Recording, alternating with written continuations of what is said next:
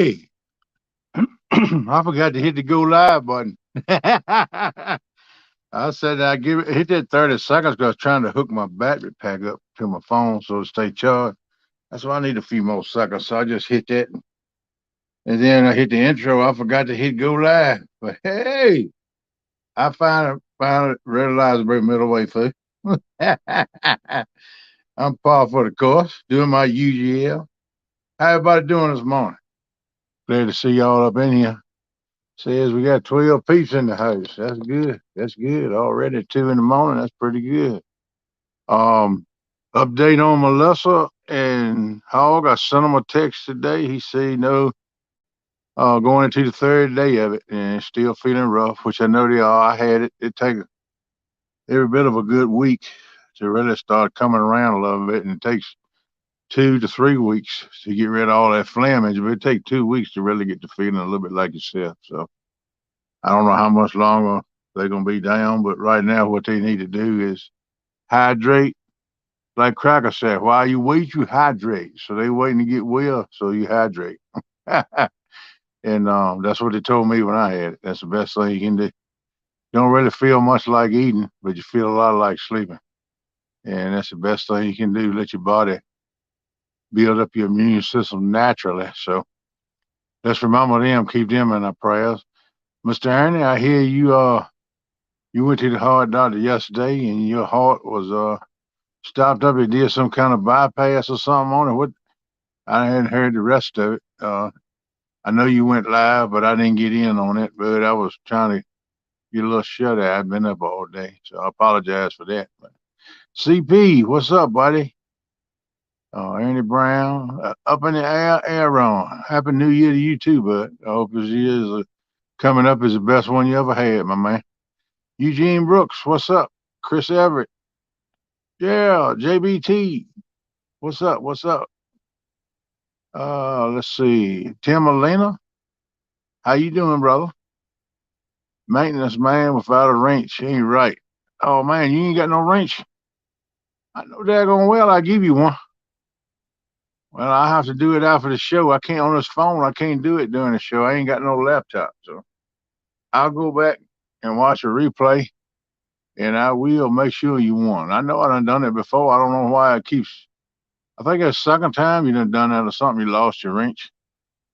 I don't know what's up with that, but I'll go make you one after the show, okay?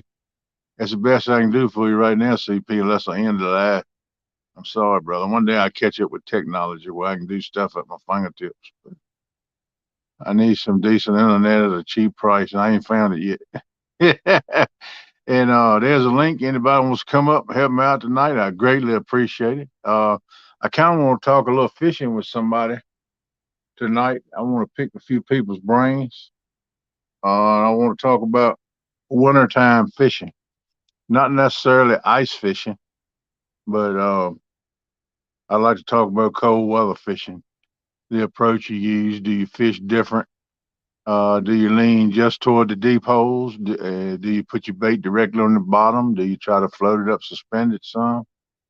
Do you use live bait or cut bait? I just want to pick some people's brains on that and see what he got to say. You know. Chicken Hey, liver. buddy. Chicken liver. Yeah, I use a lot of chicken liver in the wintertime. Hey, what's going on, brother? Yeah, what you know good, man. Oh, I know plenty good. What you All trying right. to Go ahead. what you trying to catch? Well, the lake I'm thinking about trying to go is nothing but channel cats, but there's some big channel cats in there. The lake's about 68 years old. The state put it in a state reservoir, but Hmm. I never have really fishing from the bank. I never have really been able to get dialed in on them where I could catch them. I catch one here and there, nothing real big, but I know some big ones in there because I've seen some of the guys brought out of there, 15, 18 pounds. You know, for a channel cat, that's huge to me. But Pretty big. I seen one. The guy come over the boat ramp. I asked him, having any luck? Oh, we caught a couple. This is the biggest one. He reached down in the cooler and pulled that cat out. I said, oh, man. I said, that's a hog right there. So you going to mount it? He said, I don't know. I was thinking about it. He said, I think I'm just going to release him. I said, in Crisco Lake, he busted out laughing. He said, yeah, with some coleslaw. I said, man, you think a lot alike. But that was a big fish. I like seeing him turn it back, but it wasn't any cards for it.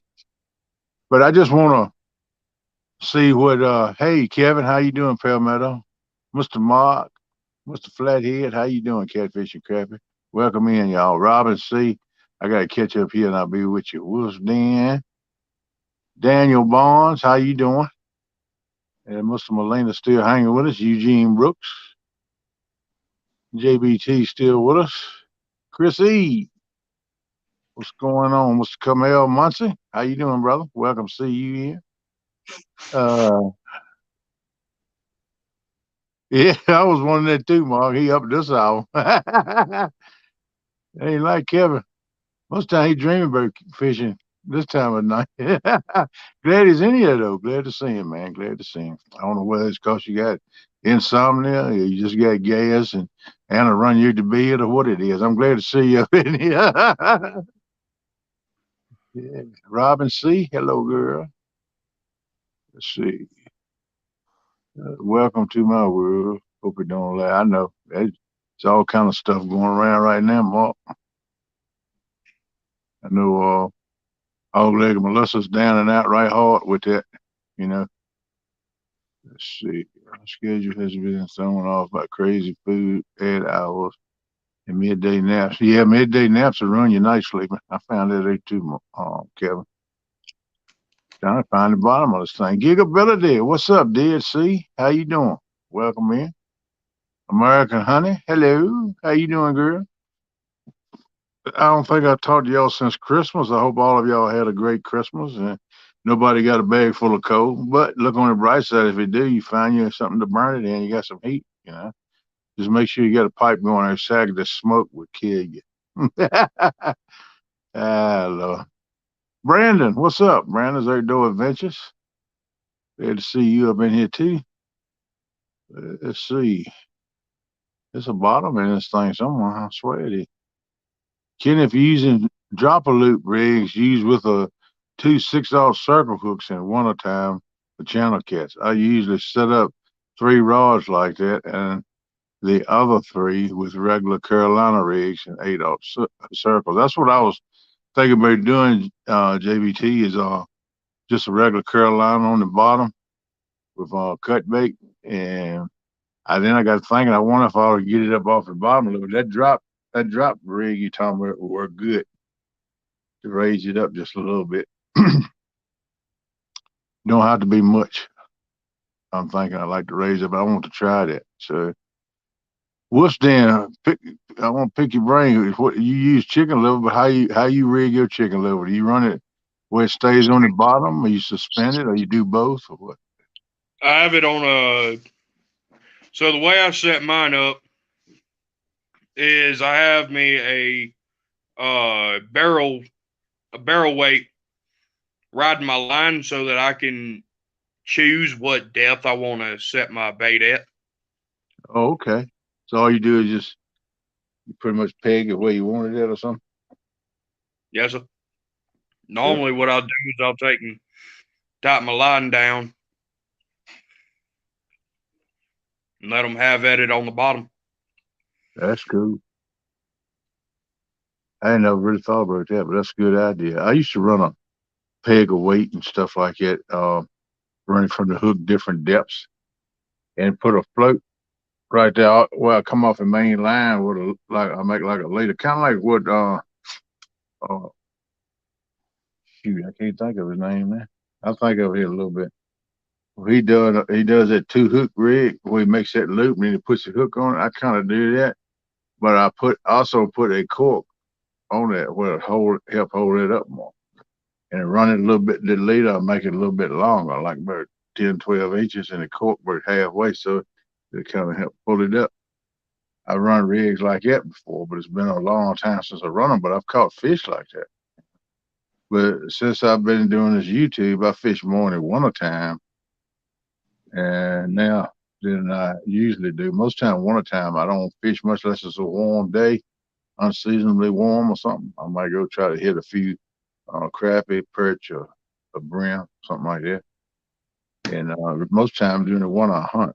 But the last few years, I hadn't been able to. So I hadn't been able to fish either for that matter. But I'm just thinking I want to get back in to do it because I'm starting to scratch around a little bit. And I just want to getting a game plan together. So, all Hang on 1 second. right, bud. Yeah, if anybody wants to pop up here and talk with us, hang with us, please do so. Be glad to have you. Uh, my little buddy, he's still sick, and Melissa's still sick. So uh,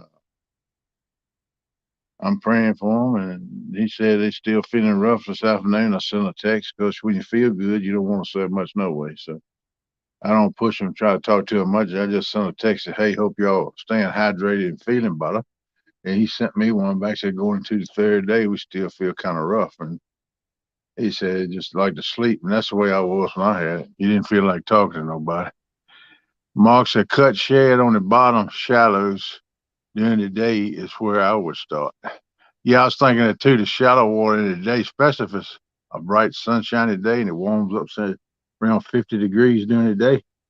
Look like in the evening it will warm and waters up a little bit. And they come in because bait fish will come in. They can feed, They get more active in warmer water. I was thinking about that too, Mark. I'm gonna, I'm thinking about when I go and kind of do multiple depths, which I most time always do.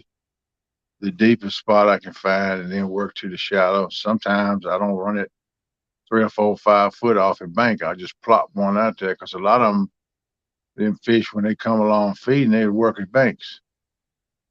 Especially gar, but I ain't really trying to target no gar. But I'm saying all fish do that. But I see gar do it all the time in the river at night. They swim. I seen them come all the way up over the bank, chasing a little fish up on the bank and wind up snapping him in his mouth and getting back in the water, flopping back in the water right there in front of me one night. I said, holy man, I don't know why I should have recorded it, but I didn't have my GoPro or nothing.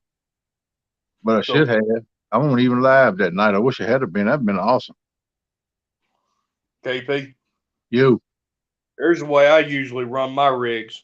Give me a nice little 1 to 3/0 circle hook.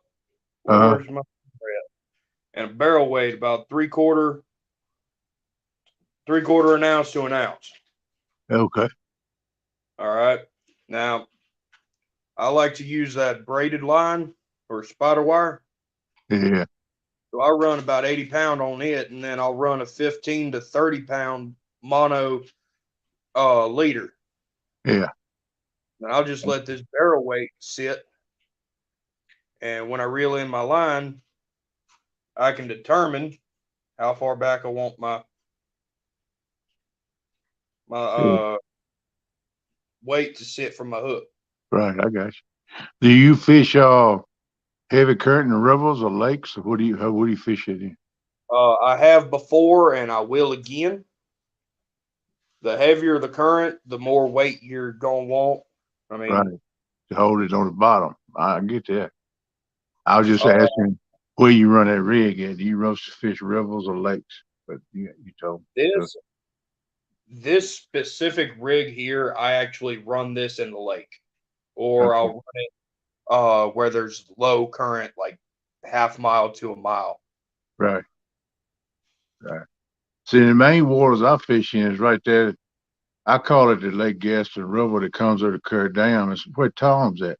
Tom's dock is a couple miles down from, well, probably more than that, about 4 or 5 miles down from the dam. And he's not too far from opening the mouth of the lake up into Gaston, but it's still Gaston. We just call it Gaston River. Or I have. That's what it was told to me when I first started fishing out when I was about 12. But I just always called it that. And the current, the only time you got that is when they're running the hydros making electricity. And this time of year they run it a little bit, but they don't run as much as they ought to. Here lately, the last year or so, they hadn't been running the damn making as much electricity as they used to. I don't know if people's going solar or what the deal is, but don't look like they're making as much as it used to. That thing used to run 8 and 10, 12 hour stretches, and you had good current for that time. And then after it quits, you get a backflow of the current coming back where it's been pushing it and water all that time. Then you get a little backflow current for a little while. But They just don't run it like you used to. But I got to get back into all of that. I used to know the schedule. I even still got the number. I give it to them. We could call it down and they give a schedule when they gonna run it. And most time it ain't but like an hour or two to shut it down. Hey there, TX Tiger. How you doing, buddy? Pork Chop, what's up, buddy? Yeah, Ron, I thought I'd change it up a little bit instead of just hanging out and sharing life, which we can do. We'll talk about anything anybody wants to. I just thought I'd try to do it. That's been on my mind about doing a little winter fishing. The next week or so is supposed to warm up 50s, near 60s during the day and 40s at night. So I know the water temperature is going to drop some, and I might move in. DSC, how you doing, buddy? You say any riffraff, KP? Uh, I don't know, bud. Not that I know of. I don't exactly what you mean by that. But we doing all right, man. We hanging in. Thank you for asking. And stick around. I might need you. Who knows? Let's see. Um, Gaza, how you doing? Welcome in. Mr. TX Tiger. I don't know if I spoke to you, but if I didn't, howdy, howdy. Look over, people. It's Big Mike. The bite should pick up with this warm up. That's what I'm thinking, Big Mike. That's why I'm thinking about going. I know it's pretty much dead now. I mean, you catch a few, and some of them been catching a few down there in Kerr Lake, but I think it's fishing deep waters. But I can't get out there where they at. They in a boat right now. So I gotta think about the bank. I gotta this reservoir. I fished it 3 or 4 times, mostly crappie fishing when I go, which I probably throw the crappie rod when I go too. But I want to concentrate on catching some of them channel cats they got in there. So I like to have, to be honest with you folks, I want me about 4 or 5 where I can fillet up and cook. And me and my daughter have a good fresh mess of fish. It's been a long time. So I keep some on occasion, nothing big. I don't want none over 4 or 5 pounds at the biggest. Anything the smaller ones is what I like. It's not as much, but that's what I like to keep. If they get over 5 or 6 pounds, I just put them back. I mean, hey, if they done made it that long to get that big, they can make it then when they get that big, pretty much, unless they run into one of them Hondos. And then it always do like the dude said in Lord of the Rings, that wizard. He looked back, he said, "Run." And that's what you do then. You get her to dodge. I think about a little fish like that, man. Everything in there is on them when they first hatch out. You know, they got a rough life, and it's hard for them to make us. Everything's eating them. Even a daggone turtle, snake, anything in the water will eat them. So, Aaron said tributaries. Yeah, if you can find a hot water runoff into the river or the lake or whatever you get, like I said, that them turbines when they run make it warms the water up a little bit from the heat from a turbine, and fish go into a feeding frenzy.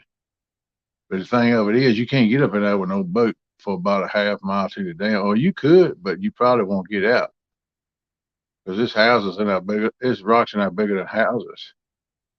I went up in there one time with my skiff and never again. I got lucky enough to get out. I had to take my oar and kind of bump against rocks and stuff, push myself off. It kind of worked me a little path in there. I said, I'll never do this again. I've seen several people lose the whole bottom part of the motor flying up in there. And just lose it, bloop, bloop, and that's it. He pulled his motor up and the whole little unit's gone. I mean, it's crazy, man. Some of them sticking ain't but an inch or two under the water. You look right across, that's man, that's some pretty deep water. But you get up there, right that far in the water, it's a rock big as a house. No, man. Fish stay in there those certain times of the year, especially spring. You can get some crayfish and go in there and flip it around them rocks.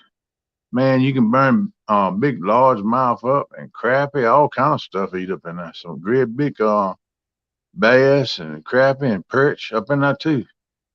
I've done that. I most time do it from the bank though. They got an old boat ramp, one of the first boat ramps they put in when they built that thing, and it's still usable. But I don't know who will use it. I wouldn't even want to put a John boat in right there because you're right there in the middle of all them rocks. But evidently somebody used to do it. But I I'll go take right, I go right there and I cast off the end of that boat ramp up against them rocks in the springtime, and I most time have pretty good luck. Yeah. Oh shit. You ever fish with crayfish much? More into eating them. And do what, buddy? More into eating them. Oh yeah, I love to eat them too if I can get enough of them. But one or two just make me mad. I want like a half a sack. Hey, fish guy, what's up, buddy? You right, Big Mike. Smallies love them crayfish. I go up on um the Upper James. I really call it Upper James. It's on up 25, 30 miles north of Richmond, Virginia, where I was staying in them fish at, and they call it the other side of Richmond, above the fall line. They call it the Upper James, which I think basically it is. But I go way up. The place up in there they call Bremo Bluff. It's getting up in the foothills of the Blue Ridge and stuff. And it's a boat ramp down the river, and it's known that area, stretch of river, is known for smallmouth fishing. So I like to go up there in the springtime. I didn't go last spring. I said I was, but I'm hoping I can go this spring and get up there and make a video. I don't know how my phone signal going to be. I never looked at a phone signal when I was up there because I wasn't in YouTube or nothing last time I went. So I'm gonna check it out. Maybe I can at least take my GoPro and make a video. That'll be interesting. You're like, what the heck was he doing? Everybody got to learn, people. So y'all got to be patient with me. So you doing any hunting now, Wolf's Den? I can't right now. Oh, okay.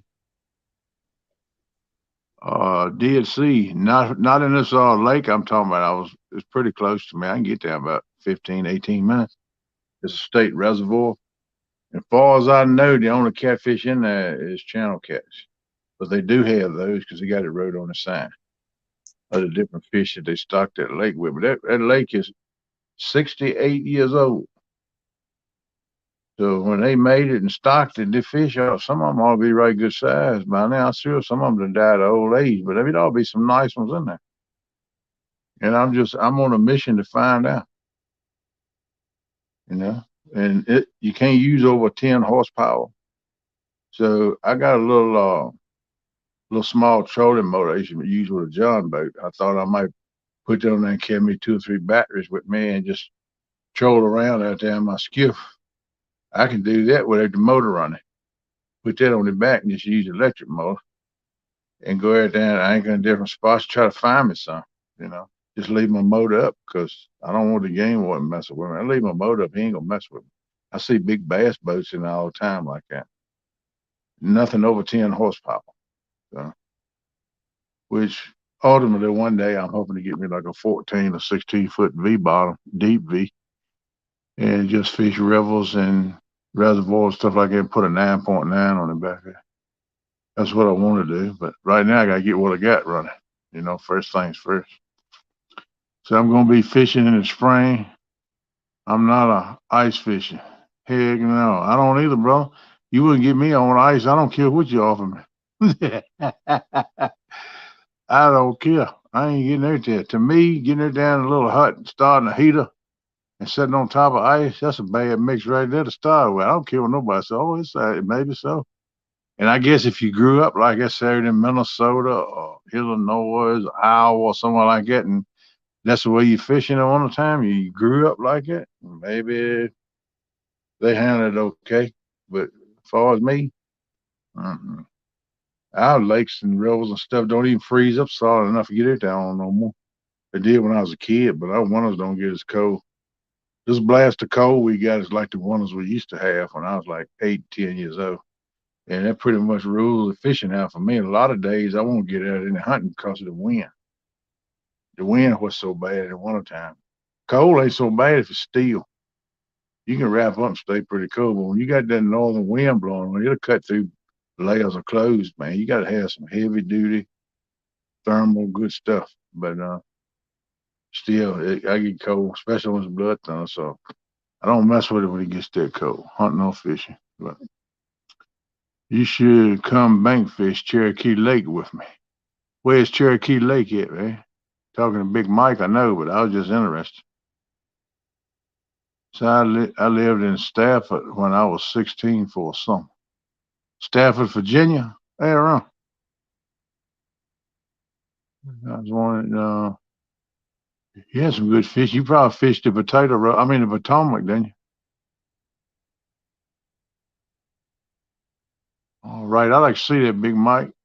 You and DSC get together fish. Y'all got to go live or do a video, man. That'd be awesome. That'd be some good content. Bass fished a lot in Stanford and Manassas. Yeah, it's a lot of pro bass fishermen all up in that area. A lot of bass tournaments on that river. Fishing with Big Mike, Fort Loudoun, Cherokee, and Melron Hill. Okay, I got you. I got you. Watch ball too. Right on. Gotta move now, huh? Big Mike got crowded. Yeah, I'm booked that way too, Aaron. I'm already thinking about moving. Making plans to, but I'm not going nowhere as long as Pop's still with me. I'm gonna hang with him. But yeah, it's got a little too crowded around here for me and cut all my tail motor all the way around. I feel like I'm sitting up on a peak and everybody's looking at me. All these daggone satellites, drones, whatever it is, keep an eye on me every move I make like I'm some kind of criminal. I'm ready to get away from this crap. But I'm gonna hang in here with Pop because he always been here for me. And good Lord, I hope it's a long time and it don't mind to me if I go before he does. But when it does happen, if he does go before I do, then I'll probably move out of here. I'm gonna go there somewhere around town, around Gaston, where I fished all my life and know that lake better than I do any other lake, even Kerr. I mean, I fished Kerr right many times, but mostly for crappie and perch. Some catfish. I've caught a few, but Gaston's my lake where I always fish. I grew up fishing it, so I want to move in. I like to have no big place, just big enough to put me a cabin and a man shed there, that little shop where I can get there and tinkle. I might even get into tying jigs and stuff to occupy my time some. I've been watching some of these with y'all tying them jigs and stuff. I like to get into it. And Mark, I'll pick your brain on it when I get ready to start doing that because you was talking about a kit one night you could get that's pretty reasonable from some guy. And I want to check into that. Yeah, that's what I want to do. Build me a little cabin, nothing fancy. I want at least two beds and living space with a nice kitchen. And I want a side mud room so I can come in and strip down, leave all the mud and crap in there. That way I can keep my house cleaner and have me a front porch. Sometimes I might want to get there down and sit and look at the water. Just let the day roll by. I worked all of my life on a schedule. I like to be on my own schedule the rest of my life. Just take my time, fish when I want to, just tinkle on stuff that I like to tinkle with. So that's what my plans are. But everybody got to have dreams and plans. That keeps you going. Can't give up on. So Gray Wolf, what areas mostly do you fish, buddy? Oh, I've been fishing a lake that's near my house. But I'm fixing to try out some new spots come June. Okay, cool. You're gonna expand that a little bit, huh? Yes, sir. Yeah, I like doing that too. That's Uh, one thing I'm talking about this watershed lake. Like I said, I fished it like 3 times, but I really want to get to know it and fish it and understand the lake. You know what I mean? yeah. That's what my goal is for this year. Something close to the house too. So, well, that's cool, man. It's always good to try new waters. I Yes. fish more in the river this year than I have been the last few years. And I wouldn't say it was overproductive. I got some bites, so I knew fish was there. But like I said, all this bait thing is a process for me. I'm used to fishing in the boat, so, and it's another world. And I'm trying to get dialed in on it. And that's one reason I picked the one-time boys' brains because they bank fish and they've helped me give me a lot of pointers, and I watch them. Sometimes I just shut up and watch. They said, "Dude, you mighty quiet." I said, "I'm watching. I'm trying to learn something." They laugh. Oh, it ain't no big deal. Slinging their damn weight, man. I said, "Yeah, I wish it was that simple." Find points with rocks and ledges. Yep. Yeah, that works good. I like to fish off points. That's most of what I do in the boat is run off points. So I ain't gonna throw back towards the point several different depths till I can find out where the fish at. Well, I may not be able to show much, but I can definitely introduce you to some good baits that you can make at the house. Cool, cool. That'll work. And you use them for what? Catfish or bass or what? Catfishing cart. Oh, okay, cool. Okay, you do your own. I call it stink bait. I don't know what you call the stuff. You mix up for carp and stuff like JBT, Sharina do stuff like Thank. that. Yeah, stink bait. Yeah, cool. But I've got me an experiment going to be happening this year, because I found out about this what is that, fish scent crap. Uh huh. Uh huh. So I'm going to be trying out my stink bait with it. One batch without, one batch with. I'm going to be trying it out. Okay, that Um, sounds interesting. What you call it? You got a name for it yet? no, Gray Wolf's home fish remedy. Well, you better get a name on it so if it works good, you can patent it and start selling it, man. You'll have to become infamous. If it works good. Because I never targeted carp. I told Sharina and JBT that I got carp in the lakes I fish, but I never target them. I know a lot of people at night in the summertime bow fish for them and catch a lot of them and gar. But I'm thinking this year I'd like to try carp more. I think when I'm out there, I get the boat run, I get down the anchor, I'm going to throw me an old carp rod too. Try to find me some grassy places and stuff and throw something up in there for some carp. with carp, you can just use a can of corn or some marshmallows. Okay. Just put that right on the hook or what? Yep. Take you a little lightweight rod and reel. Yeah, don't take a big hook either, do. No, just a little bitty old. Matter of fact, where's my tackle box is in my bag. Well, foot. Hang on a second. Never talk to the carp. I don't know much about them. I know Daddy said he used to catch them at home up in the Stanton River. But they use dough balls. That's what he said. He made dough balls No balls. and fish with them. Shoot, you can take just loaf of bread and take little bitty balls of bread and use it. Okay. Yeah, he told me he did that too. If he had some old bread that was getting old, getting ready to mold, you take and squeeze it up in little balls and put it on the hook.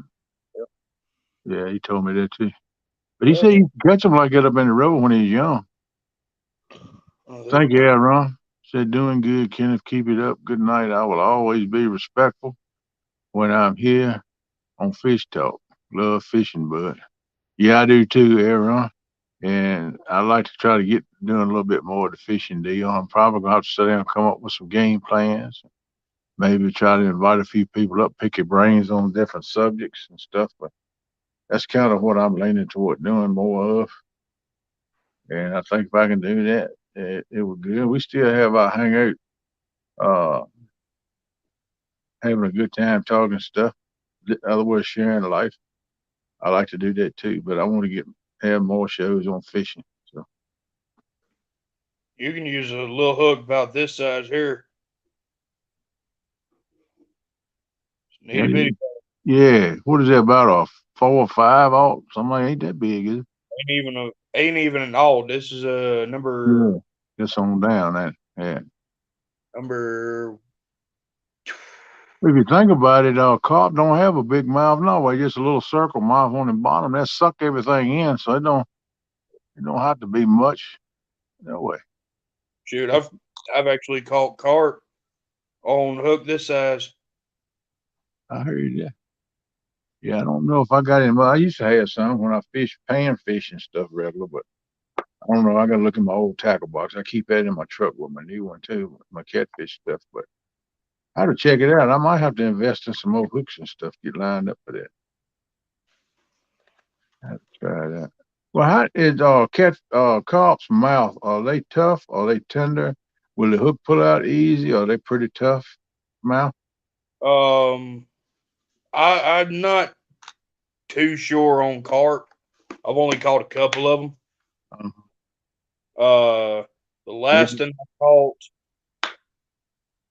the hook came out because I fouled up on that, and I let the line go slack, and it shook out. yeah, yeah, Robin. That's what I was thinking. Catfish bait. That's why I want to catch some. Freeze them, use them for catfish bait. DSC says you catch a lot of carp on night crawlers. Yeah, you can catch a lot of any kind of fish on night crawler. Yep. That's probably the best all around bait that you can use for all kinds of fish is night crawlers. Bird anything will eat a night crawler sometime and all Mm-hmm. that I found out through the years because I used to dig mine at the pig pen right straight where the old hogs would while I go right at the edge where it's still wet. And man, I roll up a big hunk of it and worms be stuck hanging all out of it. It wouldn't take long to get you 400, 500 of them. Head down to the lake, man, burn them up. Like to me, fish bite them coming out of the soil like that better than they do these ones that's raised in the bed. That's just my opinion. Because Yep. I notice I buy the worms in the store has been raised in the bed. And I still, if I keep them a long time, I got some red wigglers and now I've been heading out for 4 months. I'll put coffee grounds in it. It's very time to change out the soil and put some fresh, get some potting soil put in there. But I keep coffee grounds in there, little pieces of paper I put in there, and I keep it moist, not real wet. Every week or two, I put a few drops of water in there. And shoot, I can stir them up. Them things are wiggling now. And they're growing too, man. Them things are growing. So I'm gonna have 1 dozen of good big red wigglers to fish with anyway. Yep. Think about making a bed, man. That's what I've been thinking. But I got no real good place to do it though, because I want some place I can do it inside where I can kind of control the temperature some. It's just Yep. like you put them in the bed, say 2 foot deep right now, and then you get this 30, 20, 30 below zero like we got. I don't know how they. I don't know. They like probably like most animals, they'll freeze, but once they thaw it, they go back to work or running around. That's the way most animals do. The good Lord made them that way. But I don't know about worms. Worms are I'll do what? worms are the same way. Oh, they'll freeze up and thaw and go to moving too. Yeah. Well, shoot, I might put a bed at that back of my shed where I keep my boat in. I'm gonna try to close that in, put me up some solar panels, and have that place where I can have a couple lights in there. And just like electricity, walk up and hit a switch. Like if I'm coming in at night to put the boat up, I want to hook to it early one morning, go to the lake, like 3 in the morning. I got lights, and I want to be able to run me a wire down from the ceiling down to my batteries. Keep them hooked up to a trickle charger that'll maintain them and keep them fully charged at all times. That's the only way you're gonna keep a battery alive. I expect my batteries are dead out there now the way this weather's been. I need to try to pull the boat in this warm spell, hook it up and get it charged back up. But it ain't gonna be warm long enough for me to get to dinking with it. So Right. I'm gonna carry that to my buddies. But hunting season come in, and I thought about it. I said, that joker love to hunt because they got a lot of stands they put on trailers, man, and they can they'll park a trailer up in the edge of the woods, on the edge of a field, wherever they want to set on a stand at and use it. And if they don't have no luck after a few weeks, they can move it. It's portable. I like that idea. You don't have to be stuck in the same space for the whole hunting season. Yep. And they go through all that trouble to do that. I know he wants to hunt. Plus, to keep heaters up in there. And shoot, they can even run coffee pots up in there off of little generators and stuff to get little electrics things like a jackery and stuff. Run them a little mini coffee pot and have coffee in there and all. I said, man, y'all spoil too much. Y'all high tech redneck hunters. I can't hunt with y'all. They laugh. I said, man, you better come in and hunt with us one day. But I hadn't been yet. I might go for the season though. I like to pluck me a. I like to go one doe day. Kill me a doe bird 80 to 100 pounds. That'd be nice. Well, shoot, once I get back down to Alabama, you can come hunting with me. I'll show you how to hunt. I heard it. Oh, I love to hunt now. I've been hunting all my life, but the last 4 or 5 years with my health, my congestive heart failure, then also my foot, like I lost my foot, that got infected, and I went through a bunch of crap on that. Surgeries putting veins in my leg. And last 4 years has been recouping, mostly laying on my back and wouldn't let me get it to bed. Even had to pee in the jug, poop in the pan. They wouldn't let me get up. So Dang. that'll ruin you, brother. It ruined me. I got a long way to go. I got a lot of rehab that's facing me, and I want to do it now. But then I get to thinking everybody's making the New Year's resolutions, and number one resolution, I'm gonna lose some weight. I'm gonna get in shape. But till about March, the gyms are gonna be packed because everybody's got that idea that I'm gonna be Arnold Schwarzenegger, and they're gonna be up in the gym 2 or 3 times a week working, and then after a while they're gonna find it they ain't committed as they thought they was, and they're gonna give up on it. So, and that's what Mhm. I want to step in. But I'd like to have it where I could go there anytime, 24 hours, and work late nights. You know, 3, 4 in the morning. About 5 or 6. Get in a good 3 or 4 hour workout 2 or 3 times a week. I like to build myself up to 3 to 4 times a week, but I might start it just once a week and work myself up. So, but I know what I got to do. It's a road, but I'm gonna do it. Y'all be seeing the journey with me, cause y'all be seeing the difference in me. Y'all find out how committed I am. But I'm aiming on staying with it. I look at it like I'm in a crossroads in my life. I got to make a decision. If I want to keep doing what I love, and that's hunting and fishing and outdoors, I used to love to hike trails, go up on the Blue Ridge Parkway and hike trails. You learn a lot of interesting things. But I ain't done it in a right good while. I would love to get myself built back up enough where I can go back to doing that again with somebody or alone. It don't matter because I always got my friend with me. But I would like to get back to enjoying things I used to. Yeah. See, it's a good place to throw your food surplus. The worms will eat it up. Yeah, like banana peelings, newspaper, stuff like that. That's good for a worm bed. They eat that stuff. Coffee grounds, man. They love some. I ain't never seen nothing like in red weather. They eat up some coffee grounds. I cook a pot. I run a pot of coffee just about every night, especially when I'm doing this show 4 nights a week. And I still fix them like Saturday morning. I run a pot and I sip on coffee bread all day Saturday if I'm hanging around doing things. But I take the grounds once or twice a week, just not a lot, but maybe not even a teaspoon, or a half a teaspoon maybe, and just sprinkle it across the top. And then I go up to the spigot and put my hand up on the spigot and just let it drop. There's little sprinkles on top of the dirt, but the dirt now is mostly all droppings. So and that's good stuff for like tomato plants and stuff like that. I'm gonna save it and I'm gonna make worm bed drippings, a liquid to put around my tomato plants like a fertilizer. Now, you want your tomato plant to grow, you do that. It will turn it just dark green. No fertilizer will do what them worm drippings will do. I call them bedding drippings. Sounds a little bit better. But I learned that on YouTube watching worm farmers. I done studied all up on worm beds too.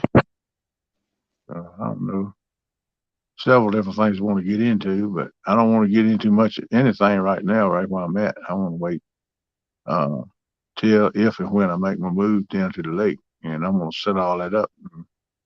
That way, I have whatever I need right there. I can go around and scoop up a big hunk of worms.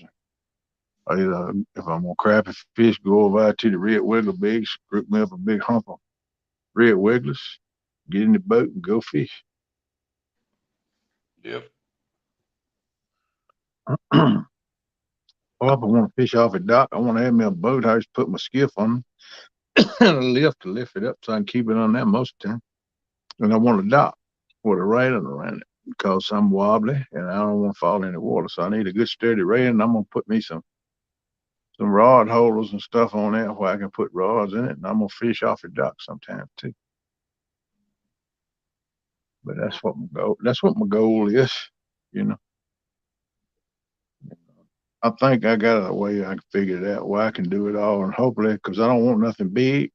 I'll almost live in one of them little houses. I've been looking at some of them. Some of them are really nice for what they are, and I like to have at least a 2 bedroom, and I can live the rest of my days right there and be a happy soul and just enjoy nature, man.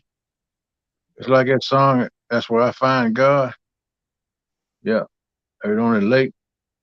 Don't care if a fish bite at all. You sit on the lake with nature. Everything's deathly quiet and you just listen to nature. You see a whole lot if you look. You learn a whole lot and you do get close to God. Yeah. I love that song. It's one of my favorite songs. I don't know if it's copyrighted or not, but I thought about trying to make it like a introduction on my channel or something. This song. That's a good song. But I'll probably get copyrighted. They take it down, smash me over the head, and do away with my channel and everything else. So I got to check into that.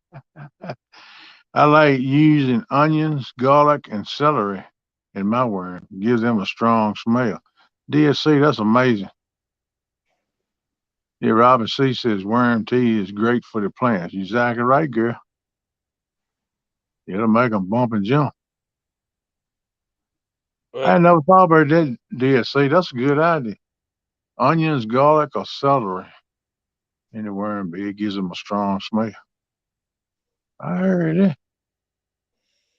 hey, KP, I'm gonna go ahead and jump down out of here, ate me a little bit of dinner, and head to bed. All right, Wolf Den, thanks for coming up, buddy. And we didn't get into it as much as I wanted to. I run my mouth too much. I was trying to keep up with Chet too. But next time we'll put you more at the forefront. We'll talk with you more. But thank you for coming up, bud. I appreciate Yeah, brother, no problem. And you. to tell my way, I was sitting back here eating apples. Ain't nothing wrong with that. That's a good snack. Put a little peanut butter on it, give you protein. I ain't got no. Oh man, I couldn't live nowhere near you then. If I ain't got a family sized jar of peanut butter, I can't breathe. My brother's over here laughing his butt off. Yeah, man, I got to have that. I love my peanut butter. And everyone for peanut butter, I want to be about 120 pounds instead of 340. Yes, Yeah, man. But thank you, bud. Really do. I appreciate it. It means a lot to me. yes, sir. You come Hey, on back. You come on back anytime, man. yes, sir. If You I get come, in. You get any ideas you want to talk about? Some of the ways you fish or hunt, either for that matter. And you want to come up in here and talk about it, you always welcome. You promote your channel all you want right here. That's what I'm trying to do. yes, sir. And talk about some videos you got, some you want to make, some you plan. Anytime you want to, man. Just come on in. And like I said, I appreciate you. Yes, sir. Tell your brother to go to the Piggly Wiggly and get some peanut butter. We ain't got no big wigglies around here. I'm I'm just trying. I'm messing with him. That's all. Boy. What Yeah. he say? I heard him saying something. He said we gonna get us some peanut butter. I Now gotta, you talking? I gotta get a couple of tubs anyway for some of my bait that I make. Oh yeah, man. Shoot, you liable to hang me then if you put peanut butter on a hook. Good Lord, I liable to be in the swimmer down trying to get me a bait there. I love some peanut butter now. I go crazy over peanut butter. Oh, once I start making my sticky bait, That's then one thing about peanut butter. You mix anything with peanut butter, it will be sticky. That's that's for sure. but that's bait that goes in the freezer. Right, right. You have to All right, show us how you do that, brother. I'll show you. Yeah, when you make a batch, come up one night on live. I'm Monday mornings and Tuesday morning, hog legs Wednesdays and Thursdays on his channel. And you Yeah, welcome come up in any of them. I know hog leg don't mind because this is what we've been trying to do ever since we started doing this. And we just been kind of laid back, but I'm ready to kind of turn more toward doing some kind of set program if I'm gonna keep doing this stuff. I love hanging out with everybody, but you just do that every night and it gets to be the same old, same old. People don't come in as much and they get to doing other things because all they do is hang right down and talk about the same things every night. So I kind of want to get change just a little bit. I ain't saying every show gonna be that way. I still want to do hangouts and share life and stuff too, but I want to kind of do a little bit more different content. You know what I'm saying? yep, That's just what I've been thinking about for the last few months now. And I reckon I might be speaking out of mind a little bit more. I need to talk with Hog Leg. We hadn't had it. We brushed on it a couple times, but we hadn't had a heart to heart about what we make a plans and what we want to do. But that's something I got to get together with him when he gets well and Miss Melissa and him get well and get back on his feet, and me and him going I'll call him up one day. We have us a little conference. We're gonna come up with a game plan. I don't know exactly what it's gonna be right now. But I got ideas, and I'm thinking he's probably got ideas, and we're gonna put them together and come up with ideas. So that's the way we do things. That's the way we roll around here. So, but like I say, you welcome anytime. Okay. Yes, sir. Right on. Right on. Thank you. If somebody will drop Hog Legs channel down in the chat, I'll pick him up. Yeah. If any of y'all moderators drop links, you can drop a link for Hog Leg if you don't mind, and All right. that way you can pick it up.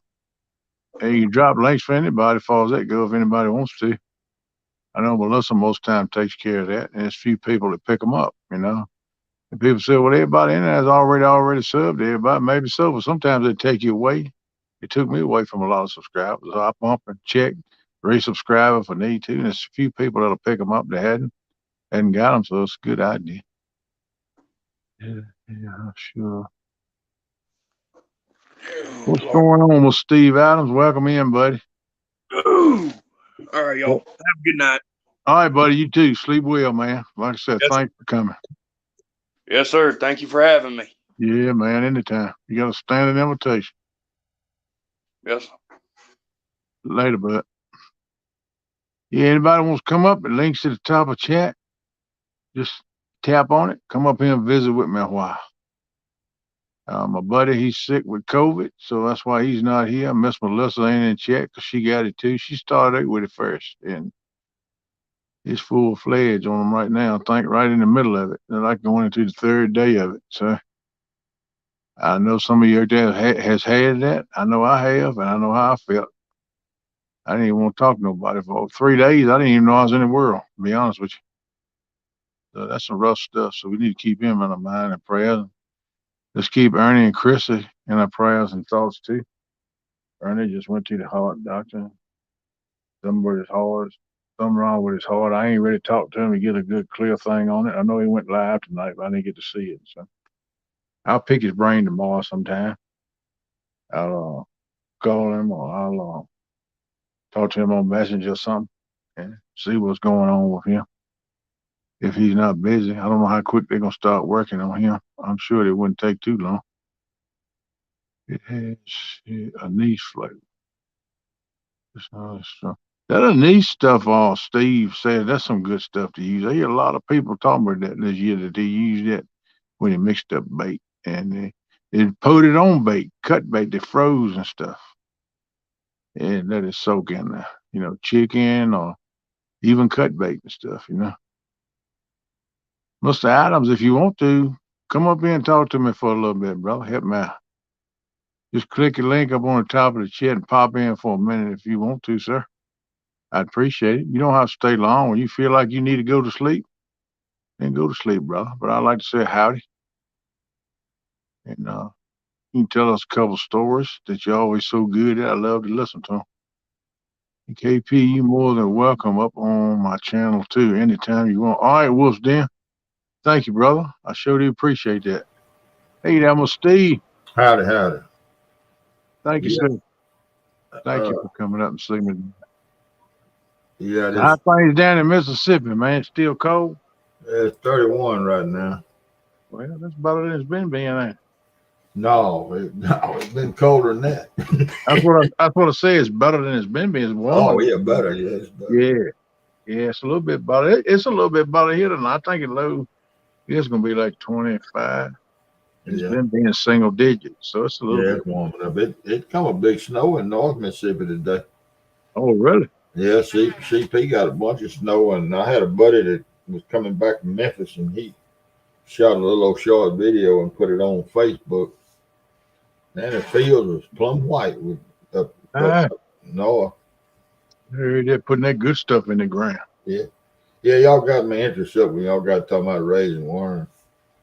Yeah, I think about making. I've been thinking about it for 2 or 3 years, but I held off because I ain't really got a supreme place to put one. But I think if I go back in my carport there and close that back in and make me a worm bed and put me a hangover, what hangs over top of the worm beds to protect all that water and stuff from running in and drown them or whatever. I Do think you, maybe I could raise them back there. do you raise a garden? Yeah, yeah. I raised. Pop always has a big garden. My grandpa had a big garden when I was coming up, and we canned everything we eat. We never bought none at the grocery store. But So I yeah, mean, you got I'm on. all you do is build you a raised bed garden, and oh, I don't know. I got mine 2 boards high. Let's see, that's four. It's 8 inches high is all it is. Right, right. The borders, and fill it Yeah, up with mulch, and yeah, the worms automatically gonna come in there. Now I tell you, you can put worms in there if you want to go dig some, put in there and get them old earthworms.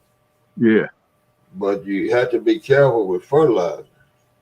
yeah, That harsh fertilizer, yeah. Not good on 'em. and But I got a couple. You know, the cattle. You can get these lick blocks that's in a tube. Oh, big, mm, big round tube. They're about 3 or 4 feet across the top in that's circumference. right. I got about 6 of them. I've been raising different things in it every year right here behind my deck. But Pop's been had a garden over at his house. I've been trying to help him with that what I could. Hopefully this year I can help him with it more. So, Well, but you can raise worms in them tubs as long as you put them yeah, out the weather. yeah, If you put them in a place where they get some sunshine, but the rain don't get on. yeah. See, that's what I'm thinking about doing behind my shed because I can go about halfway up, take me some 2x6s and come down and run me a brace up to it halfway to hold it, let it hang over and put me a roof over it, to cover the worm beds up, but I can still get up under the roof to check them and stuff. Yeah. To keep most of the rain and stuff off of them. Yeah, you talking about getting them worms out of that hog pen, boy. Them damn worms. And that old clod they'd be so hard you couldn't hardly break it with your hands. That when you Yeah, dig up around them hog waters. yeah, That cloud be about that thick. You know how that ground crack over. that's right. And then they're gonna worms be like little snakes in there. Yeah, the old hogs in our hog pen had a big wallow right up under the cone crib. I mean, it was water standing out year round, and it come out. It's probably in circumference. It's probably 10 by 12 feet, almost like a pool. But it stayed Yeah. water in it. Oh yes, it's all around at the edges. It stayed wet. That's what I go on with the grubbing hoe. But we had Mhm. one old sow. You had to keep an eye on. That thing put you over the fence. But I was keeping an eye over her. I jump in there with that grubbing hoe and dig them worms. And I'm tell you what, fish love them worms. If some of them worms are that pig mess, that I could go buy worms and wouldn't get half the bites I would with them. And some, Well, I don't think the store bought worms produce like dug up worms. I don't think they do as good. I've come to that conclusion 15 years ago. I I hope know that's they something. ain't as I know they ain't as tough on the hook as them old earthworms used to be. Hey, pork chop. That's for sure. Yeah, chop chop. Come on up here if you want to and talk to us, bud. Well, anybody wants to come up, click the link up there and come on in. I don't care who you are. Don't care what you want to talk about. We can all hang out together. That's why they call us a family. Y'all come on in. But yeah, I think them ones you dig like is a whole lot better and tough. Well, I back think to that fennel. Uh, they're not in the same family. Anise and fennel. They have the same taste, but they're not in the same family. Anise is a lot stronger than fennel, but fennel is easy to grow. It's super easy if you get a plant or if you find somebody that's got raising it, and it's intrusive. It just gets bigger and bigger and bigger and bigger and bigger. The root wad. right. Well, I had one in my garden out here in the herb bed, and it just got so big, and it gets here now. And that's not going to be everywhere, but here it gets so. I forget what butterfly it is, but it's one of the pretty butterflies. I don't know if it's the black ones, the big black ones, or it's not. I don't think it's monarchs Uh-huh. or the yellow ones, but it's a real pretty butterfly. Uh-huh. That's a host plant for that butterfly, and Okay. they lay their eggs on it, and they hatch out. And when the butterfly had it's a worm. Right. Well, it don't take them but about a day to eat the whole fennel, and then they over on the other stuff eating. Ah, And so I wasn't gonna let my fennel get big. If I had a big old round, cluster of it, it'd have been plenty for the worms. But I dug it up and moved it back in on the ditch bank behind my house, and it lived back there for 10 years. Oh, wow. And How big did it get? how tall? Yeah, big, round, but tall. Well, it makes like celery, Oh, okay. but it don't cluster up quite as bad as celery. You just break a piece of it. You know, you cook a pig in the ground. Uh-huh. Well, it's fennel is great to put about half a bushel stuck all in that hog's cavity and sew him up. When you're cooking him over Right. and That have add flavor to him. yeah, fennel is a good. That's what you I use. never cooked with all the fennel, but I will now. But down here, you heard me say that little town I grew up in was about 30-40% Italian families, Right. and they all raised fennel, and that's what we did with it. Now they wouldn't when we got ready to cook a hog. They wouldn't. They wouldn't. We had to go to 5 or 6 different houses to get enough fennel. Yeah. But Wow. to stuff the hog with. But Yeah. JBT said I'm way back in chat, but he said, y'all pray for me too, cause there's something wrong with my brain. We already know that, Drill. I've been praying for you all this time, bro. Really, I have. no, I don't know if he's gonna answer that or not, but we trying to get an answer for you. I don't know if it's in the carrot family or not. Yeah, dear. I don't know what family it is. I know it's got that licorice flavor, and so does anise, but they're not in the same family. Right. And Buck is. You see what Buck says? So I have a niece. She is not strong. Oh, you mean the licorice stuff? Hello. I hear you, Buck. Uncle Buck crazy. I always knew his porch light wasn't burning bright as everybody else. Yeah, I know he about 3 bricks short of a wall like me. I tell everybody that all the time. Man, you crazy. I said, I ain't never claimed to have a full solid wall. I'm 2 or 3 bricks shy. But the whole reason for I done left all that out. The whole reason for using fennel to feed them worms is because that's the anise is the base for all that fish bait. Yeah. That bottle of spray bottle that you get to spray Right. on the bass lures. It's all the base to all that is anise. Well, whatever you eat, animal or human, it's gonna show up in you. Well, you eat a bunch of garlic and folks can smell it coming out of the pores of your skin. That's the same way Yeah, with worms. especially when you eat it with some beans. Ooh, Look, yeah, but I know what you're saying. Everything you eat affects you some kind of way. right. I love me some garlic, man. Oh man, I'd eat a world of garlic. Mostly garlic powder, but we got 3 or 4 old big cloves of garlic in the refrigerator now. They come, wrapped up in a little netting when you buy them from the grocery store, and I'll use them jokers when I'm cooking. I like fresh garlic. I chop it up with cutting Them boards. little nettings, them little nettings is good to put chicken livers in too. Yeah, they are. They sure To are. fish with. Yep. But I use more garlic salt than I do regular salt. Yeah, garlic salt's good. I use it a little bit when I need just a little bit of salt flavor. You may face it, man. I'm not supposed to have no salt, and basically I don't eat salt. But occasionally, some things I cook, I just need a little touch of sodium in there to get that little. It ain't nothing flavor like salt do. So I'll use that garlic salt because I love Yeah. garlic too, and I put a little bit in there, and it really helps the taste. But I don't put much, just a touch. I think that's the reason my ankles stay swole up all the time. I use too much salt. Yeah, it will work on you now. Ain't no dirty buddy. Oh, I know it does. Hey, Robin C, how you doing, Good girl? morning, good morning, good morning. Hi, Good Rob. morning. How you doing? Doing good.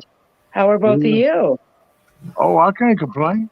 Doing good. I had a nice, quiet, peaceful Christmas. Got to see the family, have a meal with them, and see my great nephews and my great nieces, and watch them open their presents, run around wide open, and we had a Nice. ball. It was pretty nice. But That's great.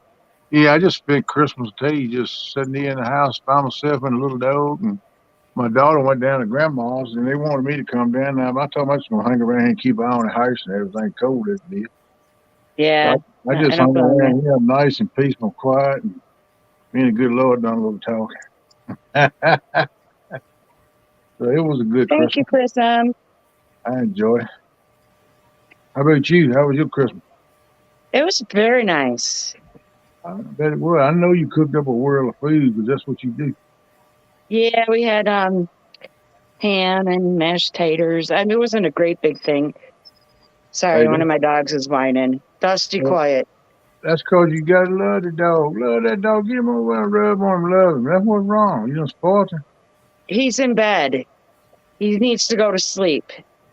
They've been running around the house like He's no probably tomorrow. saying My something. Christmas tree doesn't stay decorated the same way because they all think they're tennis balls hanging there. Oh, they like to play with the stuff. Okay, that's why he's in bed. He's in timeout, really. I got Well, it's nighttime. They're crated at night. Dusty, you. Yeah. quiet.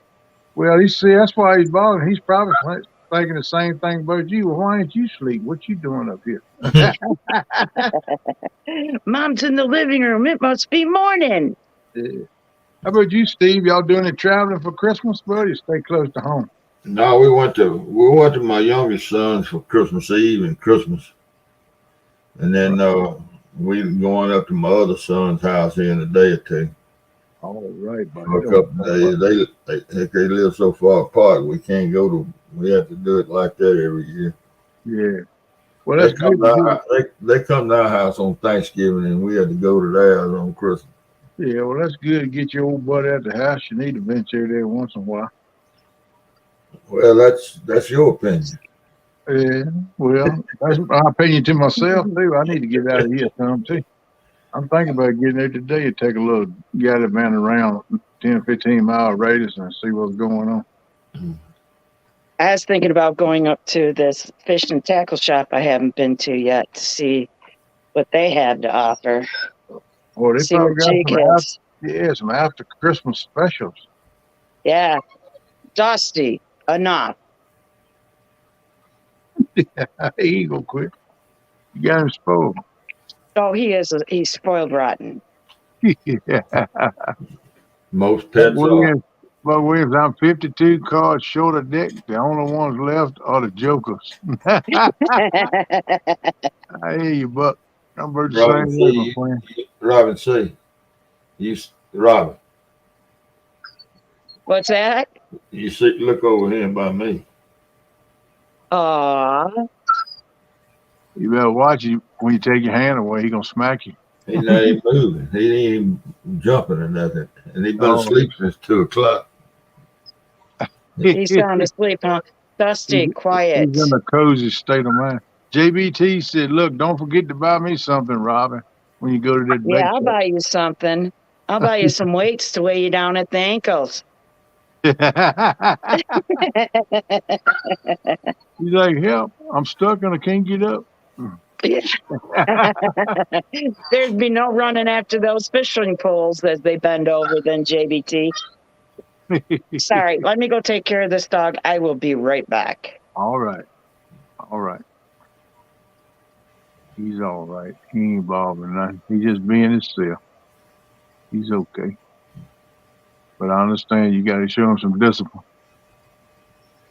Well, he was all right till she started talking. Yep.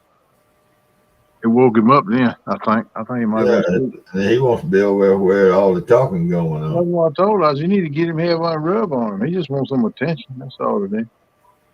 He That's thinks 90% of what an animal wants is attention. he thinks he's supposed to be up moving around. That's right, because she's up. That's just like this little dog right here. She sleeps with me every night in the bed. She laying beside me on the blanket sleep. She hangs with me everywhere I go. I can walk through the door on the stoop and sit on the step for a little while, get a little fresh air. She at the door, steady clawing, howling, barking, whining. Yeah. I said, be quiet. I'll be in a minute. She don't never quit. She don't never quit. Sometimes I open the door and let her eat there with me and let her do her business. She's happy. She just like to be around me. That's the way Lucky is. And she want that way because she want me and her really want that tight till I come off the road with my health stuff and been staying at home. She done got real tight with me now. She's like my left hand everywhere I go. She's right there. Nosy. Man, when my daughter come home, my daughter's up here doing something, or either in the kitchen cooking this dinner or something. It's nice she wants to cook. That little thing, she knows it. She'd come back and trot to the bed with me. And then she'd run back up in the kitchen. Then she'd come trot with me. If I get up and come in and sit in my chair, she gotta come sit in this chair beside me, call it her chair. And every time Kate makes a move in the kitchen, she run in and out. She knows it. She can't let nothing go. She gotta keep up with everything. But she the queen of the house now. That's the way they are. Yep, she the queen of the house. She pretty much gets her way in what she wants. I'm back. All righty. Oh, shoot. Wow. What did I do? I don't know what I was shooting at, but I shot. Oh, these dogs. Yeah, they get a little aggravating sometimes, but overall they worth it. Oh, they're well worth it. Well worth it. They give you plenty of company and stuff. They do. I have my buddy over here right now. Come here, Dalton. Hey.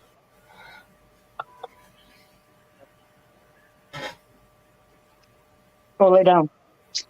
Go on. Y'all supposed to warm up pretty warm for the next week or so, Steve.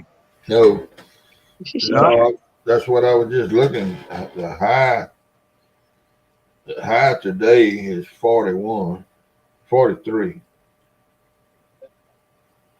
And then the high for Wednesday is Wednesday's going to start warming up and get up into the 50s. Yeah, it's kind of like the weather's going to be around here. Is it going to get like 40s at night? Low 40s? Below? Well, it's going to be cold tomorrow and Wednesday. Right. Start warming up some Wednesday. Hey, Yeah, it's supposed to warm up here, and then rain's going to be coming in for about a week or so off and on. Danielle,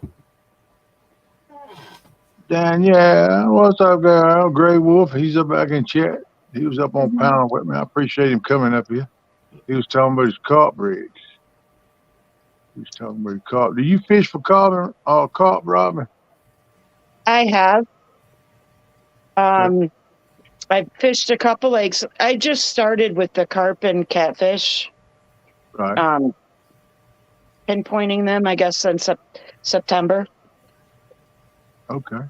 So I'm a newbie to both, but there's a Great Lake, and now that I'll have the pontoon, it'll be easy for me to go to the places instead of trying to find them on the bank. They have a small area of bank fishing, but it's a huge lake. It's a different world altogether. I found that out this year. Oh, yeah. Yeah, it's huge. Yep. And then there's another lake that is south of me that has small ones, but it has numbers. So, but again, the boat there will do me justice too. And that has a tributary right into Lake Erie. So if the water is calm, I can take that around to another bend and go into another river system. So, and that will be fun. Sounds like you got a lot of access to some good fishing waters. I do, being off Lake Erie. The thing is I don't have a large boat, nor will the pontoon be a large boat.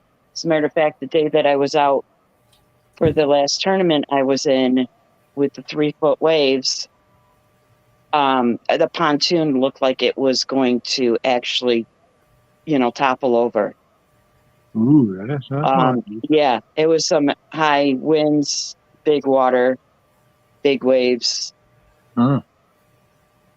So I just have to watch that. And I've been, researching the waters near me to get a better idea of where to go fishing. And like right now, everybody's saying that the fish are deeper than what I would have thought. I would have thought between 5 and 10 feet. They're saying between 15 and 20 they still are on the open waters.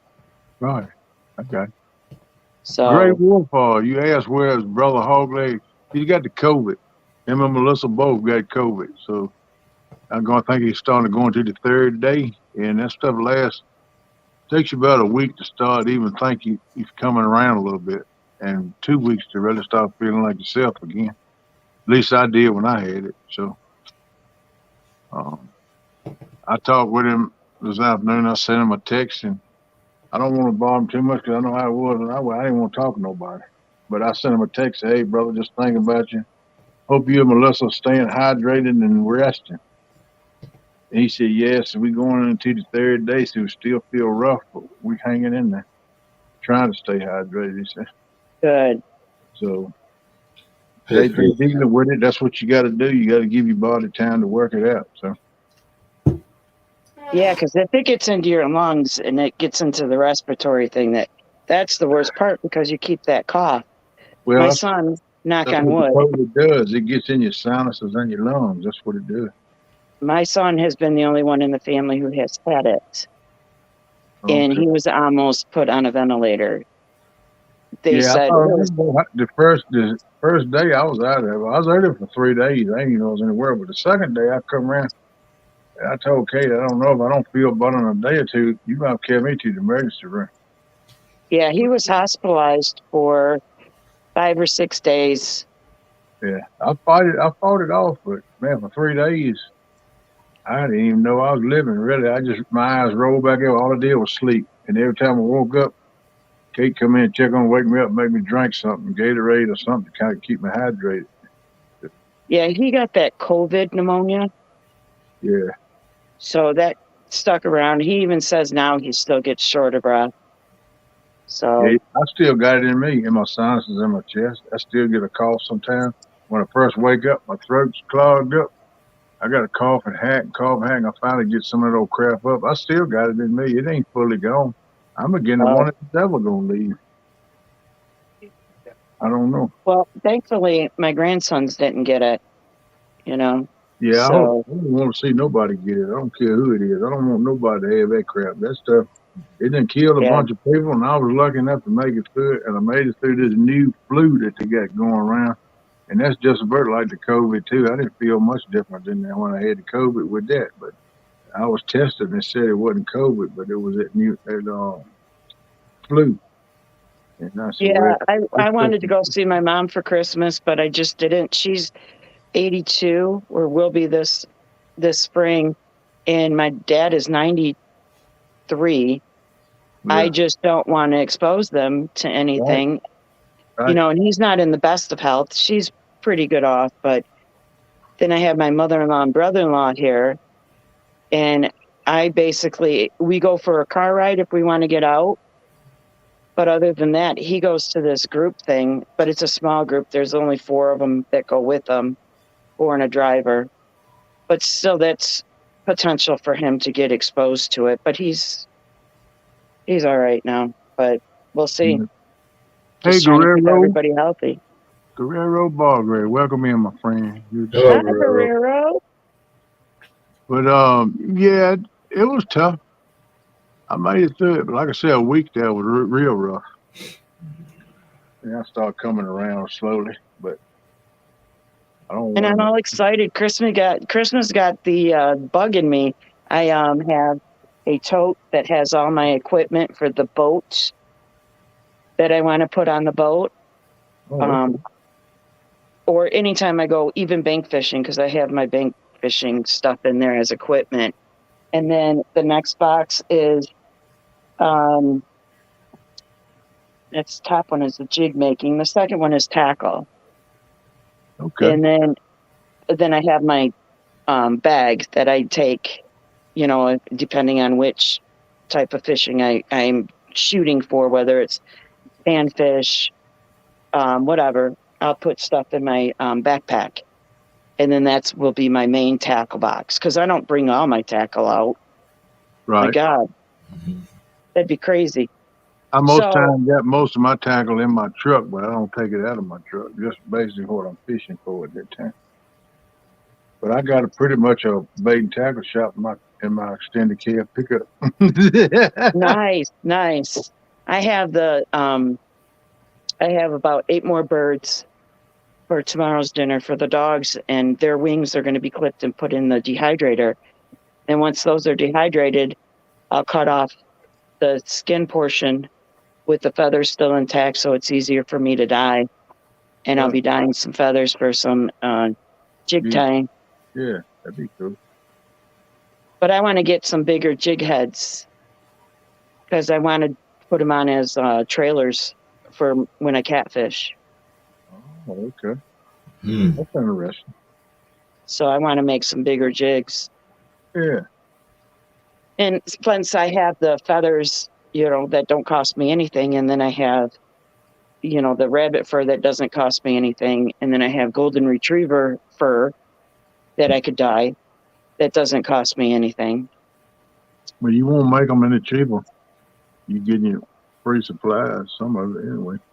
Yeah, I mean, there'll be thread, but luckily that isn't costly. I Right. stocked up on a lot of stuff from the dollar store, You and I'll hit that jig head, frequently. do you pull your own jig heads or you buy them already made? I'm gonna pour them. I just didn't know what size mold I wanted Uh, and what I was looking for, but I saw today on one that I like the 3/4 ounce jig head. I think for catfish trailer that would be a good one. yeah. That's interesting. How you thinking about rigging it up on your rig as a trailer? Tell me what you got on your mind. Well, I'm thinking of doing some that are the deer hair, because I have a couple deer tails that I haven't yet dyed. But I want to do orange and sunburst colors. Uh, So like my feathers from the wings of the birds would be dyed yellow, but they're going to have a pattern on them because they're quail. So they'll have a brown and black pattern on them with the dyed white for the lighter tan that's in them. right. So, and I'll even put a splash of orange in it. I'm going to kind of play with the colors to see. And then I want to do some teals and greens. Yeah. You see what JTC told you, that Steve? I know. What's up, Jeremy? I ain't seen you in a while, brother. Hope you're doing all right playing baby daddy. Hope them babies doing good. Mama doing good too, man. Hope you had a Jeremy, good good trip. to see you. Welcome in, brother. Welcome in. Poor coach. Yeah, he said that dude up in the corner is one ugly ducking. Yeah, tell him, Steve, he must be looking in the mirror, right? Nah, I'm not gonna bother. Fight back, man. No, he was one of the first ones I hammered with that quarter joke. Yeah.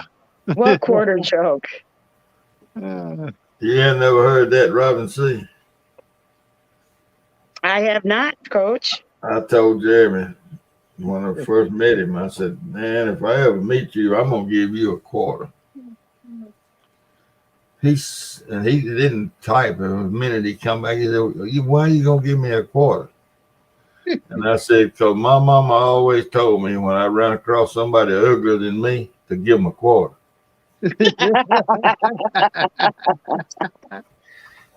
And that was 2 years ago. He ain't forgot it yet.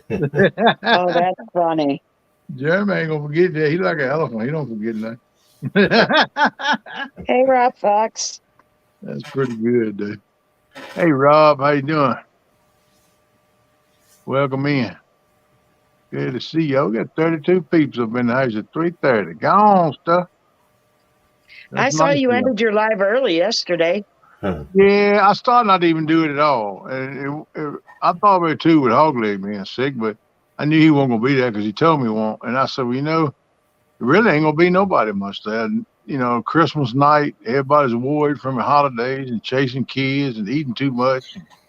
I said, it might be 1 or 2 people that hang here for a while. I said, I'll go ahead and set it up, go live and see how it goes. But it was kind of slow, but we had a few people in there. So I hadn't slept in like 40 some hours, and there about 4 in the morning I started doing this deal.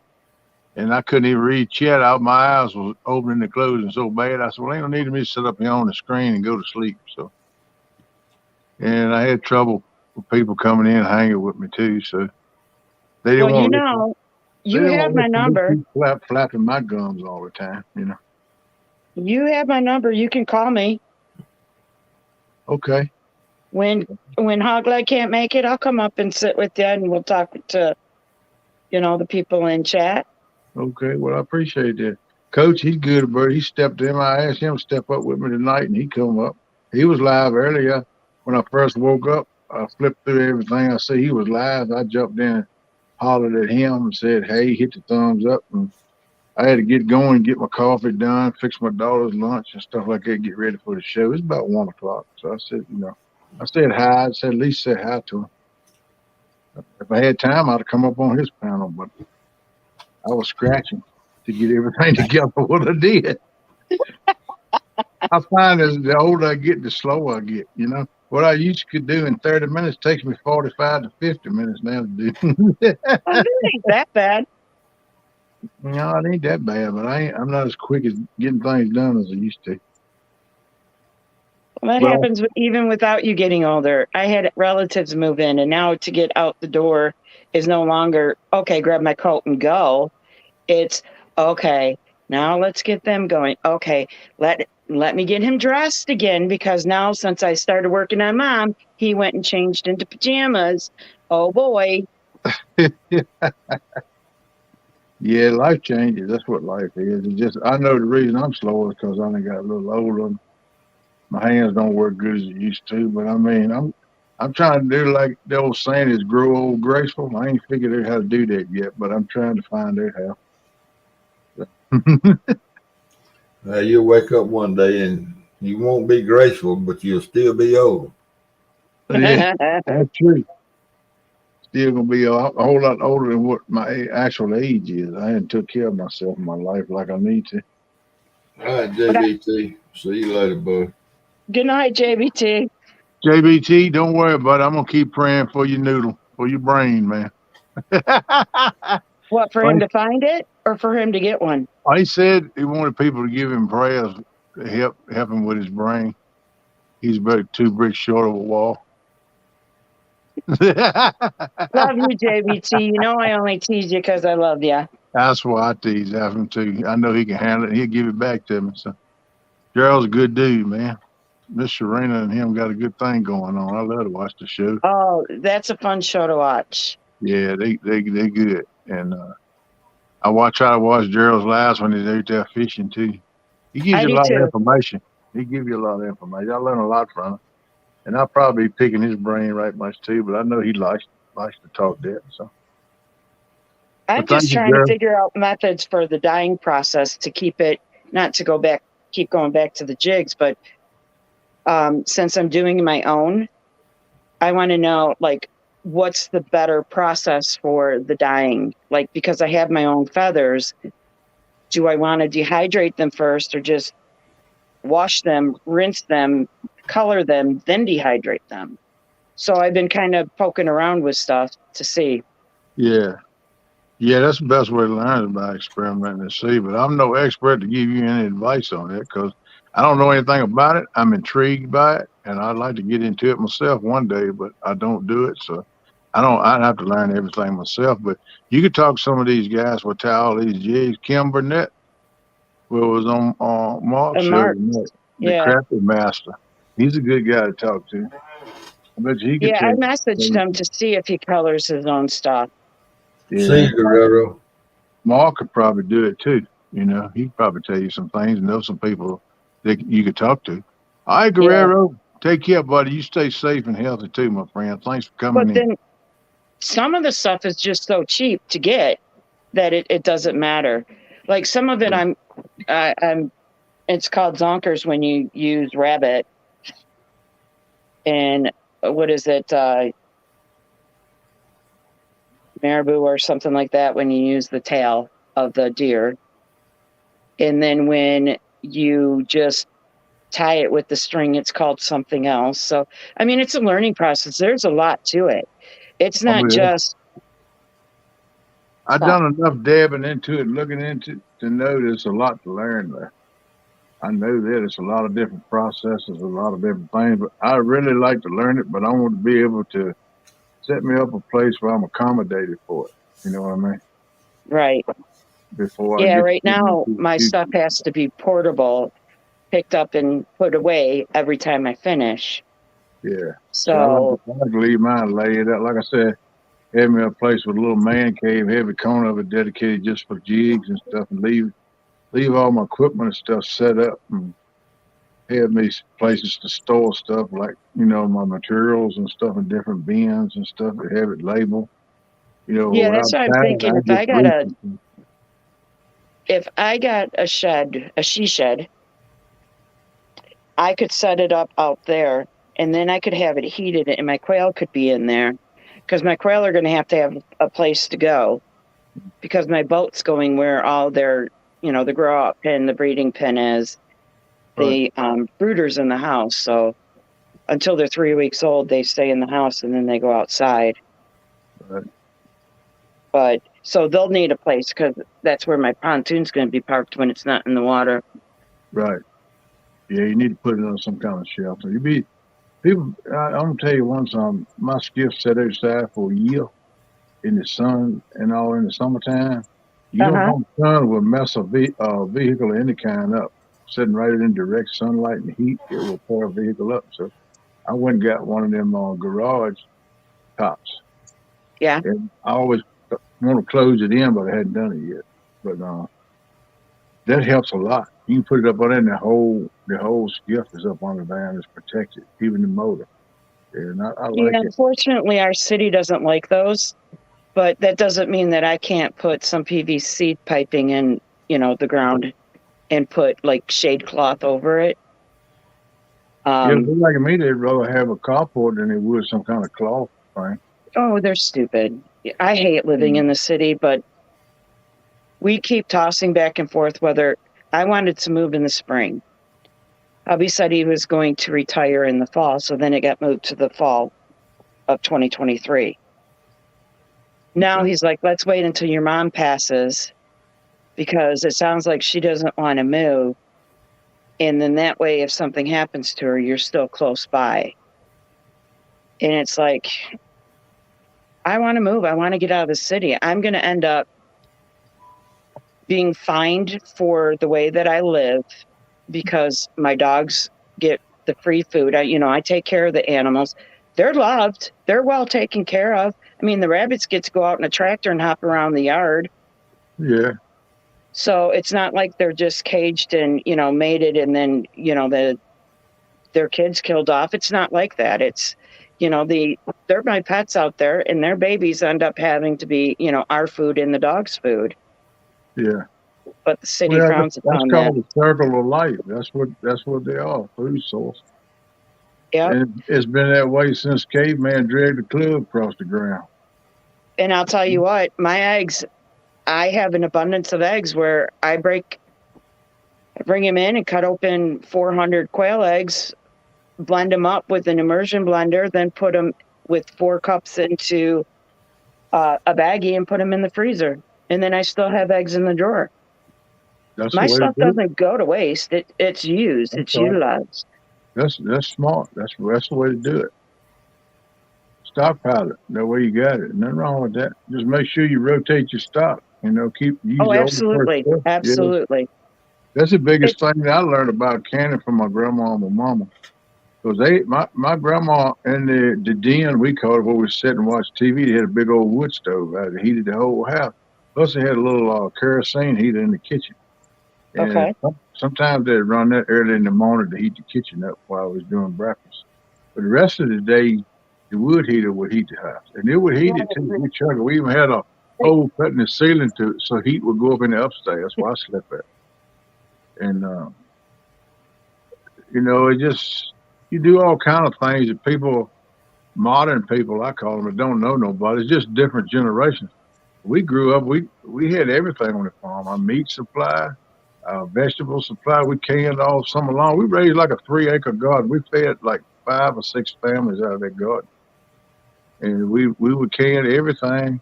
We killed anywhere from 10 to 13, 14 hogs every winter. Most of them we ground up in whole hog sausage and sell them, and they was already sold. And a lot of people already paid for the sausage before we ever killed the hog. I mean, people wanted it. It was a need for Yeah. it. And we used Well, that when to COVID make a first little money hit, for the farm. You know? when COVID first hit, I hadn't realized it, but I had already ordered some of the meat chickens to raise up. Yeah. And when I had to call them and prepare them, I fed 7 families for multiple weeks on those chickens. I ended up raising 150 total that year, and 7 families, benefited from it. Not just my personal family, but like I bartered 2 chickens for veggies that I didn't grow that I needed. And, they gave me the veggies and I gave them the chicken. So there was a bartering system. I got my hair cut for a chicken. Shoot, that's the only way I know. I grew up like that. Just like coming Yeah. out of the depression. My grandpa was in the depression, so he taught us, and we lived basically like depression days. But we had all we needed. We wasn't extravagant. We didn't have fancy things, but we always kept a full belly, and we always had a little bit there to pay the electric bill and stuff. Right, right. Yeah, I mean, we're still eating our potatoes and garlic and onions that I grew and harvested and have them in the pantry in the dark cold. Yeah. So, as a matter of fact, the mashed potatoes we had for Christmas were from the garden. Gray Wolf, he said he was going to, when I get my chickens, I'm going to crush up the eggshells and feed them to the chickens. It will help make it, it's a good thing. Oyster shells, crushed oyster shells is excellent for that. But you take and Good grind them up calcium. in a grinder or what you call it? Blender. Food Blender processor. or spice grinder. That's what I'm trying to say. What grinds it real fine and grind your eggshells up in a spice grinder and get them like a real fine powder. Hmm. And put them with if you got a worm bed with the worm droppings, and put that around your tomato plants once a month Absolutely, or the so. calcium. Put a little bit around them, and I'm gonna tell you one something. It'll make a world of difference in your tomatoes. Absolutely, because the nitrogen from the rabbits help the green. The calcium from the eggshells, because I roast mine and then I crush them. I have a pestle and mortar that I actually crush them with Oh, okay, okay, and put them around the tomatoes, and that's what produces the actual fruit. right. So, yeah. So the nitrogen goes in, and then I do like you can do bone meal and blood meal and stuff like that too, because when I harvest the rabbits for us, there's the blood that comes from that, and you can dilute it, or you can even dehydrate the blood. Right. You make it like a jelly consistency, and then you put it on wax paper and you put it in the dehydrator or the parchment paper, and then I can use the pestle and mortar to make it into powder. Wow, that's amazing. I never went into it that deep, but that's pretty cool. I like that. Yeah. I mean, Greg, I do try to do as much as I can for our family without, I like living like you told me, living the simple life, and pretty much living off what you got, living off the land and stuff.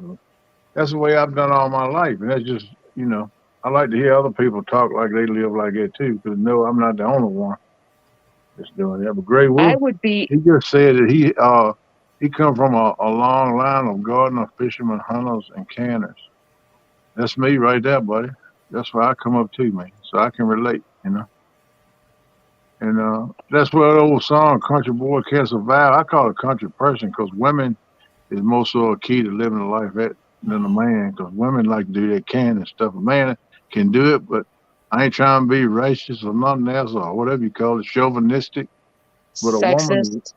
yeah, sexist. I'm not trying to be that way, but I'm just giving a due and tipping the hat to the ladies where they deserve. It's hard to beat a woman at cleaning and canning. I can tell you that right now. And Yeah, I don't mean it I in do no a lot of bad way. canning. That's a compliment. It ain't no putting you down. No, I mean, I learned, I didn't know this stuff. It wasn't like, I was born with it in my brain. I had to learn it, an aunt, neighbors. Um, when you don't have money and you grow up poor, Yep. you learn to make ends meet different ways. Yep. The biggest thing, you always got to have your steady food source Yep. of some kind. That's why we grew animals, and we always had litters of pigs, and we never did hatch no chickens. But we'd sell the eggs to the grocery store. Every week we'd go once a week and sell all our eggs. Every egg he sold at that grocery store come off my grandpa's farm, and that give us a little income. That would buy the lamb mash and the crushed oyster shells for the chickens. Yep. And that different thing. We grow our own corn, our own wheat, our own barley, whatever we wanted for grain for make hog feed, cow feed, and feed the chickens with. See, We my grew. husband wants a couple acres just to grow, hops and wheat and that for his beer because he likes to brew beer. Oh yeah, that's cool too. So he wants to do that. And I'm like, that you can have that as your hobby. I have my fishing. I'll have the animals, because I want to raise feeder pigs. I Well, don't look, necessarily. you tell your husband. I don't mean to cut you off, but I That's want to okay. do it while it's on my mind because I forget easy. You tell your husband that if he needs taste testers, that me and Mr. Steve Adams volunteer to taste his beer for.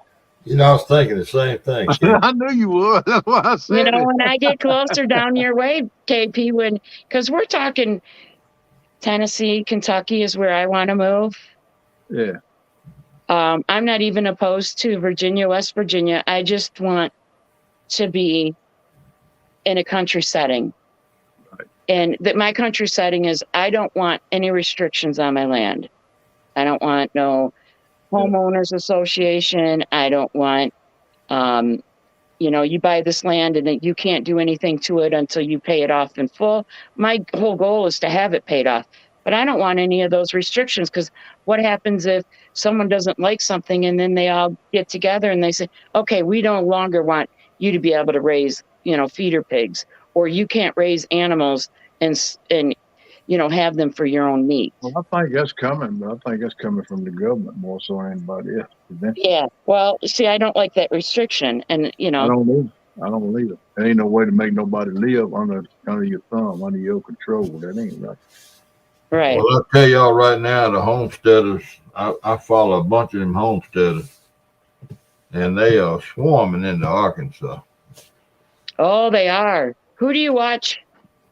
I watch Simple Life, Reclaimed. Oh, I love Simple Life. Do you do Simple Life Reclaimed or Simple Life Alaska? Reclaimed, the one in Arkansas. Yeah. And the brother, yeah, on the 41 Country Road Cure. Country Road. And then I watched David, Come On Mountain. Come on homesteading. And come on with your come on. Yeah. And then the three Mississippi that just moved from California to Mississippi. You're right. They just right up the road from me. I know that country well where they live. Oh, that's cool. It's all right, man. They, I've been watching more Homesteading here lately too. They about an hour and a half northeast of me. I like Daniel Arms too. He's an Okie. Yeah. But I watched those and Possum Run, the lady. Oh yeah. The single lady there. I watched when she put that culvert in. Yeah. Oh my God, when she made that form, taking that pickaxe to those rocks, and that's a hard-working woman right there. Yeah, but yeah, look, man, I'm gonna tell you, all of the ones I named besides her, and she is the worst one. But when they get ready to do something, you can tell that most of them. Now, come on, David, he's done that kind of stuff, right? That with dirt and stuff, but the rest of them don't know nothing. They have no idea what they're doing. Now they can carpenter, They carpet and they do all that. But with the garden that girl raises amazes me because she don't raise nothing. You know, she have a tomato plant and little old tomato that big, and I've sent And them she's so emails. excited about it. I've sent them emails, and you know, if you're a homesteader and you don't know what you're doing raising a garden, they Mhm. never been in the climate where they can raise a garden. Right. They're from Vegas.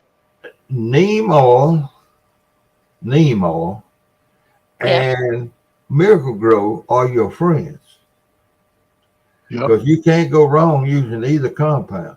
The, the, Right. the, the Miracle Grow for your fertilizer and the neem oil for the insects and disease, and just set and spray it once a week. Right. Just put it on the calendar, and it don't take 10 minutes, and spray it once a week. That's right. And you'd be surprised at how many vegetables you can grow in a little bitty spot. Hey, what if anybody still use like that old? I think it used to be like a dragon something. That was kind of look almost like lime, but it was a powder. We put it in a guano sack and go down the road and sprinkle it on there for bugs. You talking about Black Annie? No, that was fertilizer. Black Annie was fertilizer. Yeah, What are you this thinking was is for 7? bugs. We called it seven dust, but it had Yeah, another 7 name dust. to it. It's Oh dragon yeah, something. everybody still It had a uses seven. dragon. It was a blue and yellow package, and the dragon was red at the top. And he was standing here, fire blowing out his mouth, but it had seven dust on it too. But it was another name, the company. But the Yeah, seven dust is what they call that dust. yeah. But another company made it. It was dragon something. That stuff you put on a plant. Yeah. They ain't no I don't bug like in to use 7 on much. I've used it because aphids on my roses it. they're eating them up. My grandfather passed. He lived here um, right before he passed. He went on a trip with my mom and he died in the hospital having a heart attack when she took him on the trip. So I went to his house and dug up his roses and I made a rose garden bed just to memorialize him here, because the kids missed them and I missed them. And so when the aphids get to it, that's when I get that out because the diatomaceous earth doesn't cut it. The neem doesn't cut it. The soap and water doesn't cut it. So then it's the 7. Right. But then I have to keep the dogs in until Yeah. that absolutely dries. Yeah, seven dust can harm a few things. Yeah. And whenever you harvest the fruit, which you should do anyway, we do it automatically. Wash it up real good. Absolutely. Jody, my sister, how are you? She says she's my #1 fan. Miss Jody. Okay, y'all. It's getting to be the bewitching hour for me. Okay, brother, bro. Thank you for coming up, keeping us Yeah, company. man. Thanks for having me. Hey, Appreciate it. Pon. Hey, Jody. You, I'll see y'all later here. you always welcome You up here, too, buddy. Coach. Anytime you want to come, you know that. Well, y'all have a good night.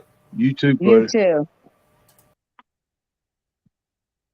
Miss Jody, why don't you come up here, girl? You ain't been up here and talked to me in a while. You scared? No, she ain't scared. Come on, Jody. Come on, my sister. Tap the link at the top of chat and come on up in here. You want to, girl? Stay with us a little while. You got a little bit before you got to get ready for work. A few minutes. Been a while since you popped in and talked to me a few minutes. You got your sister up here too, so come on. You ain't got no excuse now. You knucklehead. You know what I got really bad last year are the Japanese beetles. Those are the iridescent Yeah. green beetles. Yeah. For some reason, they were rampant in my yard. And we got one of those bags that, supposedly you can catch them in. Mm-hmm. We hung that bag up and we never saw one in the yard again. And I mean, they were landing in the pool, in the dog's, swimming pool, our swimming pool, and the pond. The koi would eat them. But after hanging that bag, not a one was seen. Wow. That's right, damn rubber boys. Get on them, man. Make her come up here on panel and cook us some bacon this month. Glad they didn't ask me that, because I don't like my bacon crispy. I like it rubbery. Yeah, I'll eat it any way you give it to me, except raw. I got no preference as long as it's bacon and it's cooked some. I don't want to get worms. Yep. Long as I Hey, ain't got Captain Morgan. I eat them. What you said that, Captain Morgan? Oh, pina colada done made it up in the house. What's up, brother? Every time I see him, that's what I think about. That Captain Morgan up in that pina coladas. I just keep thinking of the one guy lifting his leg up and like Yeah, toasting or something. Is yeah, he I got it don't even remember. rested up on a treasure chest, and he's holding up old Captain Morgan on the bottom. Yeah, it's on the label. Hey, Sandy Toes. Sandy Toes. Yeah, that's true. I don't like it where I have eat a few pieces burnt that I didn't want to throw away, but they're not my favorite, Sandy. But instead of wasting it, I will eat it burnt. You know, but I like mine just a little crunchy. I don't like it real crispy crunchy, but I eat it that way. But a little rubber is good too. I mean, like I say, I ain't got no problem as long as it's cooked some. You know, Look at who's the blanket thief. Let me show you this. I gotta have it a little more than warm. I Oh, let me go to settings, camera. ain't seen old catfishing crap. He must have left out up in the old nugget here. Probably. Yeah, he had a show and all. Now he probably been working hard doing that. And he tired. I don't blame him. He did pop in chat for a little bit, and I appreciate that. Look at that pup. He gathered all the blankets. Yeah, that's the way they do. The little dog over here do it. Stole my blanket. I got a blanket I throw over my leg. And when I don't turn the heat up real high, I try to hold on to my propane all I can, just enough to keep the pipes from freezing. That And that boy's thing, 4.5 years old. I laid it over on the edge of my chair, and that little rascal, she come up back and grabbed it with a knife and pulled it over on top of her and got to working and all. I said, "You little muskrat, you done took my blanket." She looked over under the cover, both eyes real sad. I said, "That's all right, just keep it." She popped her head back up on that, wrapped up in it, and went to sleep. It's just like she knew what I was telling her, I see, little rascal. So I let her have it. Takes up the whole couch. Yeah, Chris M, that's what he do. That little dog right there, I got a king size bed, right? And when I go to bed at night, she's right up in the middle of it, right up against my butt. Every time I go to roll over, I got to push her the way. Then she'll nudge right back up against me again. I said, "You the biggest little dog I ever seen. You take a whole king size bed every night. That don't make no sense." Isn't that the truth? Yeah, I said, "I'm gonna have to do something with you, nugget head. You ain't giving me nowhere to sleep at." She just look at you like, "Daddy, don't worry, buddy. You know you gonna let me sleep in here and go on, just lay back over and just go on to sleep like she ain't pay me no mind." Yeah, well, you see, I had to get Dusty settled down in order to get the house quiet. Once Yeah, he's settled, the house quiets down. he looked like a good boy. He listened to you pretty good. Oh, yeah. That's good. It's a good dog. I want me a blue heeler. I always wanted High one. energy. High energy. Be ready for that. Yeah, I know they're high energy, but they're very elusive as far as having a lot of people that they trust. Most things but one or two people that they're around all the time that they trust. Right. But they're totally devoted to them. And the reason I know this is because my first cousin, we used to hang together a lot. We used to go fishing down in brackish water and salt water on the mouth of the bay, Chesapeake Bay and stuff a lot. Because Nice. he got a camper down there. I'm hoping we can get back into doing that this coming year. COVID messed us up, plus my health reasons and stuff. So we haven't been doing it. I've been talking to him occasionally, but I want to get hooked back up with him, go back and doing that again. But he had a blue heeler. He called her Foxy. It was a female, Foxy, and he run a tire shop at the time. Uh-huh. And you could pull up in the lot. That dog would be up always close to him. That dog was always close to him somewhere. He'd be standing there talking to one or two more or working on a tire or something. That dog laid up on the vehicle right beside him. And one day a guy pulled up in the lot and walked up to him. He said, "Hey, Tom." His name was Tom. He said, "Hey, Tom, how you doing?" He said, "I want to talk to you about some time." He laughed. He said, "Yeah, man." He said, "I'll help you out." He said, "You always treat me good." He said, "We're gonna take care of you. What you need?" And when he did that, he grabbed my cousin by the hand and smacked him on the shoulder with his right arm and Mm-hmm. just saying, "Hey," like, "Hey, how you doing?" You know. And that dog thought he was messing with my cousin. That dog come over from under that truck and grabbed that dude right in the calf of the leg. But just lucky, he scraped the skin a little bit on his calf, but he got most of his britches and was pulling that joker around and almost pulled that joker down. And Tom said, "Foxy, stop it.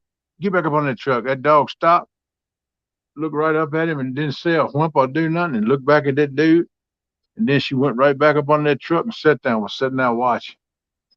But that dog listened to everything he said on command. And everywhere he went, she was with him either in the back of the truck up in the cab beside him. Everywhere he went, that dog, she's dead now. But I said, "Man, I want a dog like that. That's an amazing dog."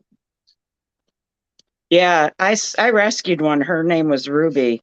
The owner was just going to throw her out on the street because the son didn't take care of it, and then mom and son got into a fight. So mom was just going to throw his dog out. That's so sad. So the son called me and said, I can't keep her, but I don't want her out on the street either. Can you take her? Because I was running a rescue at the time. And I said, well, I just got one adopted out at the farm, so I can drive by. It's only 10 miles more west for me to pick up, or east actually. So I went and picked her up. Well, she was really scared because mom was, still wenching and complaining, and she was in a kennel, and the mom just expected the dog to come to me. And I'm like, why don't you go do your thing and I'll just sit here on the floor.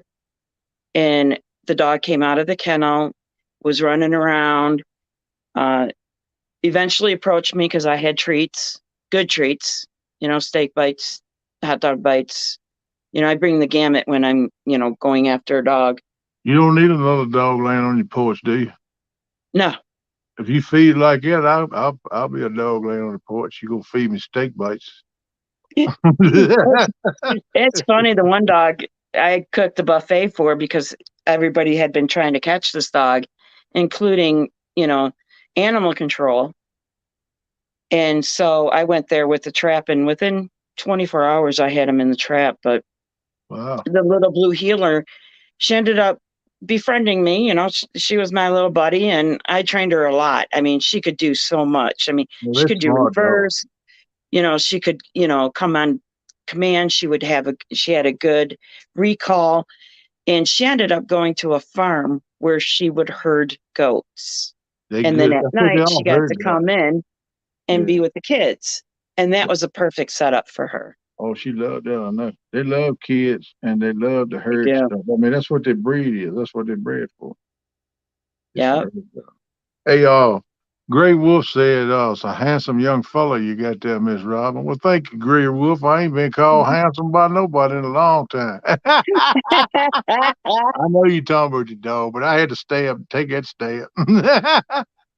uh, my dogs are my world. Actually, they keep me going. They keep me sane. But my happy place is with the pole in the water. And now two of my dogs will get to go with me fishing. Well, I'm at my happy place. So I'll have the best of both worlds. Right. Damn, Rubber, I know we talking about wild dogs. We got wild dogs running around here, packs of them, just like coyotes. We killed out some of them with the hunting club. You go sit on a stand deer hunting, they'll come up, they'll trail you. They smell you, Mm-hmm. they'll trail you. You always keep behind where you walk there because that's how, just like a bear, they'll trail you from behind by your scent. And I've killed several of them, a bunch of them in the hunting club, killed them. The game warden and the county police told us to kill them because they had several attacks on farmers' livestock, chicken houses, even tried to attack a couple of the farmers. And yeah, they run around everywhere, man. Yeah, there's a few wild dog packs in Detroit. And that's where I did a lot of my trapping. Right. Hey, So, Surfer, how you doing, buddy? Chris M, how you doing? hey, surfer. Howdy, howdy. Yeah. It, He got some amazing footage. He's in the pipe of them in waves and stuff when he's recording. Mhm. He's in the tube, they call it. I call it. I don't know what they call it. That's amazing footage, man. I love watching this stuff. But I tell you what, I don't think I got enough nerve to try it. I don't think my balance is that good either to stay up on that board. I don't care if it's about 8 foot wide, well, I can lay cross it now. I don't know about standing. But that's pretty amazing. I like watching that. Me too. Chris M That's said, some neat Robin stuff. C subscribed again. Chris M, I have to do that. I got some of them I subscribed to 3 or 4 times. Chris M, I hook set did you too. I don't know what it is, something about YouTube. They'll take it away from some people, but that's why if I go on a live and I'm in the chat and I'm a moderator, I Mm-hmm. click on people's channels and go to their channel and make sure it says I'm still subscribed. You'd be surprised at the ones where it says subscribe in red and not subscribed in white. And I know I'll subscribe to them. I'll Right. tap it again, ring the bell. A lot of times I go watch a short and put a little comment on it, like you're supposed to do to make it stick.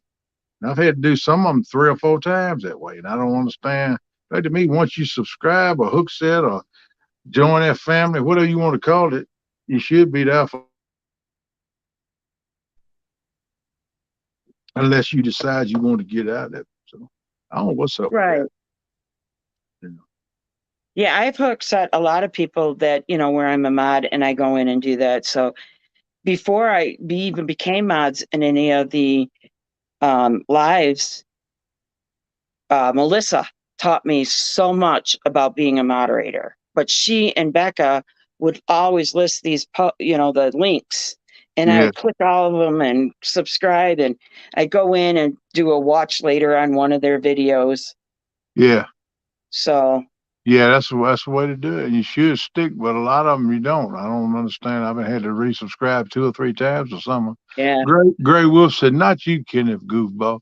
I know you was talking with the dog, but I seen that window right there, that door. I had to turn it on, walk in the room, buddy. I had to give myself a stab now. I ain't been called handsome in a long time. Thank you, Mr. Gray Wolf. Ah, Lord. Just trying to have a laugh. That's all. Chris M, haven't lost anyone that I subscribe. Weird. that's good, Chris. You must That's go in good. and watch a video of theirs then. I do the same thing. Most of it's short, but I'll go in and watch it for a minute or two. Then at the end of it, I was like, nice fish or great footage, keep it coming, or just join your family or something like that, and put it in chat. Then I leave, and I go back a month or 2 later, and it says subscribe.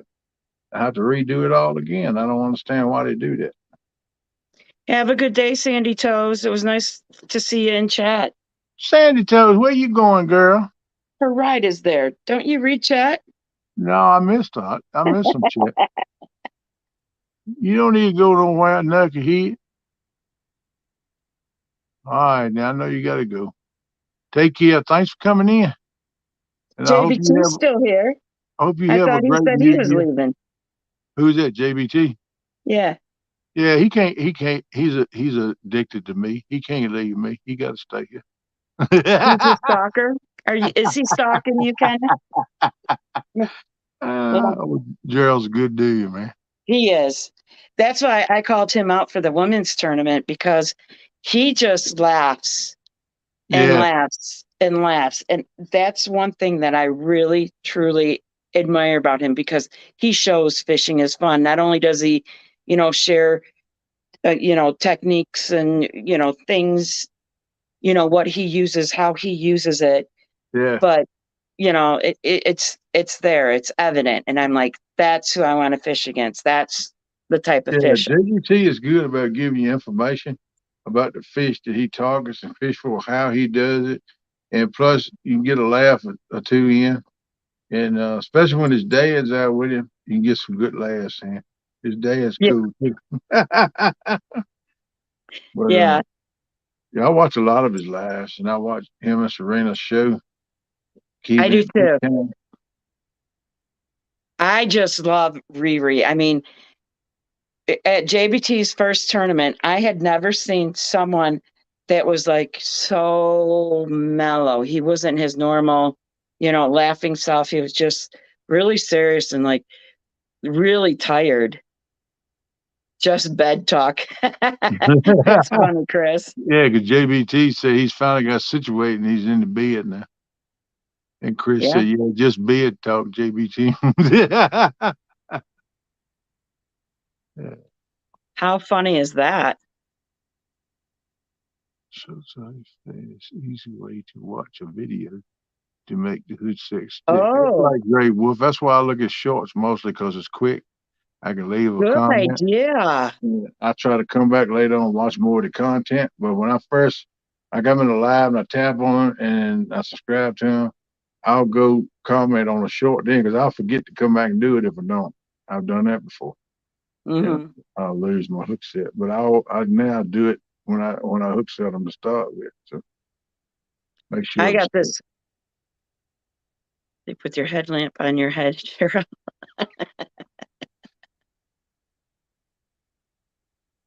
Hi, Eugene. Yeah, I tried to figure out how to do some shorts. I ain't had too good a look yet. The phone's different. So I'm gonna work it out. I like to. So you can I go have in. to learn how to edit videos, because I've been doing videos, but Yeah, I've not posted any lately because I haven't figured out how to tie them together. right. So I guess I got to find an editing program that's good for phones and tablets since I I don't did. have I a did. desktop. I tried doing one or two. It won't as successful as I wanted it to be, but I learned a little something. That's the best way to do it. Get you a app that does that stuff, and it's easy to know how to do it, and they show you how to do it, and watch videos on YouTube about it. And most of them has got videos on how you use the app and what you do to do Oh, it. really? Yeah, to teach you how to do it. YouTube got all kind of informational stuff like that on things. Danielle, I'll have to hook up with you and you can give me some tips. Yeah, heck yeah. I mean, there's a lot of people that's putting this stuff out, and I'm sure a lot of them be glad to help teach people how to do stuff like that. Damn River Boys, thank you. I did not know that. I'll have to do that.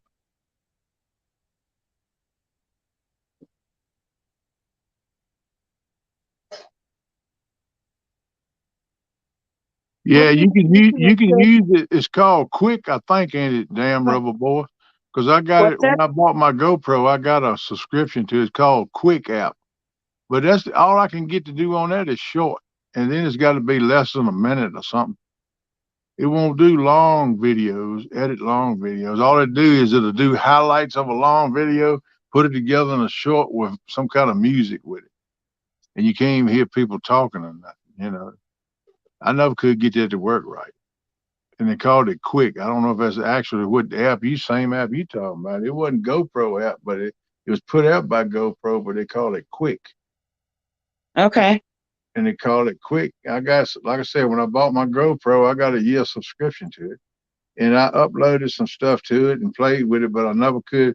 I was trying to do a long video for about 10, 12 minutes. It never would edit that. All it do is go through and pick out some highlights. Half of the stuff weren't even the highlights I would have picked out for it. It did it on its own. You couldn't control it, and then it put it to some kind of music. And I just didn't like the way it worked. I never could figure out how to do it. Totally just let me have control of it and do it like I wanted to. I never could figure out to do that. So Right. I didn't use it much. Then it come up about a month or two ago. Well, your subscription to Quick app is run out. It's time to renew. And I was like, wrong answer. They don't need to be paying for something I'm not going to use. And if I ever decide Right. to go back and try to do something like that, I can always re up to it. Well, JBT, when you come up to see Riri, I need to get with you. Do you do it on your phone or do you do it via the computer when you're doing your lives, like the editing part? Do you do it on your computer? It's quick and you can edit long videos out to make a normal video. Also shorts and add music in different sections of a video. Nice. Who was that? Damn River Boys. He says it's quick. You can edit long videos out to make a normal video with it, and also shorts and add music to different sections of a video. It must be different than that quick app I was on. It must be just a regular GoPro app. I'll have to check into that. It's quick. Okay. Well, my quick, I never could get a long one done, but I was trying to do it on the phone. It might be Good different on night, PC. Jody. Sleep well. I found that out too. A lot of things on PC is a whole lot easier and better to do than on the phone. Yeah. It's a way to do it on the phone, but you got like 8 or 9 extra steps. You got to go around the barn to get to the front where the door is. You know what I mean? Right. Right. You know, I can't always figure it out. I'm not that brilliant with technology. I ain't been fooling with all this stuff about a year now, a little better. Well, and I just figured if I show the video, because I really want to show how to dye and, the different steps I used Oh yeah, in that'd be order to good. get the feathers, because the feathers aren't all white. I'll have some white feathers, but I'll have some with patterns in them that will take some of the dye in. And so I just want to show what's best for that style of feathers. Because it'd be neat to have a patterned feather instead of just a bright yellow or a bright orange or a bright green. Imagine Right, some black lines and spots in there. right. I got you. Danielle's telling you the app she used. She uses InShot on the phone for video editing. And Uh-huh. then she's got a program on a computer called Wondershare, Filmora. Now, Danielle, with that app on your phone, because I know Dan River Boy says he uses his phone for editing.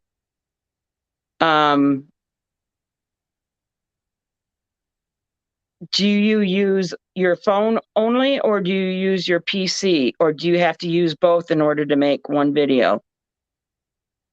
See, there's Dan River. Damn, River, I'm gonna get Sometimes you need together to with you, use boy, and 3 see how you. different editing apps just to save from each one and add more or make changes on a different app. I'm gonna have to get with you, damn, River. Show you. You show me how to use that quick app to make long videos, because I can't get it to do on mine. I can do shorts, but it put it to music. I want full control and do it the way I want to. And you Right. you doing it with yours with that app. I want you to show me how you do it on the phone. Because I Show tried them in a private live and let me come in there so I can figure it out too. I tried for 2 months and I never could get it in there but a short with music. I said, this thing ain't crap. I can't use it for nothing like I want to use it for. Because Grey Wolf, look up on YouTube best free video editing apps. Good suggestion, JBT. Thank you. Even though you gave it to Grey Wolf and not me. I see how you are. I think get him, girl. Get him. Don't lighten up on smack him again. Smack him again. But I think I use Video Editor is the app I got. Yeah, I do the YouTube editing and I'm not getting it. But anyways, so I have videos that I've been taking. There you go. There you go, JBT. There you go. Yeah, that's what I was telling JBT, because they got all kind of information on. But any app you get for editing and all, they got 2 or 3 or several videos out on how to use things within that app and what you need to do. And they'll even talk about the free versions, the paid versions, which gives you more options and stuff like that too. Right. All you got to do is go into your YouTube, and up in the top you see where you got that magnifying glass as a search bar, and just type in that search bar what you want to see. Like I said, video editing information or something like that. And it'll pop right to them. And Okay. it'll let you know on most time on the thumbnail what app or program they're talking about, and a brief highlight of what they'll be talking about. But I've watched some of them that go over everything in them, how to use it, Gotcha. And then just listen to that 2 or 3 times to get in your head, whatever you need to do, and just get you some content and try it. And that's the best way to learn, is to do it on your own. Right. Well, for Christmas, I'm telling you, I got so much stuff for the boat and for fishing. I got a phone holder that's not a tripod. It actually will clip onto like my console. Yeah, I got one like that too. I see And Hooks, Chris Hooks and Hamilton bought him 2 or 3 putting his boat since his tripod went over the side. oh, Well, that's what cued me in to say, oh, this is what I want. And I got it. So I've been using it. I hooked it up the first night that I went live with someone. I went live with Avid, and I hooked it onto my dresser drawer. And that way I could stretch out my back on the bed, because after a long day at Christmas, the spasms were bad. yeah, And so I was able to just sit back, and I didn't have to worry about, the dog hitting it or anything like that. It's sturdy. right, right. Yeah, Chris said he bought 2 or 3 of his boats. He said he really likes them, and you can adjust them and move them. And they look like the same. They're a real tight clamp. It looks like they're secure when you clamp them. It ain't some old flimsy thing. So I'm thinking about getting it. Well, I got one with the GoPro makes. I got the kit when I got my GoPro, and that is a flexible arm with one of them little things you put your phone in or your GoPro camera, and then it Uh-huh. clip. And I've used it on my skiff. It's got that little bar that goes all the way around the edge of the windshield, kind of like a protection. I can clamp it to that. I don't know how it would be with my Bimmy top on. I don't know if Uh-huh. I'll be able to see the rods. I don't know if the Bimmy top's gonna get in the way or it's low enough it could shoot under the Bimmy top to still get the rods. If I can't get the rods, I'm gonna have to move it out. Probably hook it on the Bimini top, but take your arm and fold it back up under the Bimini top so it'll be in the Yeah, shade. so it's hanging upside down and viewing. Yeah, Yeah. I might have to do it that way, and then run me a cord over to the side to a power pack or something to keep Yeah. it. I'm gonna Luckily, I'd work be able to secure my power pack, because I have I don't know, one of the bigger ones that are small, and I Yeah, can zip tie that to the Bimini top too, right. so that my phone, if I have to hang it from there, the cord wouldn't even show. It would be behind instead of right. hanging across or You me don't want tripping nothing on it. hanging because every time you get to fighting a fish or you getting up moving around doing something, you'll hang that cord dangling every dead burn time. Absolutely. Every time. If anything you can get it out the way and zip tie it down and keep it more secure. Plus it will help keep stuff in the boat too and not fall out. That's the way to go. Right. Takes a little more work, but it's well worth it. Right. That's what I'm And, aiming on my doing dogs right will now. be out in the boat too. So, Yeah, depending whether they want to be on the front with, no fence, or in the, behind the fence. I right. prefer them behind the fence, but they will have life jackets on. Yeah, I don't blame you for that. So, Yeah, I think and they that's gonna be a new rule in my boat when I get back out in the water. If anybody want to go in the boat with me, they're gonna wear. I got a bunch of them little blow up orange outfits. ones. When they get wet, they blow up, and Oh, okay. they're a whole lot more comfortable than them old big bulky things.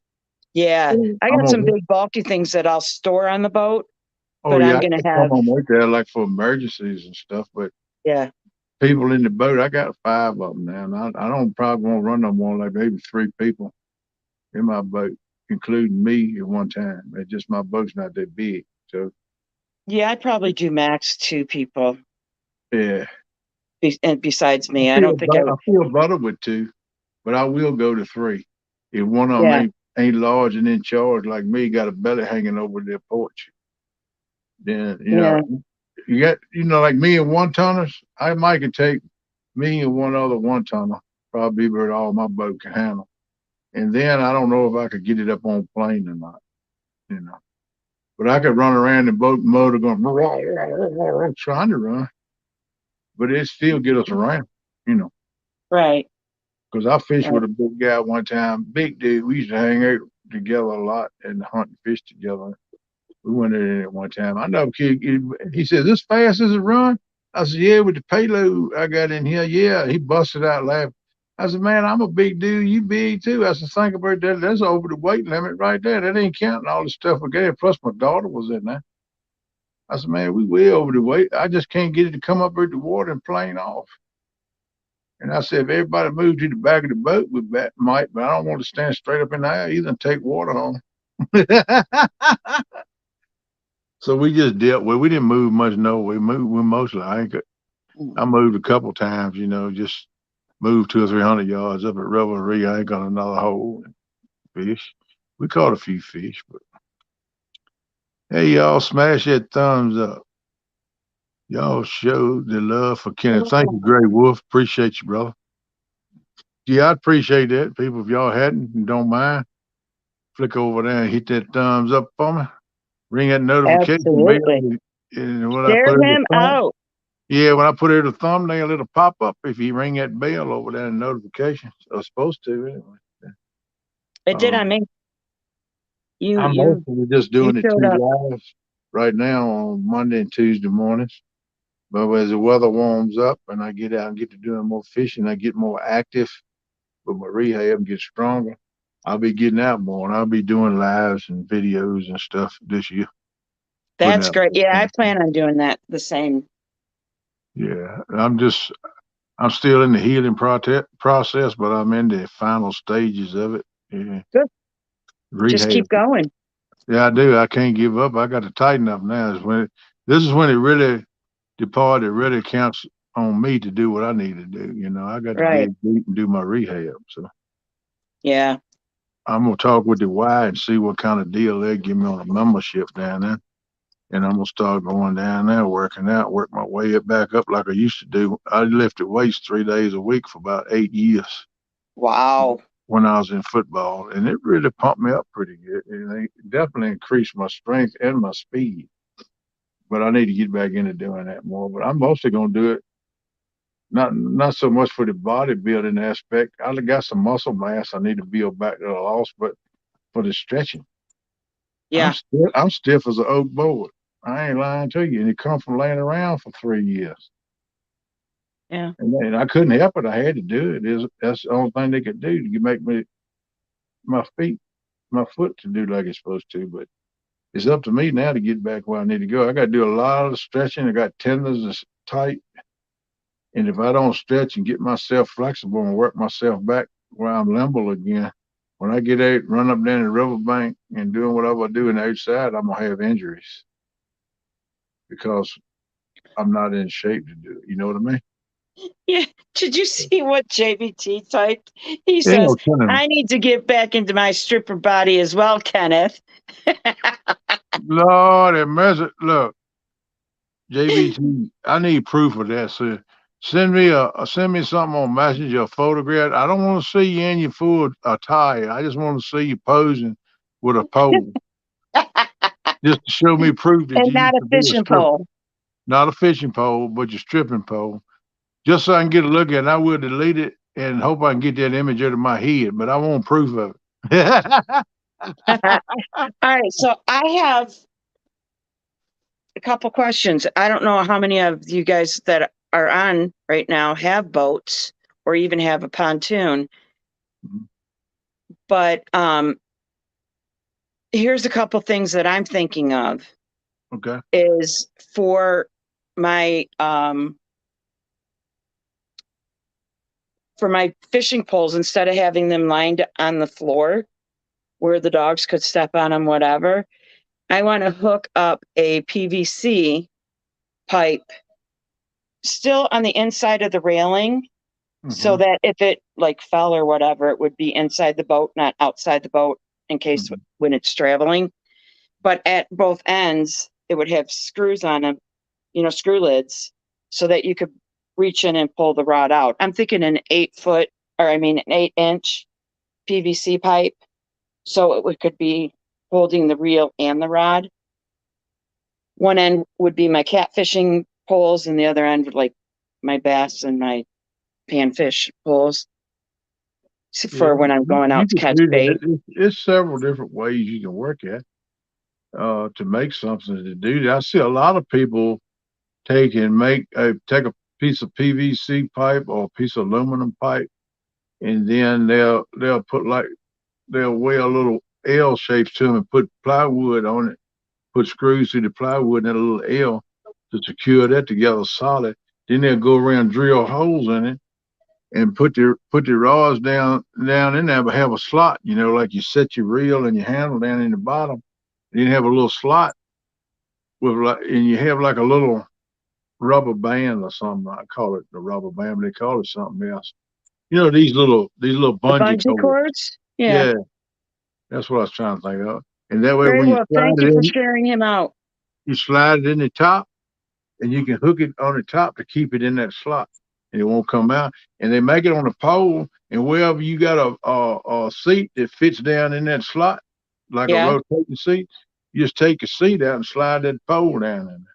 When you Oh, I gotcha. you can put 10 or 12 rods all the way around that thing in a circle. And when you want a rod, just walk right up to it, undo the bungee strap, and take them out. Yeah. Yeah. Yeah. Yeah. See a lot of people doing that, and they got videos on all that stuff too on YouTube. Well, and then another thing is that I want to have a bucket or a bin that holds like my anchor or my anchors, yeah, so that it's not banging on the side and right. denting the Yeah, fence a lot around. of people put like a tray or something on the side of the boat to put the weights in. A lot of people do. And then anything that I have in buckets, like my what are those? The Cast net? not the cast net, but yeah, the cast net will go into a bucket, but also the dragging weights, so when it slows you down.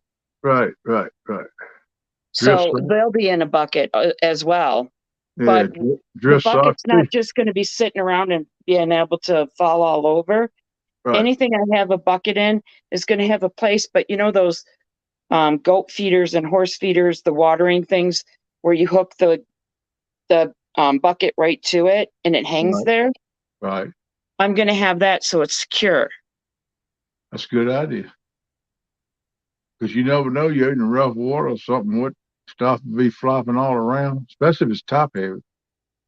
Right. And And then since I'll be camping on it, where you talking about fishing up there, Lake area or whatever, it can be rough waters up there. yeah, that's why I have to stay to the edge and go into the tributaries if there's rough water anywhere. Because Yeah. I really would like to ride down on the pontoon and go all the way to Sandusky Bay and fish Sandusky Bay. Oh, that's a place to go right there, Sandusky. Yeah, I'm Oh, like, Gray Wolf, I'm in southern part of Virginia, almost on the North Carolina line. Kerr Lake, Bugs Island, and Lake Gaston, where Tom is at the dock, they are my home waters. I've been fishing them all my life. oh And the wow. rivers and tributaries that feed those lakes are the rivers and stuff I've been fishing in all my life. Hyco, Dan, Stanton River, Roanoke Creek, different ones like that feed into Kerr Lake, and then Kerr Lake dumps at the dam into Gaston. So it's all one long water train. It used to be the Roanoke Creek, Roanoke River tributary system was the main one, and then they start working the other rivers into it some kind of way. But the Roanoke River, what feeds into it, used to be the main river. The old riverbed is one that runs down from now, Roanoke Creek Riverbed. That starts right here behind my house over here at a little state watershed. It's got a big spring on the low end of it. It's a mighty spring what feeds that lake. It comes down. It got a big swamp, Roanoke Creek Swamp, where I hunt all the time. It goes on down and eventually feeds into Stanton River. It feeds into Stanton River down there. They call it Stanton View. It's a boat ramp where Roanoke River, Dan River, and Stanton River all come together in Stanton River State Park. You know them tournaments that I fished in? I said I was at Stanton River State Park, but I was fishing Dan River or the Stanton River. They all come together right there and start forming the backwaters for Kerr Lake. Then it goes out into the lake. So that's mostly what I fish. That's cool. It's a great fisheries. All of them are great fisheries. They got some amazing fish in them, and of course, the big boy to come here to Kerr Lake was 135, 136 pounds, just holding the record right now. Wow.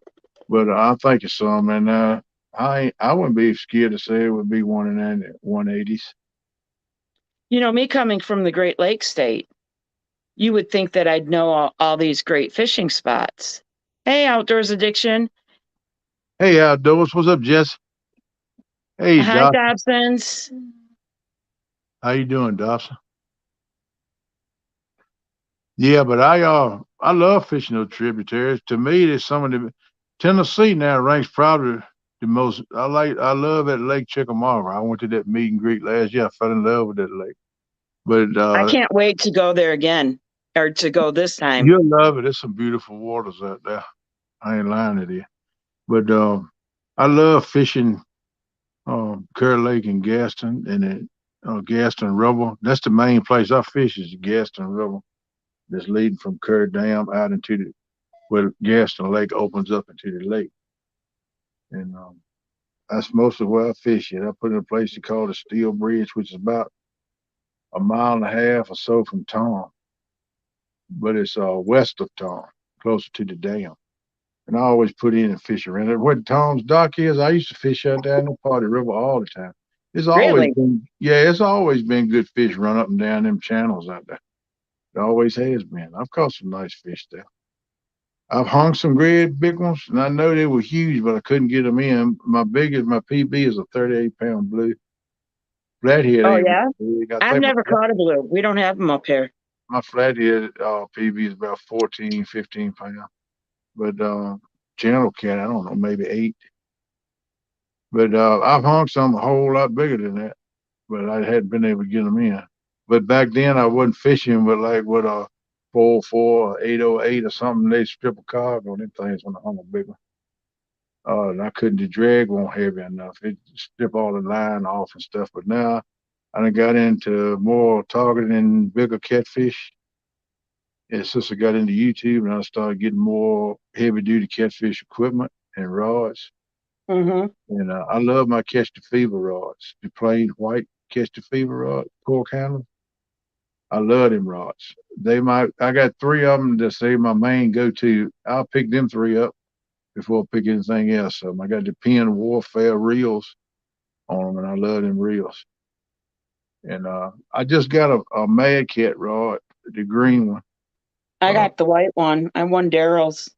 Yep, and I got a used Slime Cat reel put on there, but I got to rework the reel. The drags are wore out in it. If I hang a big fish, it's going to be very interesting. I have a Pescafin 50 that I'm going to put on Daryl's rod. Oh, okay. They're good reels. Yeah. Yeah, they good reels. Josh, one time he fishes with them, and we got one I know of, and he got 2 or 3 different kind of reels. But we was fishing in a tournament here the other week down on Fifth Street, and we were slinging them out there. I was doing pretty good. I was getting about 70, 80 yards. You know, pretty much right in the main channel that runs in that backwaters we was fishing in. He slung one there down, went on past the main channel, every 50 yards past it. I said, man, what the heck are you throwing? What is that thing? I said, you turned it up, man. He said, PC Fun 50. He said, I love his reel. He says, the smooth casting reel I ever had in my life. And I he like said, my Ancient Mariner reel that I have on my Whiskey Seeker. yeah, you like them? I don't know I much do. about them. I've checked them out and looked at them, but I never heard nobody tell me much about them. So It is so smooth. So smooth. what kind of warranties they got? Don't they the ones got the lifetime warranties or something? Yep. Yeah, well, they got to, if they're going to give you a lifetime warranty, they got to be decent. You know what I mean? Right.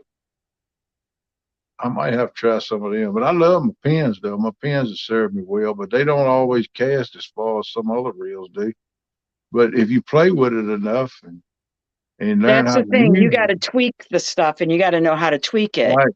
That's the way mine is. I didn't gain probably 40 more yards on the cast than what I did when I first got them because I've Right. been thinking with it, tweaking it, drag, where you put your, hey, that thing will lock up on it every time you throw it. If you don't put your reel in the down position or starting just a little bit up on the backside closer to you, just starting up, Yeah.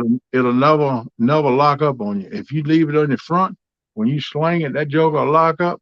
It'll go about 6 feet and lock up, and that way to come back and smack you upside the head. I know the hard way. Oh, dang. I've not had that happen. Yeah, But luckily, Ancient Mariner has some videos out. Yeah. that show you how to dial it in. Yeah, Penn probably does too. I never looked for it.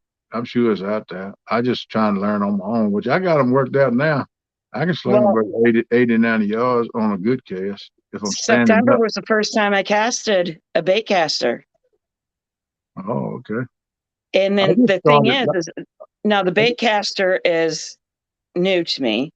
Yeah, Catfish rods are new to me. I mean, I'm usually using yeah, lightweight stuff, and now I'm using medium heavy stuff. yeah. I have been doing it about a year now. And so, and then my bait rods, they go back and forth between right-handed and left-handed because my husband doesn't really fish. Now he got a fishing license to go into the couples tournament with me, but he's not the fisherman.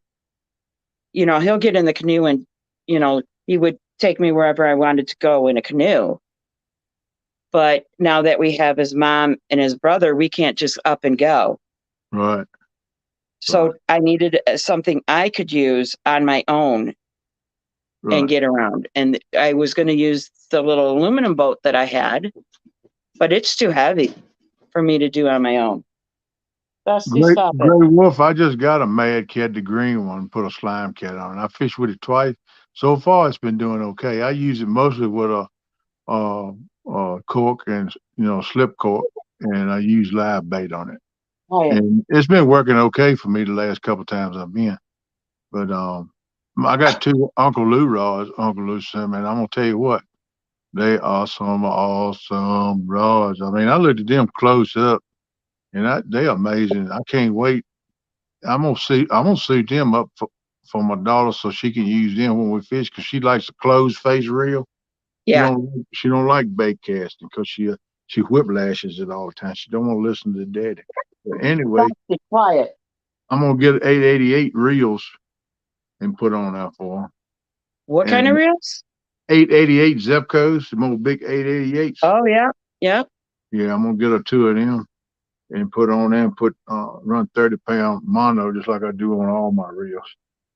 And I'm gonna set So her up. And that will bring in anything you want to catch in freshwater. You know, it's funny because in some of the tournaments, I never changed the rods around. So, like, I'm casting and I'm like, shoot, this is his left-handed rod. So I have to flip the rod around and hold it in improperly for me to reel it in. yeah, And it's like, I bet you I look like a dumbass reeling this thing in because I don't hold it right. yeah. Well, you gotta do what you gotta do. I mean, Ron, you right. If most of you better fish off a boat if you're gonna do that. When you're fishing on the bank, Yeah. you have a tendency to do it. But if Yeah.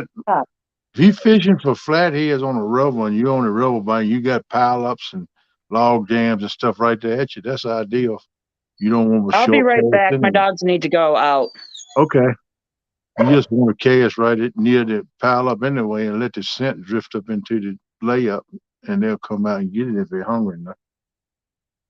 Or either suspend it over top of it. I like to do a live bait, like a live bluegill, put a foot or two over top of the obstruction or flatheads. I like to do that.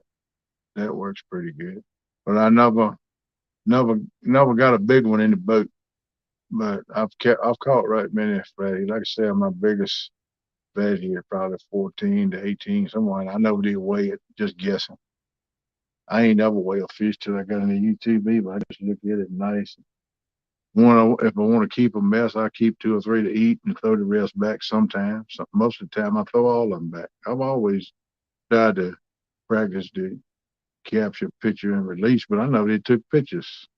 I had it in my brain, but I right now I take pictures of them since I need to put out some content and document it and stuff so people can see. But I never did it coming up. So all this stuff is new to me, the whole scene of doing it, even taking pictures. But I'm hoping I can get a whole lot better at it this year. And that's what my goals is. Concentrate more on the fishing end, doing lives, doing videos, and I want to get my boat running, get back in my game. Bank fishing is okay, but it ain't for KP. When I was younger, fishing farm ponds and state reservoirs, I did pretty good.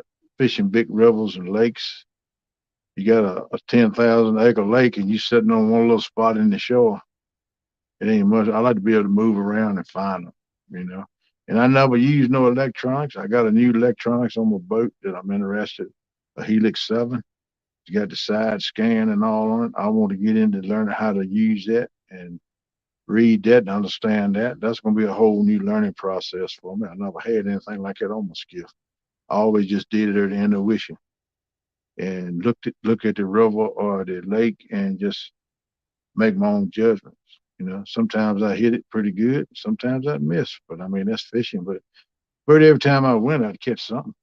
You know, so. But I want to dial it in more. You know, lean more towards the bigger fish and stuff like that. That's what my plans are for the coming year. But I always love to listen to people talk about how they do things because you learn from people, especially if they've been doing it a long time and you see that they're successful at doing it. If you don't listen to them, you're just stupid, in my opinion. That's how you learn. You learn from people that has the knowledge. But you gotta keep your mouth shut and your ears open and listen to it, or you'll miss it. You know. Yeah, I've heard that too, Aaron. If you find beavers, you find flatheads, mostly because they got big layups and a lot of brush and stuff when they build their houses. But yeah, I've heard old timers tell me that too. They call them broadheads. Where I come from, man, I used to fish, we call them broadheads. Yeah, them old broadheads, you find a layup in the river, that's where they going to be at. I learned a lot from that old dude. I miss him. Let's see. Right now, you want to look for standing timber about 20 to 30 feet. You will find flatheads.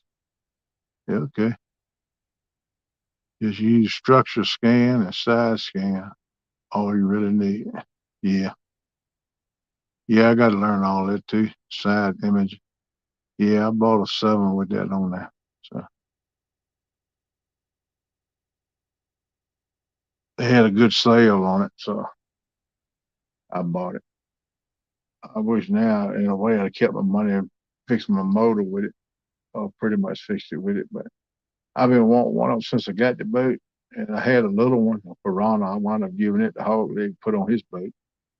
Brand new, still in the box. I never had put it. The transducer and everything. I give him the whole outfit, and he's going to use it off the back of the boat. And that other one he got, he's going to use it too. So he's going to be set up with sonar on his boat. But I'm going to use that 7 and, and get used to working that.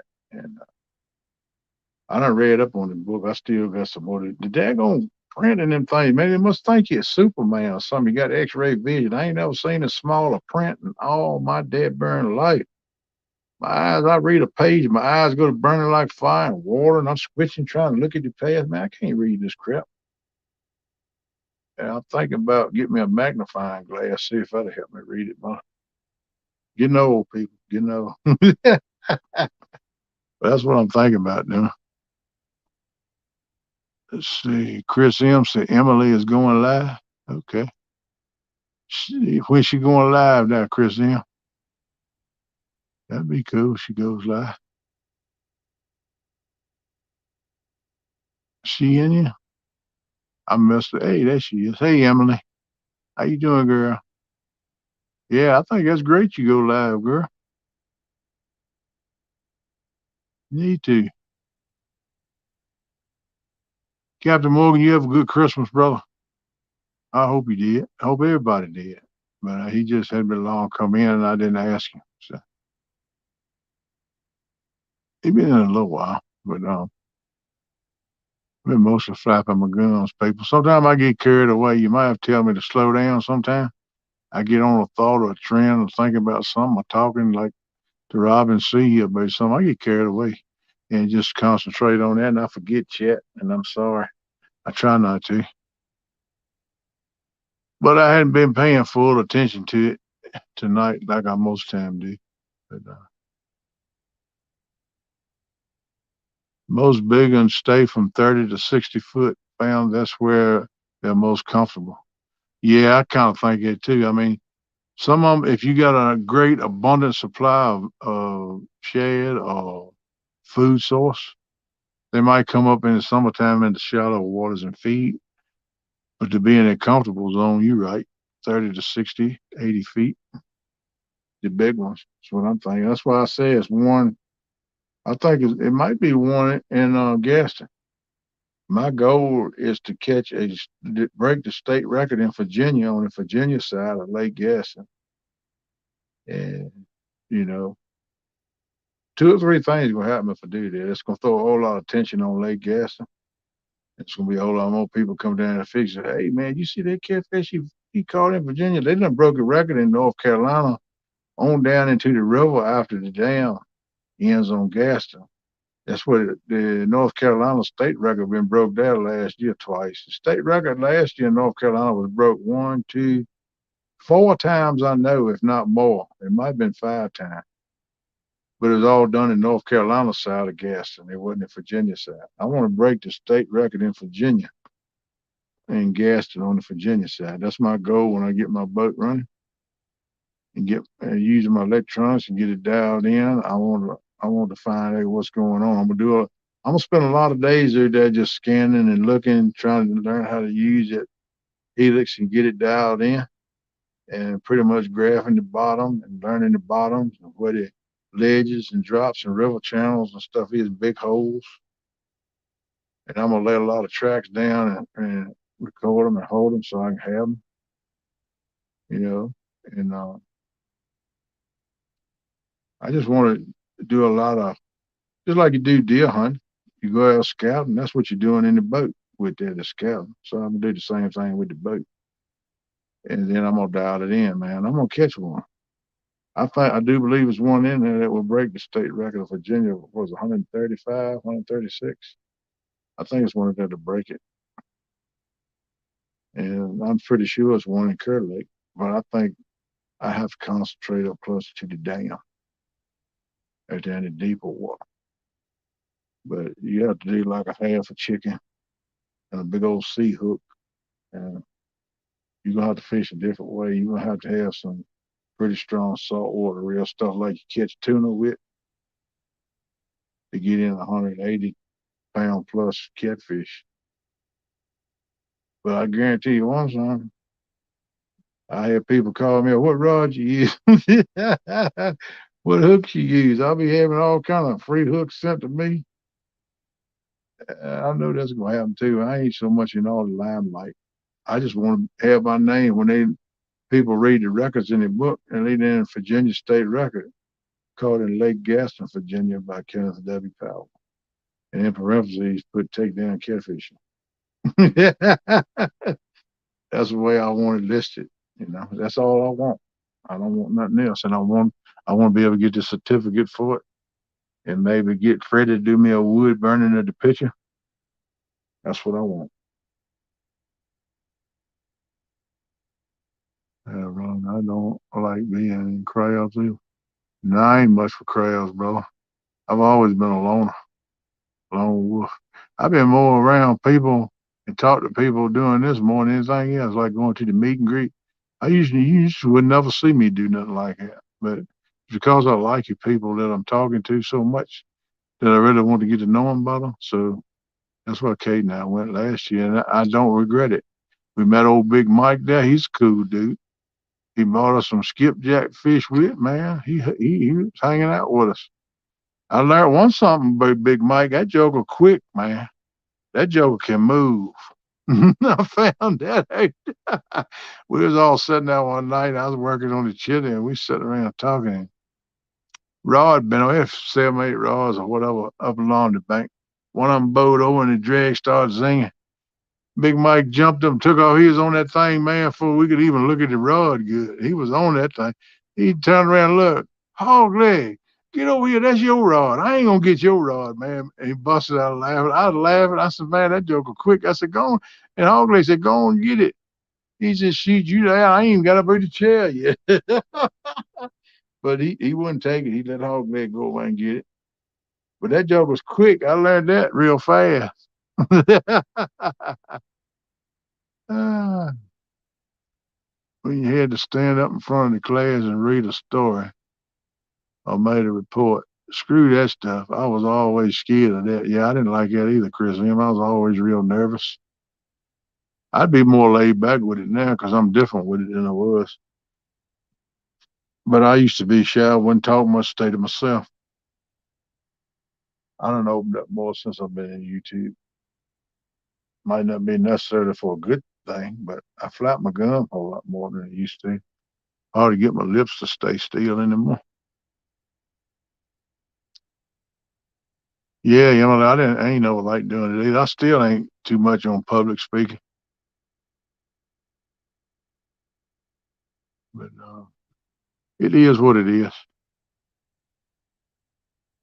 I enjoy doing these shows. I enjoy helping Hog Leg as co-host, but I don't know. I just kind of want to go more to a fishing direction, a little bit more with my show. I still want to do a hangouts, and anybody want to talk about anything, put it in chat or come up on panel. We'll talk about it just like always. But I'd just like to infuse a little more of the fishing stuff, pick people's brains about things and different kind of fishing styles and different kind of fish you fish for, even saltwater. I tell you something, I'm interested in trying is shark fishing. I'd like to catch me a decent sized shark. Oh, But that would be fun.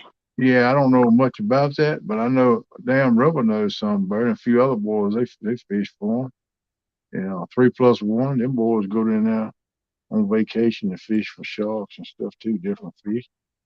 And I went to saltwater, mouth of the bay at the Tappahannock River and fished right much better every year. But we never did target no sharks, and we go for flounder, spot and croaker, trout, different things like that, amberjacks, different things like that. And we even tried for grouper a couple of times, but we never caught a real big one. But I learned enough about a grouper to know it don't take a real big one to jerk your tail in the water.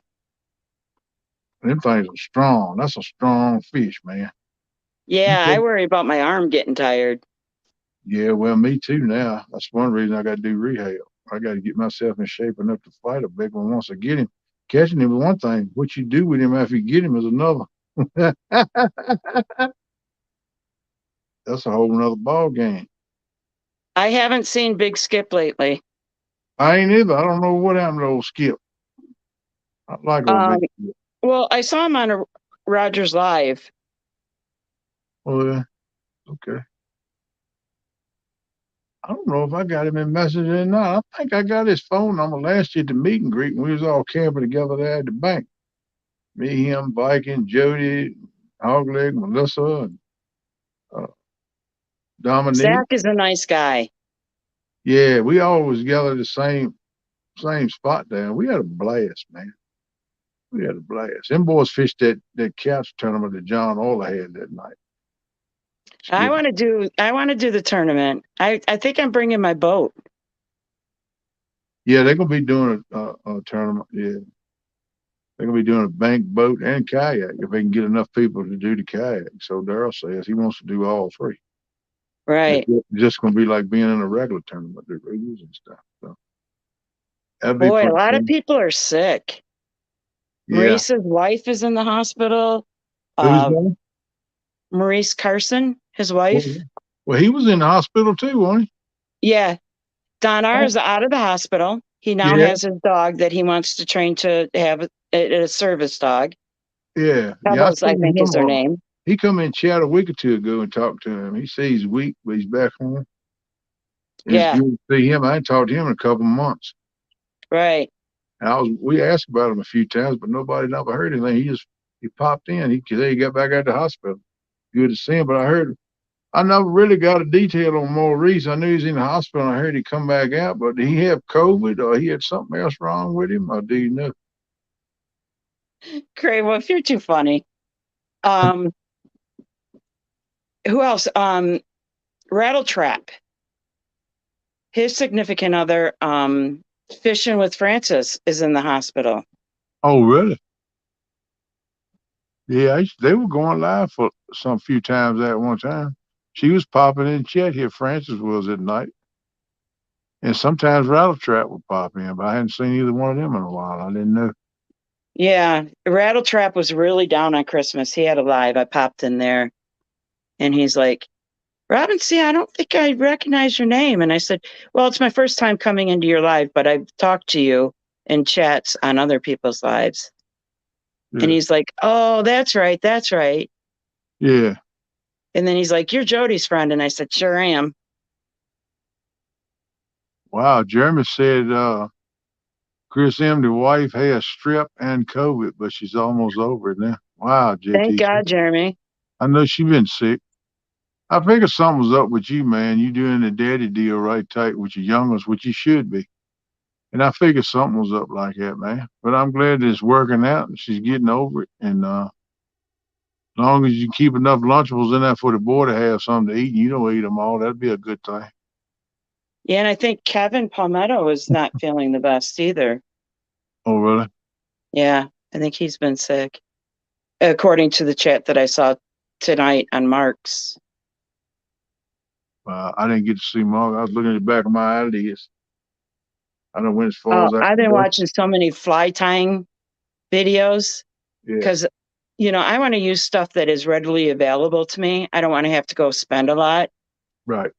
And Well, that's that smart. way, if I lose it, it's not that big of a deal. It didn't cost me. Right. Well, that's a smart way to do it. And that's what I call living off the land. You take what you get and make use of it. And that's the way I live. So I, Yeah. I like living like that. It's a simple way of life and it's a whole lot less costly on you. Yeah. I want to get the mold to make my jig heads, but I still Yeah. don't know what jig head I'll like the best for the trailer. I don't know if that's something you're gonna have to play with. Either talk to somebody that maybe Mhm. does that and give you some ideas. But you Yeah. probably gonna have to And buy you several different molds and pour them and try it and trial and error. yeah, but you know how much those molds are? Those aren't cheap. I know they're 40, 30, 40, 50, $60 a piece. I know. But I mean, you don't use them, you wind up you don't use them that much. You can always sell them on eBay and put a price on them, $10 or $15 left. Just use enough to get you $10 or $15 out of it, and then sell it. You still get most of your money back. Right.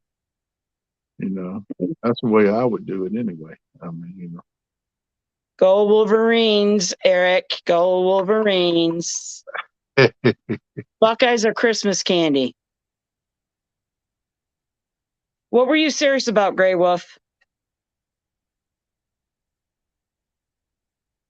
yeah, Hi, I Emily. seen Don R last week in chat and talked to him. Good to see Oh, him. that was Uncle Don. It was a pleasure seeing him back. Yeah, I was glad to see him. That made my night when I seen him come in chat. Jeremy, I know you going crazy. You said been 2 weeks since you've been fishing. Good Lord. Yeah, I'm having fishing withdrawals big time. I might be going fishing this week sometime with Tara and J-Dog and Mason. I think Mason and I are going to tag up and fish against J-Dog and Tara.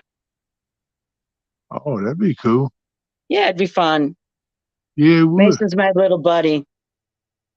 Heck yeah, that'd be real nice. I'd like to see that. I'll make sure you go live now with a good signal. Yeah, I don't know what was up with his thing that weekend. Hey, where has Miss Koss been? Who's Koss? Miss Koss. Cause I hadn't seen her in 4, 5, 6 months. I talked to her. I don't recognize the name. Oh, she had her own show she did one night. Stan was a co-host. Two Stans was a co-host, but she quit doing the show and she don't come around much. I don't hear nothing much out of her no more. I don't even see her in chats. And I figured life happens some kind of way. But Right. I met her last year at Tennessee meet and greet. Real nice lady. We talked for a while up on the pavilion where we had the meal, and she's a nice lady. And I watched the show a week or two after that, and she just faded away. I don't know what happened. I mean, I miss her, but Yeah. I know that any time right now, what I'm doing right here, right now, is a blessing and a gift to me. It could be taken away, or something could happen where I have to stop doing it any time. I mean, Right. life Right. happens, you know, and I understand that. And I pray for her, and I don't know what she's going through. And I keep saying I'm gonna try to reach her. I had her on Messenger. If she's still on Messenger, I need to find out and see. We were connected and just talk to her. See, because I did send her a message one time. I said, "Hey, where you been? I've been missing you." She said, "I'm okay, just going through some things, you know." She said, "Hopefully one day I'll be back at it for long." And I said, "Okay." I said, "Just miss you, want to check on you. Glad you're doing okay, and you will. That's the main thing." She said, "Yeah, I'm doing okay." And I Yeah, hadn't talked that's to her why I since. started Oh, reaching out no. to people. Yeah, that's probably been a month or two ago, and I hadn't talked to her since. I need to reach out to her again. And I never been real good at that, reaching out to people and stuff. And a lot of people behind the scenes they'll call and text each other just like friends do. And Yeah, I'm just starting to get to that point. I'm not real good at doing that, but I'm trying to push myself and do it more. Because like I said, I've always been a lone wolf and stayed to myself and not talked to many people. And right. I'm coming out my shell. It take me a little time. So if Well, the show probably helped that. sometimes, yeah, this show has opened me up some. But Yeah. sometimes you look at your text or you look at your messenger and you see a message from me like, what in the world? You know, I done broke my shell out a little bit more. I'm starting to talk to somebody else. Right. Hang on, I'll be right back. I gotta let the last dog in. Okay, dokie. Yeah, they probably ready to come in. I know I would be cold as it is. It's like I'm getting in around 15, 18 degrees here tonight. I'm like, "Ooh-wee, that's cold." I don't care when you said teens, 19 is cold. 2020 on up till you get in the upper 20s, around the freezing mark. Then it starts getting a little bit better, but it's still too cold in to stay there a long time. Long time, long time. I got me a nice coat from my dad this year. He gave me a nice Carhartt coat with the hood. It wasn't a fur lined one, but they say it's got added warmth added into it. But I don't see a lining, but that's a nice coat, man. I'm gonna Girl, use it. I can put a good girl. thermal underwear on up on it another layer and stay warm. Come here, settle down. But it's pretty good. Settle down.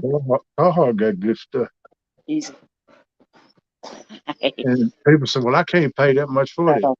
Well, if you think about it, you buy something cheaper and it lasts half as long or something like that, dude. Oh, I And know it was cold. you buy the cheaper stuff 2 or 3 times by the time you wear the higher price stuff out. So in the long run, you're saving money getting the higher price stuff, in my opinion. Well, hello. Come here. Just make sure you get what you want in it because it's gonna last a while. It ain't gonna wear out. Make sure it's what you really want, or you'll never be satisfied with it. Stop. Stop. You wait. Yeah, Gray Wolf, Selfie. she was on There you go. Facebook. If you talking about cars, because me and her talk back and forth on Facebook. I'm hoping she still got it. Like I said, it's been over a month, probably close to 2 months since I talked to her, and that was more or less like a check call. Hey, hey, Super Smurf Eric up in the house. What's Oh, up, Pop Tart? come on. 59 days till CatCon. Catfish Girl. Family Reunion. Yep, that's what it is, brother. I wish I could come. Won't be able to make it. I'm gonna try to make it Tennessee meet and greet, though. I'm gonna try to. My I best. hope you do. I hope you do. I think I got something worked out. Oh, good. I don't know if you talked to Susquehanna, but me and him been talking a little bit, and he said that you and him been brainstorming a little bit, but trying to get me to come to the meet and greet, get me there. Right now, That would be great. I might if I'm not able to rent me one of them like a van U-Haul, I'm just gonna rent me a U-Haul trailer and put it behind my boat. Well, hook my boat up behind my truck, and I'm just gonna drive my truck and drag me a U-Haul trailer behind. And I could do that probably from $300 to $500 round trip for gas and stuff like that. So that's gonna be about the cheapest route I can go. Just hope my truck holds together to do it. It's 2004. It ain't got about 125 miles on it, but I got it in good shape. But I mean, when one gets that old, you don't ever know what happened to it. But I'd have to go over it and make sure everything is right. I'd probably go as far as changing hoses and belts and stuff like that before I go on a trip to Tennessee Settle. like that, Place. just to make sure it's right. Place. Which I need to start working on that now because Tennessee is what, April? That'll be Dude, here for you more. Dusty, down. Down. Get feeding crabby. A duck Hey, pickle. Mark. Hey, Tasha. Hey Tasha, how you doing, girl? How's everything up in upstate New York?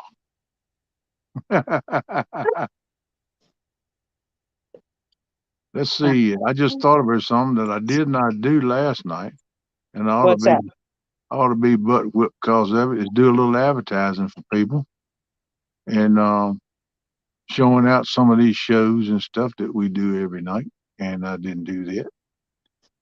Hey, let's see here where I'm at. Let's see. I don't know. Let me see what this one look like. That's already been done. Susquehanna, if you still in here, let us know. I know you had one entry.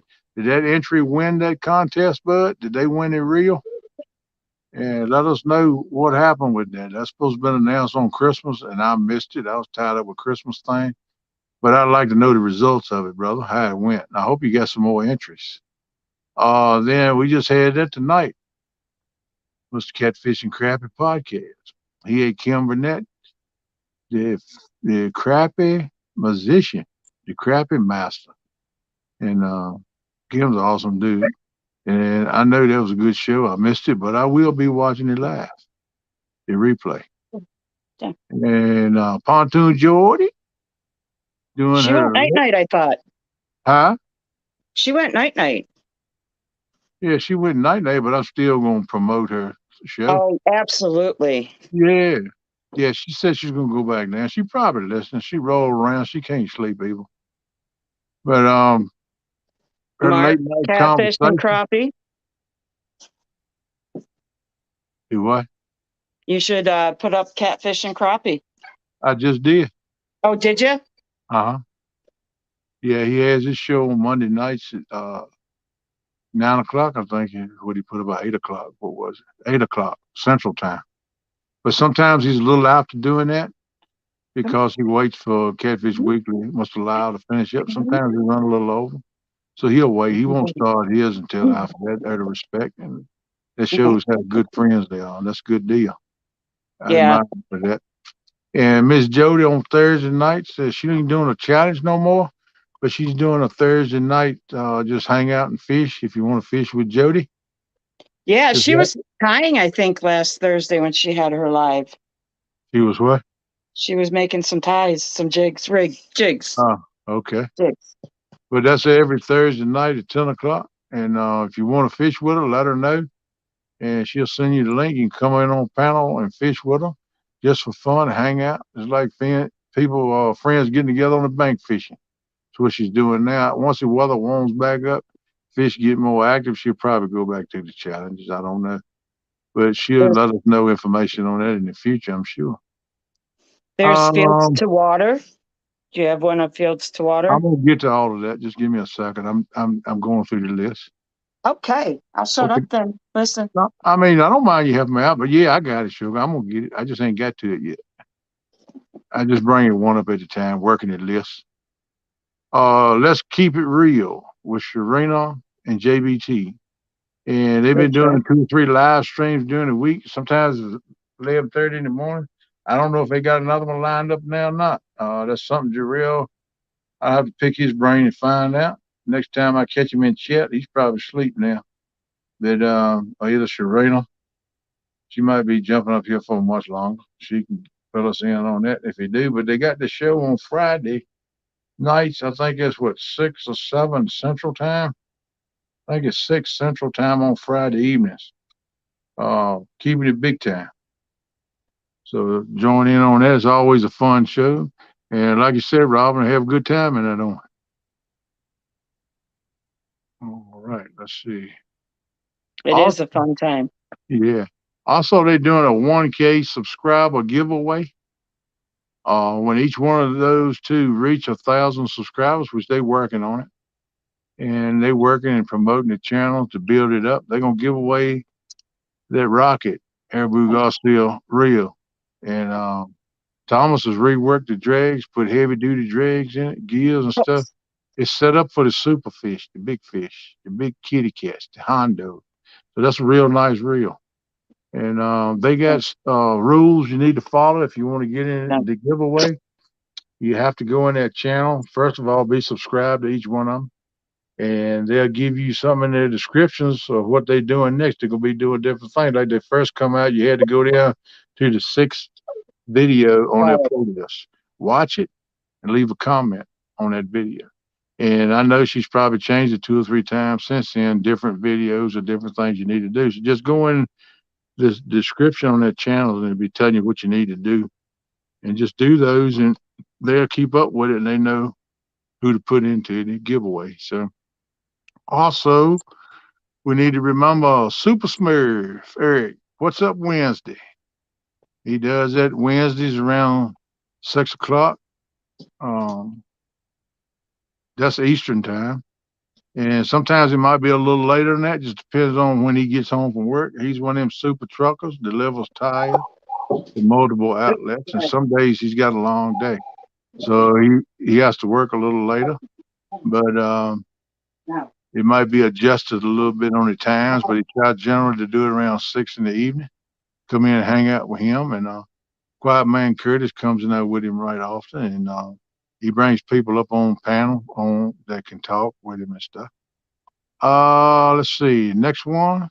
Here you go, Miss Robin C. is Winter Blues. January 14th and 21st. That's on Fields to Waters channel. It's 8:30 a.m. to 2 p.m. Eastern. Last time I heard anything from Chad on that, he had a full slate. And he had 2 or 3 alternates waiting in case somebody dropped out. So he's pretty much set on that, but you can still check with him and see. I hadn't heard nothing about it in 2 or 3 weeks. I don't know if it's changed or not, but last time I heard, that's how it stood. And we need to come in, try to help show support for him on those tournaments. And I'm sure, like most times, he'll be having giveaways and stuff and that for people. You might could win something too. But I mean, we need to get in there to show him support and share him out and stuff like that, and try to help make it a good time for him. It's going to be an awesome event. It's going to be some awesome people fishing. Maybe one morning or something we could get old Chad up here on panel and he can talk more about the people he's got that entered into that and what's going on. He may want to wait closer to it and do it on his channel. I don't know. I'm just trying to help him promote it. So that's why I said that. It's up to Chadwick. I have to talk with him and see. And then here's what we've been talking about. April 14th, 15th, and 16th. The gathering number 2 is a gathering of YouTubers where you get together and meet and greet. And it's going to be at Chester Frost Park, where we headed it last week on Lake Chickamauga. Beautiful place. And all the food, games, and prizes, giveaways, drawings, and stuff like that's going to be in Pavilion number 4 up on top of the hill where we headed last year. And it's still in Hickson, Tennessee. And it's an awesome time. It's going to be free food, drinks, and prize drawings. Fun and games, catfish tournament, chili cook-off that Friday. Going to have a chili cook-off. So I'm sure once you get cooked off, it's going to be eaten. So you can get you a bowl or 2 of chili. That'll take care of your supper for Friday. And Saturday, when you're fishing, though, you're going to spread it on the bank. I don't want nobody sitting beside me after and eat 3 or 4 bowls of chili the night before. Especially mine, because I cooked that high-octane chili. But I don't even know if I'm going to cook it or not. Daryl got after me about it. Lee Evans started that. Last year I cooked the chili. Lee said he wanted to have a cook-off to show me how to cook a chili. So that's Daryl come up with the idea with the cook-off. So we'll see. I don't even know if Lee's going to show up or not. We'll see. If he do, maybe he'll show me something. We'll see how it goes. But love to see it. Love to see him come and show me how to cook one. I'm always willing to learn. But the park rule says no alcohol. They don't want people drinking and fighting and raising Cain. They just put that as a rule for the whole park. That didn't come from Daryl or anybody having a gathering. That is Chester Frost Park Road. Okay. And if anybody wants to help out with that, with donations or something for prizes, or help pay for the prizes for the tournaments and stuff, or help with the food, pay for the food and stuff, you can get in touch with Daryl Trophy Seekers. D Morris Precision Cabinets at yahoo.com. Email. Send him an email. He's on Messenger, and you can contact him that way. And he can tell you any information you want to know, and he would be glad to take donations through PayPal. So keep that in mind, people, if y'all want to help out with that. And Daryl doesn't keep any of that money for himself. Anything he had left over from the first one, he rented the pavilion number 4. He rented them campsite lots where we were camped out at the waterfront where we fished from the bank at. He had rented those before he ever got everything straight from the first one, really. He went on, jumped on it, had enough money left to do it, so he went on, spent the money, and got all that lined up. So he'd have it already set, secured on a calendar at the campground. So all that is set. And he don't keep none of the money himself. That's why he asked it, if you give any donations, he won't keep it. He's going to put it toward the next one and trying to make it bigger and better. He wants to try to do this every year. Last year, we probably had 50 to 60 people come. Awesome time.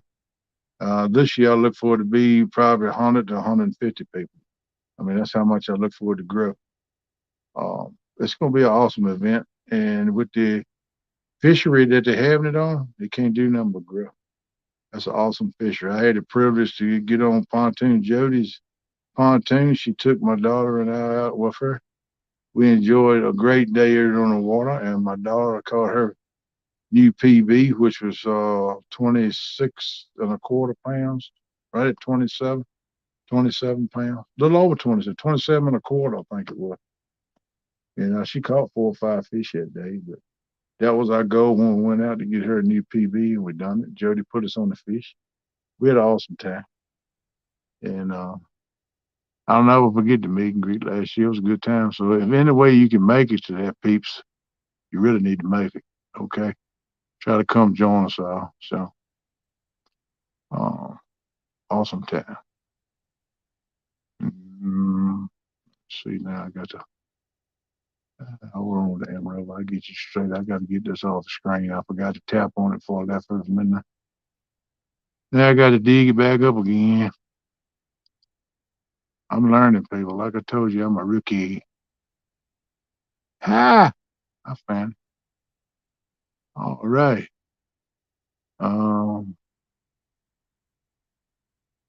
Mr. Richard Fishing and Freedom, welcome in, buddy. I see Mr. Flathead Catfish and Crap is back with us. Old Big Dingo, he with us.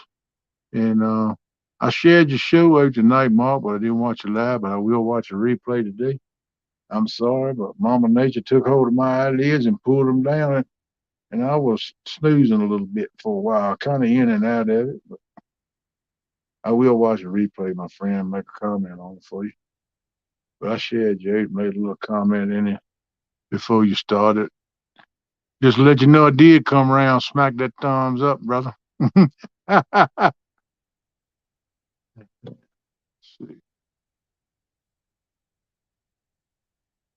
Let's see. If I drive to that, I want to fish the big river. Oh, he's talking about taking a trip somewhere. What are you talking about? He's still talking about going to Alabama tomorrow. That would be an awesome time. Now, I'm planning on going down one day and fish with Zach down in Alabama. And I want to get hooked up with that backwoods catfish dude who puts up videos down there. He's got a catfish gas service down there somewhere in Alabama. Hey, Mark, that's what I'm on here for, brothers. Try to help people out, man. That's what fulfills my heart and what I want to do on it. I ain't looking to make no money off of doing this. I ain't really care about getting that big, but I do want to help people, show people love and promote them. And that's me in a nutshell, brother. I'll do that to anybody because I think that's what we ought to do.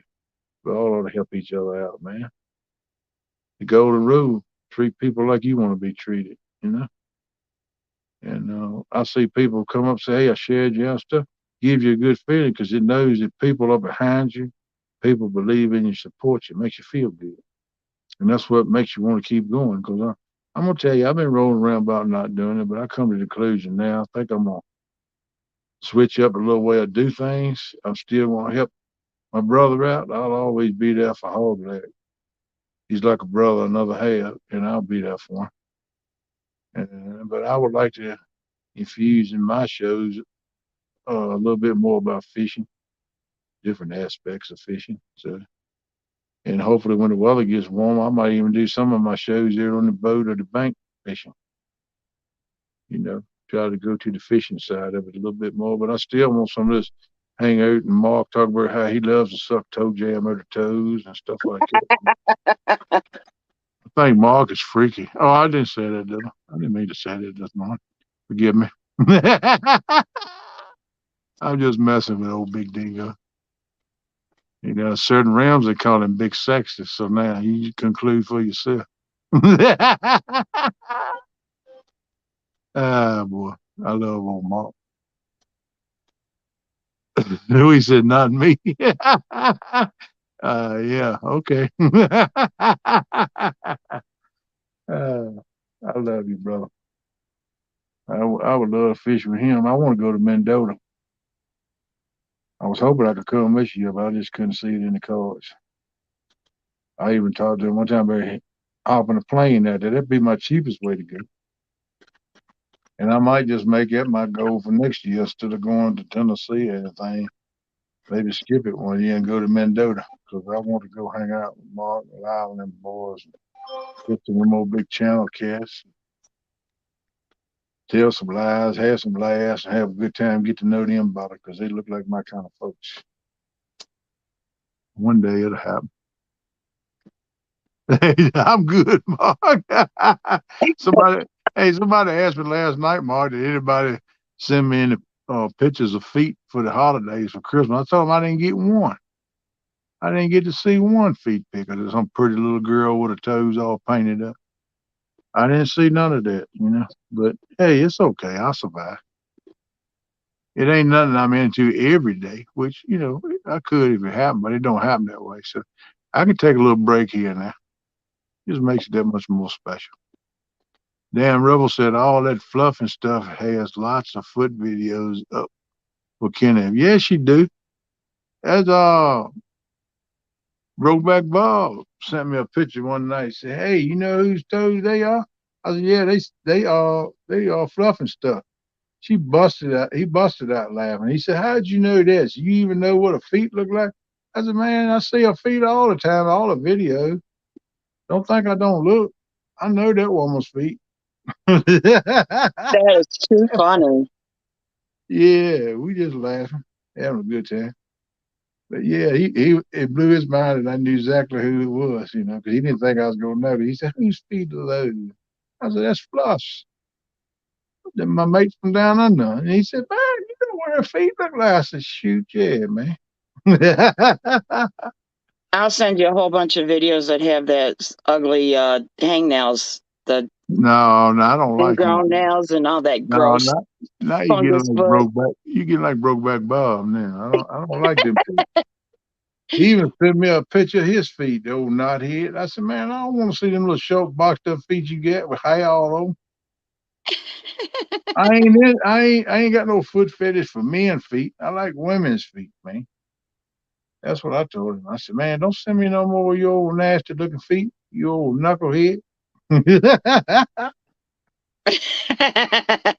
Nothing. I'm teasing him, Mark. That's like I do all the people that I like. I tease, just like I tease you sometimes. Yeah, Robin teased me, but see, the reason Robin did it because she know I'll take it, laugh about it, and give it back to Oh, her. absolutely. It's just like I'm getting ready to give it back to her right now. When you gonna send me a picture of your feet? Well, you don't like. I have Yeti feet. My Yeti? feet are. I could stomp out wildfires. Ain't nothing wrong with being wide, flat foot. As long as you paint your toenail. I like painted toenails. Watch the bar. She gonna get me back. And she gonna send me some more messages. How you like these feet? Kabling. I'm gonna send you some Yeti feet. I hear you, girl. Eric, I'll send you some pictures of duck feet. All right, Great Wolf. You may as well kick them, brother. I know how that is. Oh, Lord. I just see what Bob done sent me a photo. I bet he done sent me some old nasty feet. He told me he had a lot of them to send me. I want to start sending me some pretty ones, Bob. Don't be sending me them old ugly feet, man. They turn me Night, off. Gray Wolf. Sweet dreams. I hope you rest well, buddy. I hope your medicine do you good, too, my friend. Thanks for coming in. Appreciate you a lot. Good night, Mark. Murph said he can send me some pictures of duck feet. Yeah. Just going down when PR sleep, slide the blanket off her feet and take a picture of PR's feet and send me, Eric. That'll work. Had my smoke, time to go back to bed. All right, Mark. Thank you, buddy. I appreciate you, man. I hope you have a good day. I hope everything goes good for you, my friend. And I wish everybody a happy new year coming up. I hope this new year coming up is going to be good, prosperous, and many blessings for everybody. I don't wish nobody on no soul. Chris M said foot long. What's up, Chris? Mr. Hey, Hooks and Horns Chris. up in the house. What's going on, buddy? Yeah, Ma, I'll take the bacon and the eggs now, brother. I can use some of them this morning. I think that's what I'm gonna do. I got a few slices of fat back left in there. I'm gonna cook that with some eggs this morning. What's fatback? It's kind of like side meat on a hog. Oh, It's not bacon. It's up on the side. It's just the fat meat. It's got skin on it. You cook it till the skin gets good and crispy and crunchy, and you eat it. not like pork rinds. Mm, a little bit maybe, but it's the piece of meat is like good fat back. It's like this wide. That's what I got from the guy little country store. Most time it ain't nothing but the skin and a little piece of fat like it because they don't let the hogs grow long enough to grow fat back. It takes time for that fat back to grow on a hog. It takes 15, 20 extra barrels of corn to get that fat back. But that dude up the road had it, and I seen it. I went out to get bacon and sausage. I get a little pack every so often, stick one or two in the freezer and just eat along on a little bit at a time. Every 3 or 4 days or a week, I cook me something for breakfast. I try to eat too much of it, but I can't do without it because it's all I know. And and I said, man, you got some good looking fat back here, man. He said, yeah, that's pretty good. He says, good too. He said, yo, try your pack. I said, I am. When I seen how big it was, I ain't seen fat back like that, and I don't know when. And I cooked some one morning, and it's pretty daggone good. Pretty daggone good. You just got to rinse it enough to get the salt out of it real good because it's salted down. But I rinsed it out pretty good. I didn't taste no whole lot of salt. I'm gonna rinse it more though, try to get all the salt out of it and finish it up this morning, I think. And I thought about making me some biscuits, but I think I might hold off on that. Just cook me some fat back and eggs. Maybe do a pancake. Might do that. Make me a pancake to go with it. Oh, you getting all comfy too, ain't you, girl? Get your back resting. Yep. Yeah, ain't nothing wrong with that. I see the grin on your face, so it feels good to you. Oh, it does. That's And the good. dogs are quiet, and the pup he's up and down yet. He'll go to sleep here soon. Damn, Rebel, I think you ought to, bud. He said, I see a boat going out in the channel in the dark. I should probably just hook up and go fishing. I think you ought to. Ah, that comes over Absolutely. He coming out of the closet now. Look at him. Good morning, Robin. See, you knucklehead. I see where you just sent me a email or something on Messenger. Says send a photo. I can only imagine what that is, knucklehead. I hope Hi, it's pretty. Mr. Bob. I'm not Jody, Chris. You're mistaking me for Jody. What's up, Super Smurf? What's going on? No, Hey, Robin looks Eric. like she's about to go to sleep. no Nah. day in paradise. Oh, she just getting comfy. She started having back spasms. She don't want to wake her husband up and hear him grumbling to give her a massage, so she just lay down and wrestle back. I turned the light on him, though. He's right behind me. Oh, yeah. He Yeah. must sleep. He must sleep real sound then. No snoring live. Oh, Joe, I already got you documented doing that, girl. I got you dreaming too. Oh, Fernando. Fernando. Yeah. Yeah, we got to document it. Tell Melena back me up on that story. Hey. Would you lay down? You big pony. Come on. We're talking to your husband like that. I'm talking to the dog. He's trying Oh, to you push me said off your the bed. husband was behind you. You looking behind you. I thought you were talking to your husband. No, as the puppy came up on the bed. His bed is on the floor, and it's not good enough. He has to sleep on our bed. And he's trying to push me off. Brokeback, I ain't against that. Toe jam and ham, but depending on what the toe look like, the jam too. I'm selective on that, man. I just ain't freaking go for anything, especially all that old crap you've been sending me, man. Make me sick. I ain't know feet like that existed. I swear I didn't. What did he show you? Oh, good Lord. I'd have to show you some kind of way. I couldn't tell you. It's just undescribable. I ain't He never was seen sending some people. truck stop pictures of feet. Yeah, some terrible toenails, old feet all funky looking, nasty and scaly.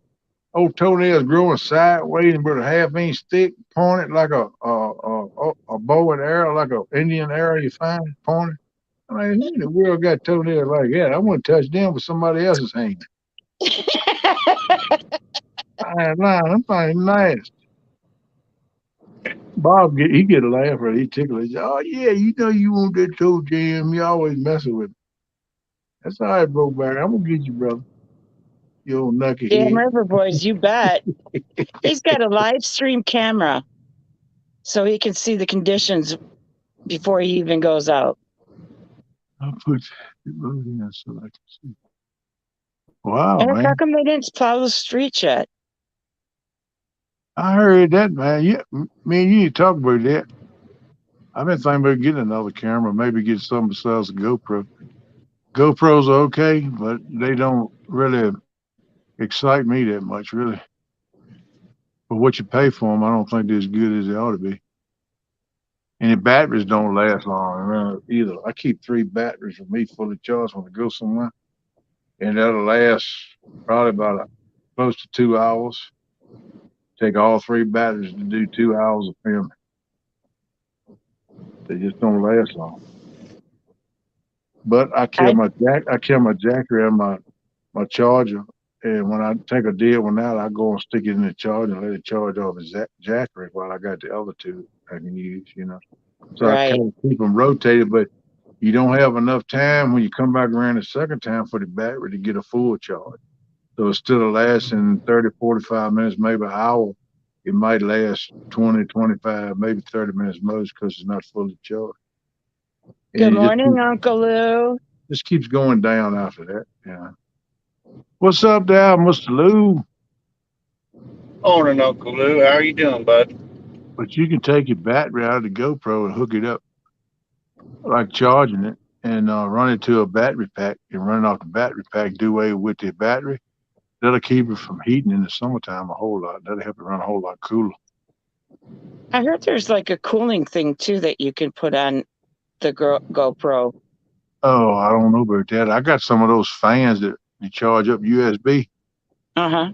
and they got a clamp on them. I clamp on my tripod and let it blow. The only thing is, people can hear the wind noise. But I hadn't Well, tried putting that. put the I hadn't cooler tried on it. putting that curl on it to see if Yeah. that would stop it or not. I need to try that. I don't have the curl. I don't curl my hair, so I have to go get some. Oh, Yeah. Mr. Bob, that is cold. Too cold and icy to fish. 11 degrees and feels like -2. Yeah. Well, one thing about it, you don't want to put your shorts on. You better have your long handles on if you are going.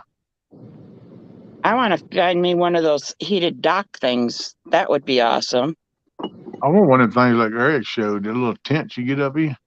Oh yeah, there's a little bubble. Yeah, I want one of them to fish with on the bank. That's pretty cool. I like it. It'd I keep the tell bugs you what, away. though, if I my rod bow over, I get a big take in, I'll be to tow that thing all to pieces trying to get her there. I tell you what, would.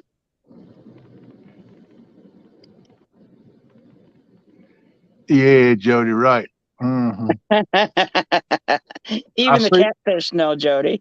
Hey, I see her fall over one night snoring, and she was snoring, and she all looked like me. She gonna roll on over in the floor forward. Like I said, oh look, Hog Leg took put her in the basement and let her sleep down. I said, she ain't rolled in the floor yet. He laughed, no, but I'm keeping an eye on her. She wake back up, I'll bring her up. But she was down there snowing up a freight train. That was one night on his lap. I said, that's funny. But yeah, we heard it nice talking to Fernando. Man, he got us all worked up, especially Tim Molina. Tim Molina was, oh my God, I can't believe what's I'm hearing. I like Tim Molina, although I like most of the people.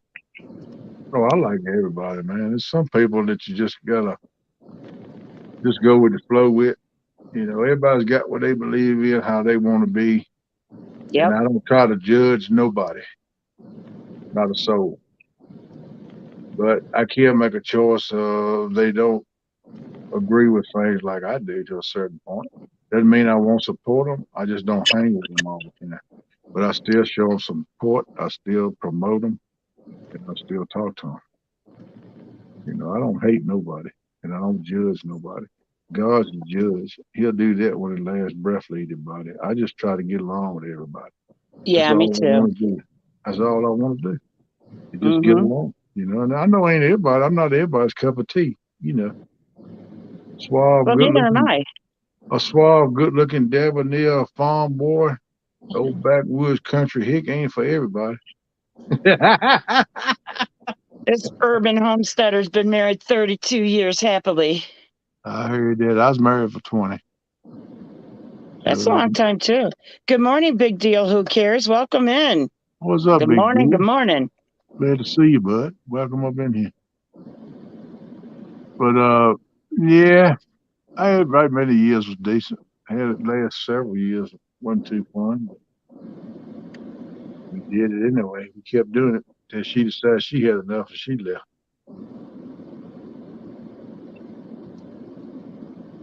That's But rough.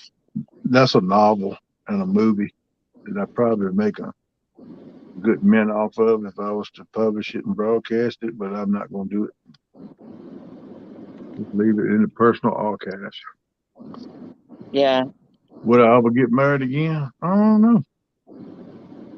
I wouldn't say yeah, I wouldn't say no. It just all depends. I'm not going to marry just anybody. Chris, I'm hoping to. I want to fish with Tara, Mason, and J Dog. He's just got to let me know which day's a good day for him. Oh, Hook said Robin coming to the licking this week. Yeah, I'm having fishing withdrawals. Big time. Okay, sound like she'll be there, Chris. Although I noticed Chris hasn't invited me on his boat. Don't feel bad. He ain't invited me on it either. Hey, look, I can't even get tell her to fix me a breakfast sandwich. She fixed hog leg one. She wouldn't fix me one. Aw. I know it hurt my feelings bad, but I'm trying to get in the click with them. I'm coming around. They coming around to me a little bit more. They starting to understand that I ain't gonna never be right.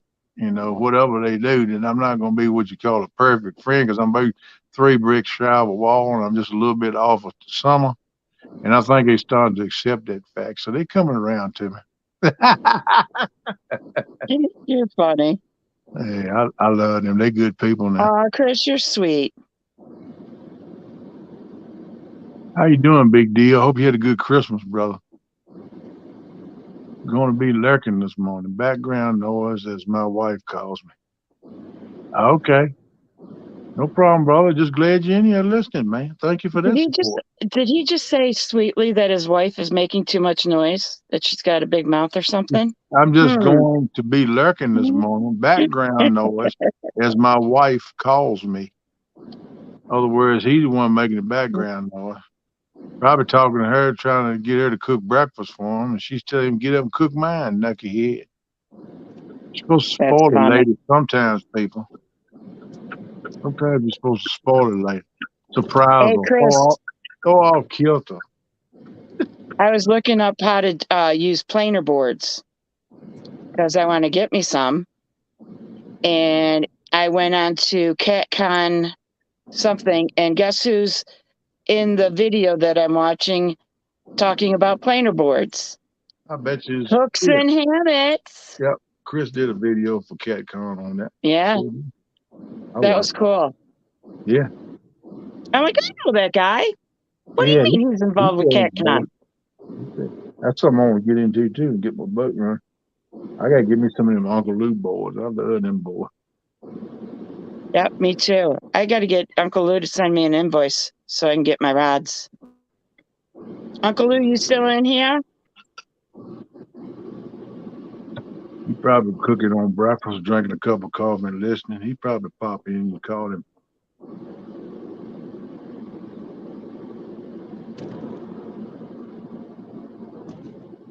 Now, Chris, was you talking to me and her or just her? But always welcome. Chris Chris, says I'm sorry about that. I wish your internet was better. gatekeeper connection. Internet horrible. Yeah. Hope all are great. Chris, I'm sorry, but I went through that thing too a while back. I still Oh ain't boy. gonna have much faith in it. Internet, hog legs internet went down, and Chris Hooks and Hammock said he did the same thing I did. It would go when it come back in. You can't do nothing. You can't even go into YouTube. You can't do nothing. You can't even send a message online for probably Wow. 10 or 15, 20 minutes, and it gradually start coming back in. I think it's got something to do with Verizon. They switching towers with the signal or some crap. It takes a few minutes to reload or something. That's just the conclusion I come to. I don't know if You that's know it what? or not.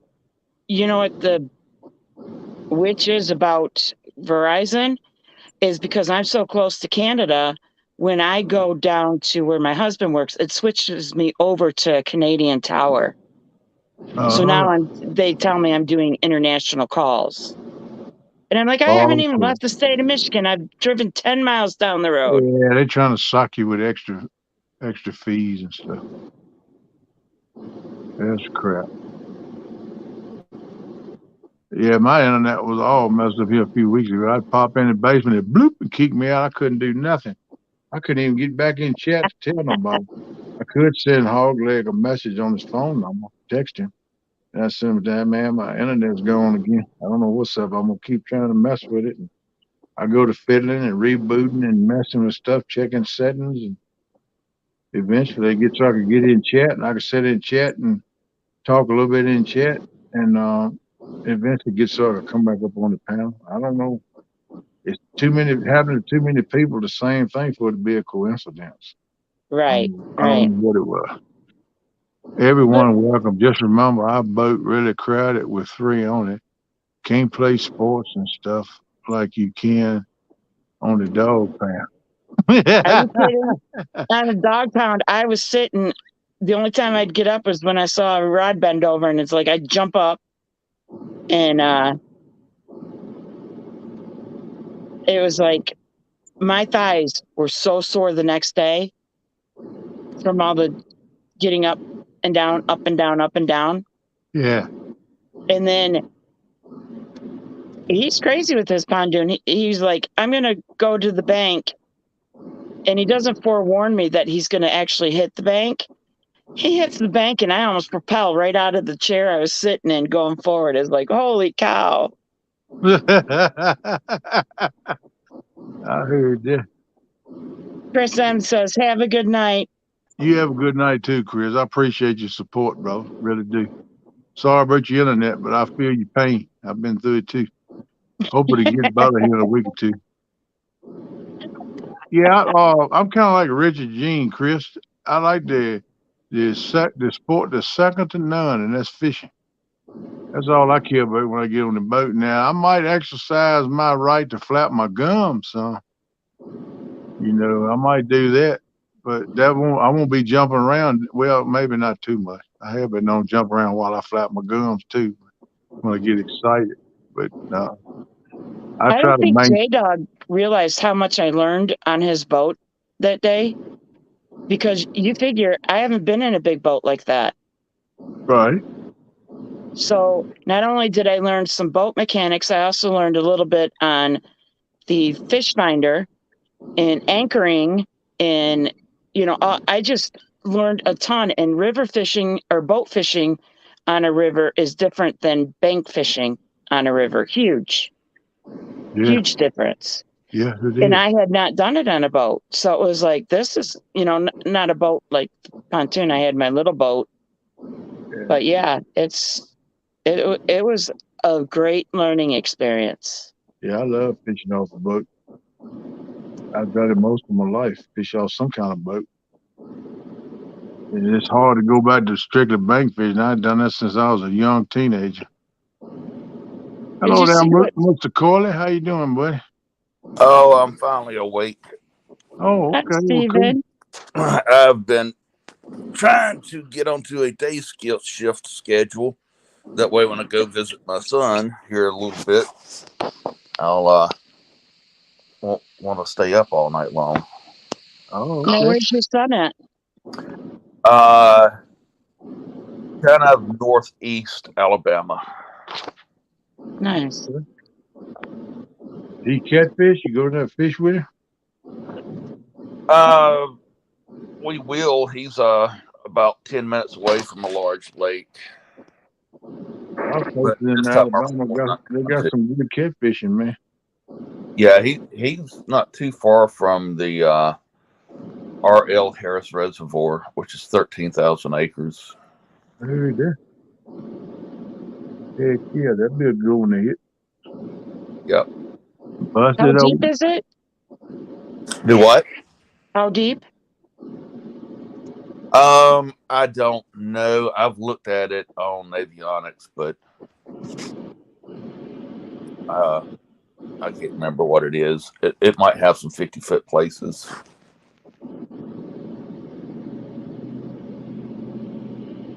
It's the Tallapoosa River that's dammed up.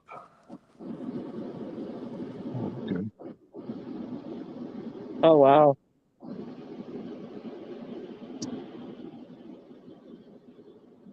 I don't know much about it down that way, but I've always heard people say some nice catfishing down there. Different bodies of water is excellent. And I plan to go one day and fish down there and see. Well, this stupid Wi-Fi don't like it when I stream. Mm. Yeah, everybody's having troubles, look like some sorts here lately. Yeah. I hope mine's worked out a little bit. I don't know, but I still don't trust it. It could go haywire at any time. I might have an end of stream if it pops from there and I can't do nothing. Yeah. Might just be the end of me. I don't know. But we have to take a chance and see. I don't trust mine no far. I can throw a 3-ton elephant. Spiffy, yeah. Keep hanging around on Pickle Park, and you never know. It may happen. Hey, Uncle Lou. You giving Chris a hard time. Yeah. Uncle Lou's a cool kid. Bet you nothing says love like shed guts and cough heads.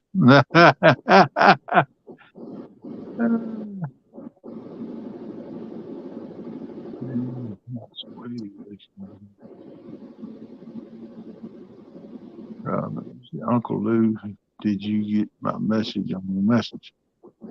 Oh, look at you all high tech. You up on the panel talking to him and texting too, girl. Go on now.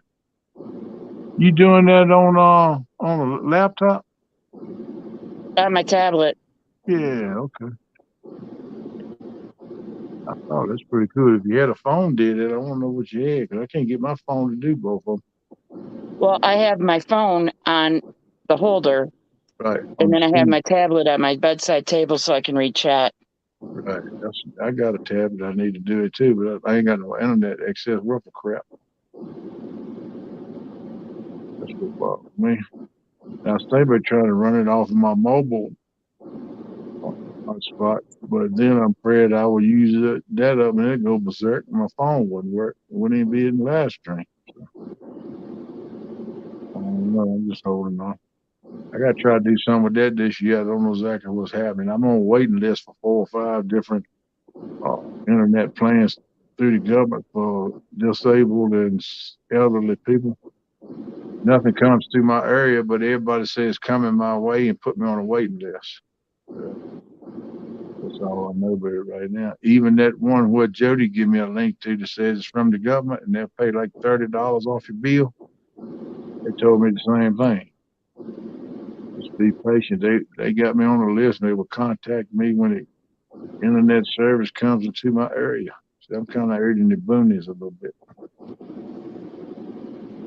But Madison got 2 credit around here. It ain't the boonies no more. It's like a subdivision. And I'm nervous. I go back to sleep with my pistol laid on the nightstand anymore. Used to know how to worry about it for a while. You'll never know when some slick left try to come up in here. Right. We had a lot of people coming from the big city, about 80 miles away, coming here hitting little stores and houses and stuff and stealing stuff and going back to the city with it, hawking it and getting rid of it and get a little money with it. Stores is most of what they steal is lottery tickets and cigarettes and beer. Yeah, true. They a lot of these little country guys, and they can't take many hits like that as high as things on. Some of them have closed up because of it too. Yeah. They can't take a hit like it. It's crazy. But that's what the sheriff's department, because they caught one. There was 3 teenage dudes breaking in the store, and they caught them in the store red-handed. One had an arm full of cigarettes. One was peeling all the lottery tickets into the lottery thing. The other one was in the beer case, stacking beer up, toting their set.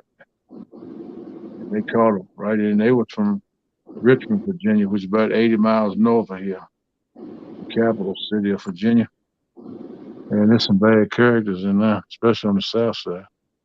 And they come down here, and they caught them right in red-handed doing it. Wow. Yep. It's crazy. They try stealing the ATMs out of the gas stations and stuff here on the smash and grabs. Yeah, they got a lot of them doing it, but a lot of ATMs now to put up cameras. Yeah. At least they can get a mug of them, know who done it, and put an APB bulletin on them. Morning, Brian. Find out where they live at and where they come from. They can kind of catch them that way, get into where they go every day and investigate them. Right. Hey, mine just blinked right there. I do it every morning by 6 o'clock. That was just a quick blink, but most time it'll do a long blink, like, is it coming back on? And it'll pop back in. Because Hog Leg always said, welcome back, Kenny. Well, here you go. So you feel like Hogleg's hair. Welcome back, Kenneth. Yeah, that's what he always said. He laughs. I said, what do you mean, boss? He said, you left us, but you back.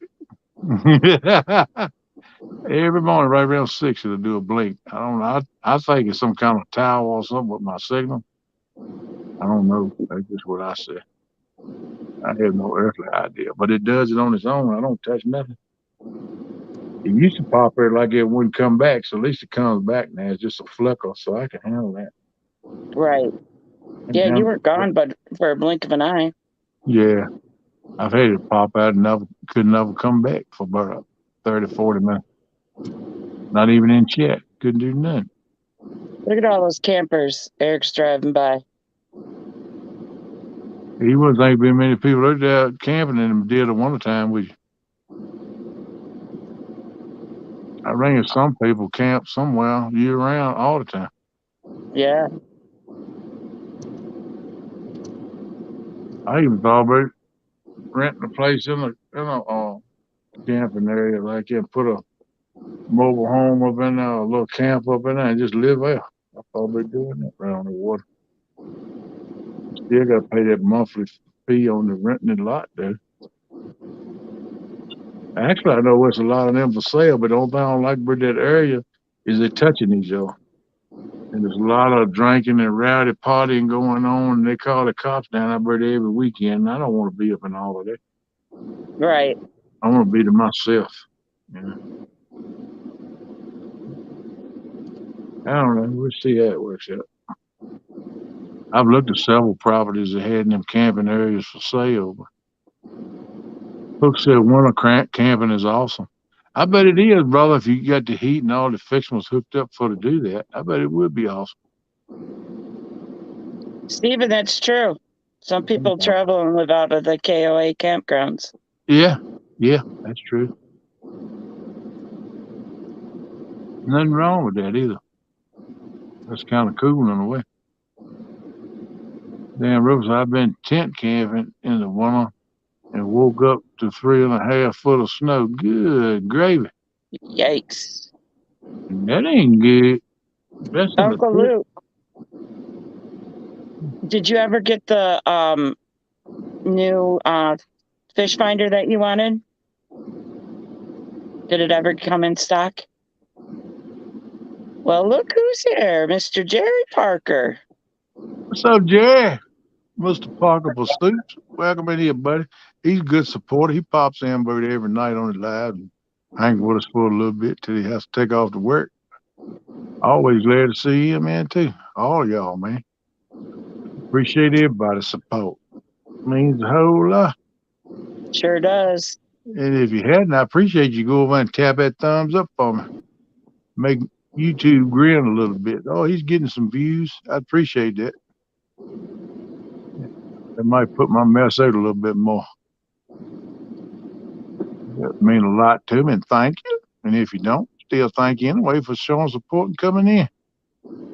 There's Robbie. You that was the live scope 34 for my garments. Yeah. Nice. Yeah, that was a live scope 34. Oh, man, he's getting all high tech now. Yeah, he is. Oh, Luke. That's a little bit above my pay grade right now. I don't know if that worked good for. Well, I do some crappie fishing and perch fishing. It probably helped with that. But I must have just pull up to a grass line or a weed bed or a pile up or something to fish around that tree, fall over in the water. Most time catch a few at each one of them. Right. And I like to fish natural baits all I can. I want it to warm up so I can have some open water at some of the bank fishing spots so I can get some live bluegill to take down with me when I go to Lincoln. Your waters is freezing up pretty good now, ain't you? Oh, yeah. They out there ice fishing yet? There's some, but I wouldn't go out on it. No, me neither. I just wondered if it froze up enough to get out there on it yet. I wouldn't want to be out there. It looks like fun, and I'm sure it is. Catch one up under the ice and get him up through that hole. And that'd be exhilarating, but the whole time I'd be listening for a crack. I hear that ice pop, man, I'd be like a deer in the middle of a highway trying to get it away overhead. Like I'd be falling down, scooting around on that ice trying to get it off the lake. I'd have hurt myself. I couldn't do that. At 1 p.m. Eastern. Uncle Lou said, nah, I want to try a couple things with it. If they work, I'll keep it. If not, it'll go for sale. Hey, Lou. But one thing about it, brother, you don't know unless you try it. So you're doing the right thing to find out whether you want to keep it or not. Exactly. People can talk till they're blue in the face, but it still don't mean it'll satisfy you till you get it and try. It's your alarm, but be careful when you get up. Don't show your skivvies. Don't miss out on a chance to win an Uncle Lou rod or gift card of your choice. Members only, January the 1st. That's right, Chris. I forgot to talk about that, but Chris and Telly is having a members only giveaway. Chris, you should make a what is that? Oh, January a 1st, thumbnail. You should make a thumbnail for 2023 it. at 1 p.m. He's got something out on it. I've seen it. I've seen it on YouTube. Oh, did you? I haven't seen it yet, Yeah. but I'm a member, so I'll be there. Yeah. And you get a chance to win an Uncle Lou Rod or a gift card. And if you want to become a member on this channel, I think he said the lowest tier is 99 cents a month. You Yep. don't get no lower than that. And you can do that, come in and join and get in on the giveaway and live and all that good stuff. It's members only. I want to do that. I'm hoping I can get it done before then. We said January 1st. That's this weekend. Okay. See what I can do with that. I keep saying I'm going in your channel and hit the 99 cent thing, but I ain't done it. You should do it for an Uncle Lou Rod. Come on. I know it. I know it. That's what I said. It's stupid if I don't do it. Which I like to show them support anyway. It ain't much, but at least it shows I support them. Yeah, I joined a lot of people's channels to support them, like Chad and Mark and. Oh, I want to. I want to join all of them, Kevin, all of them. But I mean, I don't have the money. So. Yeah, it's rough. It gets rough when it's. I'm on disability, and that's all I got. And my disability pays my bills, but it don't buy all my groceries for the month. So that's the situation I'm in right now. Oh, ouch. But thank God for my daughter. She chips in and help buy a few groceries. I get enough groceries probably for half the month. And she'll buy groceries for like 2 weeks. So we kind of split the groceries. That helps us get by. Yeah. And I think she ever decide to move her on her own, I just go to buying big family jars of peanut butter and eating peanut butter sandwiches all the time. But I love. I should send you some quail and some rabbit. You keep talking like that now, we're gonna work a deal. Because I love them things. I used to catch rabbits on the farm. We make rabbit hash for breakfast. Oh, yeah. We had rabbit tacos the other night. I bet it's good. I used to love rabbits. Yeah, we had rabbit stew. My grandfather was a big bird hunter and always had bird dogs up till I got on up, I don't know, 10, 12 years old. And he quit hunting because he wasn't able to do all that walking because he had asthma and stuff.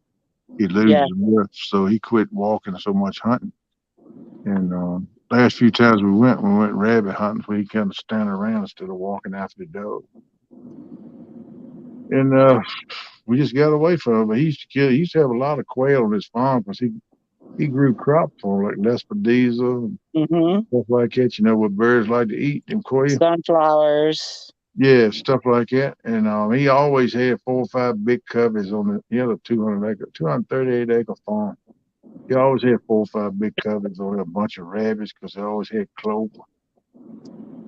And we used to have abundant game all the time out there. But, later on, the quail got so wild, in Mexican quail, they get up 150, 200 yards from when the dog, they jump up in front of the dog. The dog never got to them to point them. They just jump up and fly.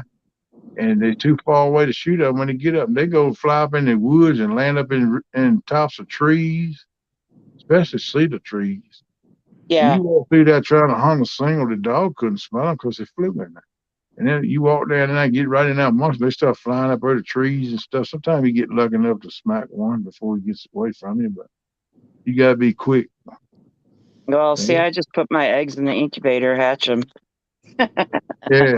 I love to hunt them. I just got tired of chasing them Mexican birds. Now, them old big quail, I call them, they used to get up and fly they get up 20 yards from you. Sometimes you got to kick them up yourself before they get up and fly.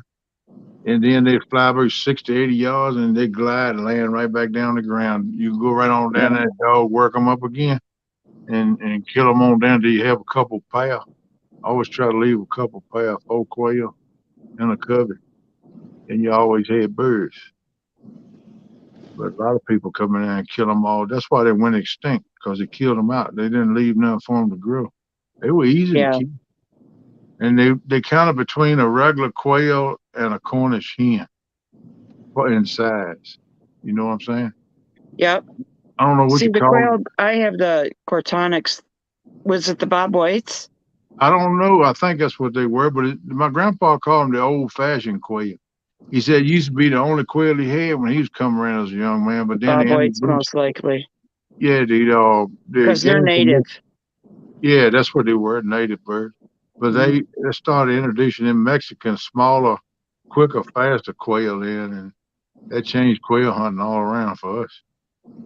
Well, the big one for those who raise them, for me, they're the Japanese, the Cortonics quail. Oh, okay. And I raise the jumbo ones. So by 8 to 10 weeks old, they're ready to be called and put in freezer camp or fed to the dogs. Yeah. Richard, I'm gonna tell you something, bro. I ain't no ice fisherman. I don't fool with no ice. But if you're gonna get in there and try to break up some ice on a real one, you best don't get out there on it, man. I'm gonna tell you, first of all, you don't know how thick it is. Then you go to breaking it up. Next thing you know, you could be underwater. And that's just detrimental to your health right there. That's automatic. Just extinguish your life, brother. Be careful. You, Please, please. Fish and Freedom, I have never pickled my quail eggs yet. I put, I crack them open and put them into a bowl. And then I use my immersion blender to blend it all up. And then I put it into freezer bags. And I freeze the freezer bags up with the scrambled eggs in it. And I know the measurement. It's, 4 cups. So usually Sunday brunch, family stops by and I'll take a couple bags out the night before if I don't have any fresh eggs in the freezer. Because when it's not 14 hours of daylight, they do tend to slow down a little bit. In the cold, they slow down. Yeah. Well, that's cool. The way you're doing it, though, to preserve them and keep them to eat, that's pretty good. I like that idea. Well, I have a grow out pen and I have my breeders. And my males get switched out every 6 months so that they stay, active. Yeah, ready to do that deal. Yep. And then the females are switched out every year so that they're still edible. Right. Yeah. Yeah, I love me some quail now. I love to fry them, bake them, put a little seasoning up in them. Ooh, wrap them in bacon. Ooh, shut up now. That's some good eating. Make me a little gravy and mashed potatoes, some string beans, some cat head biscuits, some cornbread. Good I'm Lord. thinking about rabbit hash now in the morning. Yeah, Dang. rabbit hash is a ticket first thing in the morning with some fresh scrambled eggs up in that room. Oh no. Make a homemade bread, open that old biscuit up and Oh, I'm thinking just grits with it. What are you talking about? big spoon and spoon it all over them biscuits like biscuits and gravy, but a square rabbit hash. Oh, there you Hey, go. that's good stuff. Put onions all up in the hash when you cook it, give it some flavor. Mm-mm. My grandpa used to fix the best rabbit hash. I would lay my jaws on. He'd make it anytime I catch a rabbit in a trap, I skin it that evening. The next morning, it was rabbit hash for breakfast. He cook them every time fresh. You know what I remember my grandfather and my grandmother for as smelt. They would go out smelt fishing and bring home like this huge 32-gallon thing of smelt, and they'd bring a few of them home. My uncle and my grandfather, and we'd all spend all of us kids. There were 5, 6, 7 kids, and all Wow, the adults sitting around cleaning out the smelt, and then we'd have a better smelt dinner. I heard that. Bear better smelt. Hey, it sounds good. Oh, it was delicious. I was always in the woods, creeks, ponds, and waters. I'd bring something home to cook all the time: squirrel, rabbit, quail, deer. groundhogs. My grandma wouldn't cook a ground. She said, "Honey, I don't eat them, but they're not too good for me." The kid then I give it to old Alec Murray down the road there. So I used to come down and give it to Alec, but I was down there one day and give him some. Come back the next day, give him 2 more. And he said, "Captain, you ever eat hog?" He called it hog. I said, "Nope." He said, "I'm gonna get you a taste of that way right here." So he went back in the house. He come out with a bowl with a chunk of meat in it. He tried it right there, Captain. Had a little juice in it, a little gravy. I eat it. It's pretty daggone good. He said, "What is that?" I said, "Man, that ain't bad." He said, "That's that hog you bought me yesterday." I said, "Yeah." He said, "Yeah, wife cook them up. She loved him." So he's out here too. He said, "You like them too now, don't you?" I said, "Yeah." He said, "You better still bring me my hog now." He said, "I'm counting you to bring them. Don't you be taking them and cooking them." I said, "I won't, man." I, said, I'll still bring them to you, Alec. I said, "Just I ask you once in a while for the wife, put me a little bit in a wrap it up in some foil or something. I eat it going down the road. And every once in a while she do that. She give me a little chunk of meat that and they ain't bad. They ain't bad eating. So I've had worse. What's up, JJ? You must have hunting and stuff. Hi, J. What's the tip? What's going on, bud? Turn the camera off. We hunted chuckle, which were originally called Hungarian partridge. I've heard and seen chuckle in swamps what you call these hunting preserves and stuff. Wild ones that got away with people bought and turned loose and they didn't kill. I've seen a couple of them, but I never killed one. Snipes, they in swamp. They bigger than a quail, twice the size. Yeah, I know what you're saying. I brought home a ground hog when I was a kid. Cook it. She fried it like chicken, tough as boot leather. Yeah, you have to cook that stuff real slow. Now, I don't know how Alec's wife cooked hers, but it wasn't tough, man. It was nice and tender. It fell apart in my mouth when I put it in there. And I even drank the juice she had in the bowl with it, and it was daggone good. I don't know. Can't really explain what she might have seasoned it with. It's something like I had never tasted. I don't know what she put in it, but it was tender and it was good. And I always said I was going to talk to her about that, but I never got a chance to. Sorry, I didn't mean to interrupt you. I But cut you hunting off. and stuff came in with hunting and stuff with J&J. He said hi. And Yeah. then Uncle Lou says, "You ate smelt?" And throws up. Yeah, smelt's good. Yeah, I've heard people talk about them.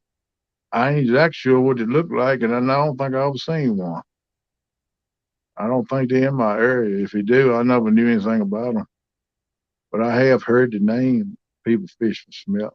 But most of what I hear is up in the area like you in right there where Lance is at, and Uncle Lou, them kind of areas up at the northern areas, north central areas.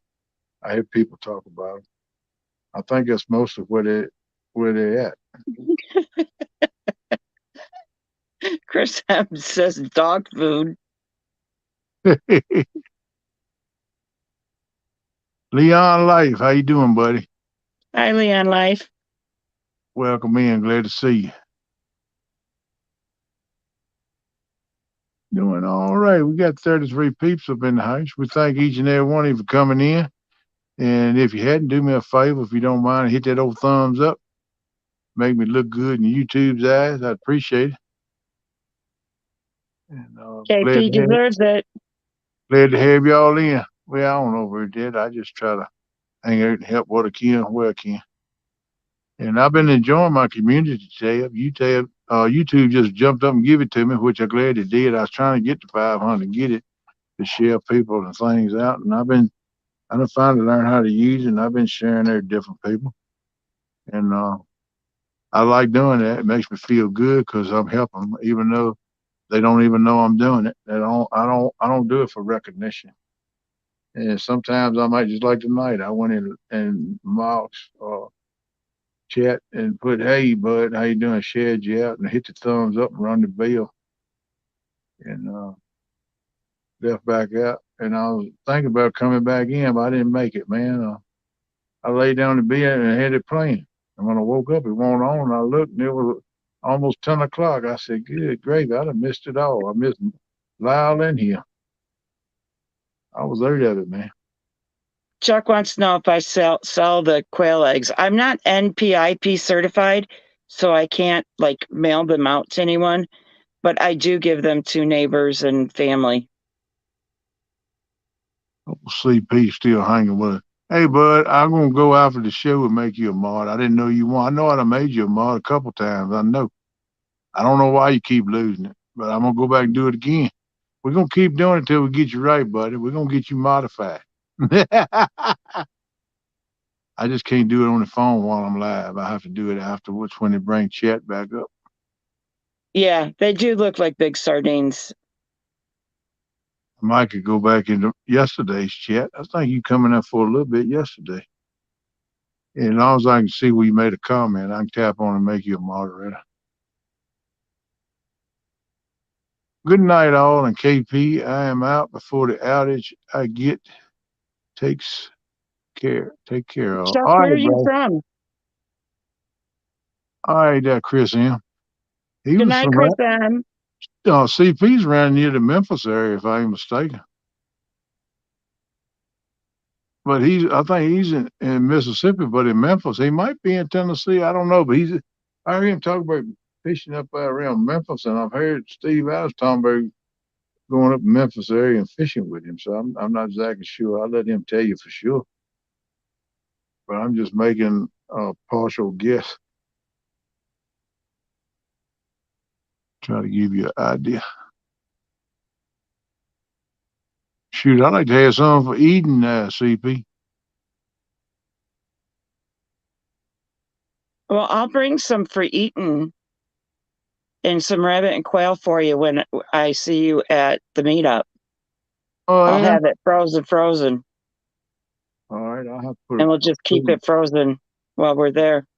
I'll put a cooler in my wherever I come in and Yeah. pack it down in the ice so it'll be okay. Yeah. Don't let me forget to do that, yeah. North Mississippi. I'm trying to think of who's down that way.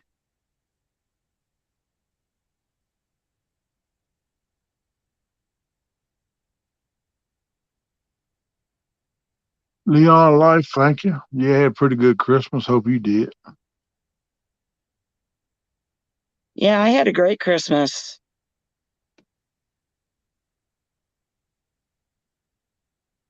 Great day, Lou. I heard this. So we used to drive 3 hours to net smelt by the 5-gallon pails. Full, just stand on the rocks and hold your net in the water, and you could hardly lift it. Wow. Good morning, Ernie Brown and Vanessa Kitty. Downtown, Ernie Brown. What's up, brother? And hey, Vanessa Kitty. How y'all doing? My brother Ernie is in the house. Yeah, Mr. Ernie. How you feeling, brother? Hope you're doing all right. I hope Chrissy's feeling better. Yeah, me too. Back, he says, so how did your heart testing go, Ernie?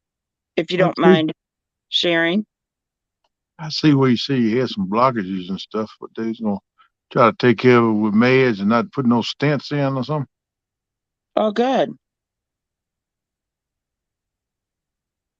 They come a long way with them medicines as far as unclogging the heart. It just depends on where it's at, whether they can do it or not. Sometimes they got to put stents in. But I hope it works out for you, brother. Her legs swollen again. Made her lay down. I hope it's not another clot. That's the best thing you can do, Ernie, if your legs swell, is to lay down. Try to elevate your feet above your head. Above the level of your heart. Yep. Put pillows up on your feet, raise them up. And that will Good morning, Dallas. Help drain that fluid off of your legs, man. I know about all that crap. Dallas Libert, what's up? Good morning to you, sir. Oh, let's see. I had somebody sitting there in the basement. What's up, Ernie Brown? I hope you won't down that long, bro. I just seen you. I'm sorry. It's cold down there, brother. I bet it is, man. I'm sorry, man. I didn't mean to do that to you. I just looked over. I said, wait a minute. I got somebody in the basement. Well, that's funny. I was looking at Chet, man, trying to catch up with Chet. far as Chrissy goes, her legs, say Lilas is trying to come back. Her legs swelled up. I made her lay down yesterday evening about 5 o'clock, propped it up on a giant pillow, kept her in bed back here. So the Yeah. swelling maybe a go down. Yeah, that's the best thing you can do for it. Did she take any kind of fluid pill? Yeah. Yeah, she needed, I think she took one of those. I'm not 100% sure, but Well, they'll help her too. The only thing about that is every hour or two you have to make a run. yeah. Well, hers is like more like every 15 minutes, but Yeah, well, she's some of on. it's stronger than others. Yeah, depending on how much fluid you get too. But yeah, they work. They Yeah, work. she Well, takes half of what I take. I take 80 in the morning and 80 in the evening. yeah, I take 2 a day too. 1 in the morning. And I can tell an hour after I can feel it. I'm like, ooh, get it prancing. I got to go, man. Yeah. Can't wait either, man. That's something that you don't play with there. You're glad nobody's around half the time. You know that, Right. man. You go and put you Where, before for a quart Gatorade jug when you go. I'm like, good gravy, man. where I live at, it don't matter. I open the door and hit the porch. Yeah, I heard that. I'm out where I can do things like that. But you know what? If you gotta go, you gotta go. Yeah, I do that a lot. I step right on the stoop, especially at night. Leave the side porch light off. Yep. Step right on the stoop in the dark and water the roses. Yeah. As far as me, yeah, the right side of my heart's blocked, is what they said. They said somehow or another my heart rerouted itself. Wow. So I've had this for a long time. And he said he ain't going to do stents. He's going to try to do meds. Okay. Yeah, more pills. Yeah. I know the feeling. I told the lunch bag around full now. But I can start me a pharmacy. But ain't It's nobody crazy, wants man. what I got, believe me. But No, I have felt the best in the last counting today. So far, I've felt good in 7 days. They cut Good. back my medication, and boom, I started feeling a whole lot better. I Good was deal. telling them the meds is killing me, Yeah. which I think they was. I mean, my heart rate was down low 40s, then it drops down into the 20s, and then comes back up to low 40s. I watched it on the screen yesterday. It's 60, upper 50s and low 60s. So that's the best it's been. Wow, man. That's low. Welcome Shirley in, T. Dallas. Welcome Shirley in, T. Shirley T. What's the old Danny Stone? What you doing on Knucklehead? Welcome in, Danny. Danny Stone, my brother. What's up, man? You be careful going to work now. I know you ain't doing very 85, but be careful, Knucklehead. Yeah, I ain't allowed to do lift nothing for 2 days. It's 2 pounds because of my wrist. Well, you had already done that because you fixed a 2.5 pound hamburger. So, Yeah, that's where they popped me in my arm to do it, or my wrist. oh yeah, burned it to your main artery in your arm. Yeah, you got some new gadgets out. I mean, it's They a still little shoot that wristband. dye. They still shoot that dye up in you. They had a little wristband that went around my wrist, and they filled it up with air. That's what they shut the blood off with. Wow, kind I of was like a blow up tourniquet. Yeah, I was like, wow, that's cool. And it's got a Yeah. little square box on it that you put that over the hole, and you blow it up with a syringe. Wow. And every 15 minutes, they come and take 2 notches of air out of it. I was ready to go home when I got back to that waiting area. Yeah, I bet so. Danny going squirrel hunting. Go on, boy. Yeah, we fix some squirrel gravy or either get you some pot of squirrel stew. That'd be good. A little squirrel soup right now be good. Uh-huh. Oh, good morning, I Chris. love that Tell in me. the cold one.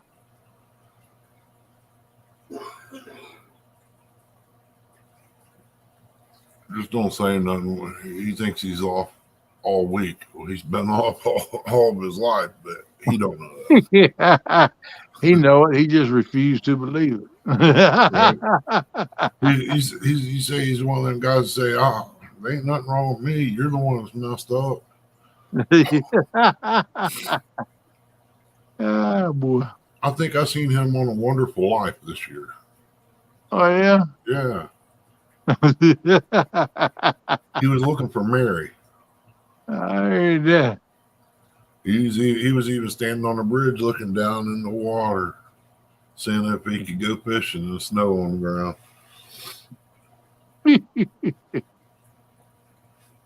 knows I'm messing with him. Danny's a good boy. Oh, Eric must be making a delivery. I see people coming in, must be getting ready to leave their delivery trucks. People coming in, start the day.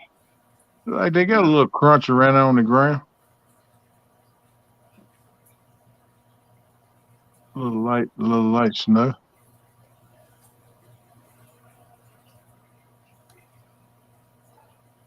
They can keep it. I hope y'all keep all the snow this year. If I get one, I don't want to be just a dust and melt the next day. Yeah. That's the only kind of snow I like. Pretty coming down and cover the ground, maybe get an inch. The next day, turn up by 67 degrees, sun come out and bloop, it's gone. Put a little bit of the good stuff in the ground to help the ground. And you ain't got to play in it and travel in it and muck around in it. It goes away. So I ain't got no muck boots no way. So I need to get me a set. I'll tell you what, over the last few years, my feet was swollen so bad before they got this fixed that I cut down both sides of the tongue on a brand new pair of Rocky boots to try to get them on my feet to hunt. And they wouldn't go on after I cut them, so I kind of ruined $200 pair of boots for maybe. So I've got boots back here I can wear now. See, that's what I'm worried about. You know, with this foot like it is. I swell some, but I can control it with my fluid pills. Yeah. You know, keep the fluid pretty much off of me. But I'm worried about because I got diabetic shoes with custom made inserts they made. Yeah. And they didn't tell me that I could wear regular shoes again, but I'm gonna try. But I'm gonna get them Dr. Soul gel inserts. Yeah. And I'm Don't gonna them put inserts come out on shoes? Yeah, they'll come out. One thing to do is slide them in your other shoes. Well, they claim these shoes are made different inside to fit the insert, but they tell you the extra you can buy that $300 some pair of boots. You know? Yes, sir. I would say so. I'm gonna try it in a regular pair of shoes, and if that don't work, I have to get the extra wide size on that. But if that don't work, I'm just gonna get them Dr. Soul gel inserts because I used to use them. They help my feet. You just got to change them every 2 to 3 months. Yeah. Depends on how much you're on your feet. Right. That's exactly what it does. But it's like when I was driving truck, I was in and out every day and making deliveries, crawling up in trailers and stuff. I take every 2 to 3 months. Most times 2 months in a week or two. And then, you know, you can start feeling it didn't feel as good. You know, the gel was breaking down some. So I go get another pair. And it's kind of expensive. And I reckon in a year's time, it's probably very as expensive as these inserts. But I think they're more comfortable and better for your feet than gel is. Because these inserts ain't soft. They're kind of hard and they're kind of like plastic. I don't really see where they do you no good. Yeah, Hey, Shirley T, welcome in. Danny Stone's in the house now, too. Uh-huh. Yeah, we hollered at him. Danny said he's going squirrel hunting. Next time you see Chrissy, ask her how she liked the blue gel insoles. See what she says. All right. Yeah, she's running her hair looking like a Smurf for about a week. It blowed up on her. Them Dr. Soul Show gel inserts, I like them. Get them from Walmart. That's what I used to put in my skin. She liked them gels too until they blowed up. Oh, they blew up on her. You don't wear them now. She danced too much when she had them on. That's what the problem is. Yeah, she danced so much she caught them on fire. They melted. I think she was at work when it happened. Ernie, I have to say, this morning is the best you have looked in the last month. Your check will be in the mail shortly.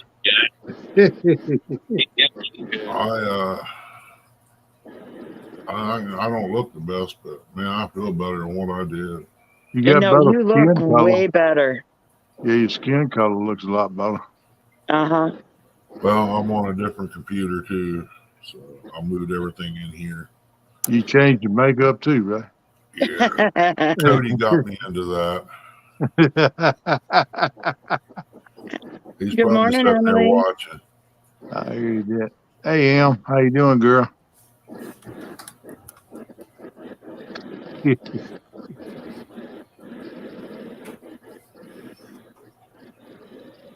So that guy that was just on Eric's screen was moving a little zombie in the code. I hear you, Dan. Gary, he was Everybody does that, Danny, up there. his wife back in the hospital. He is around Columbus there, right? You're breaking up, Eric. You need to get closer to your microphone or something, brother.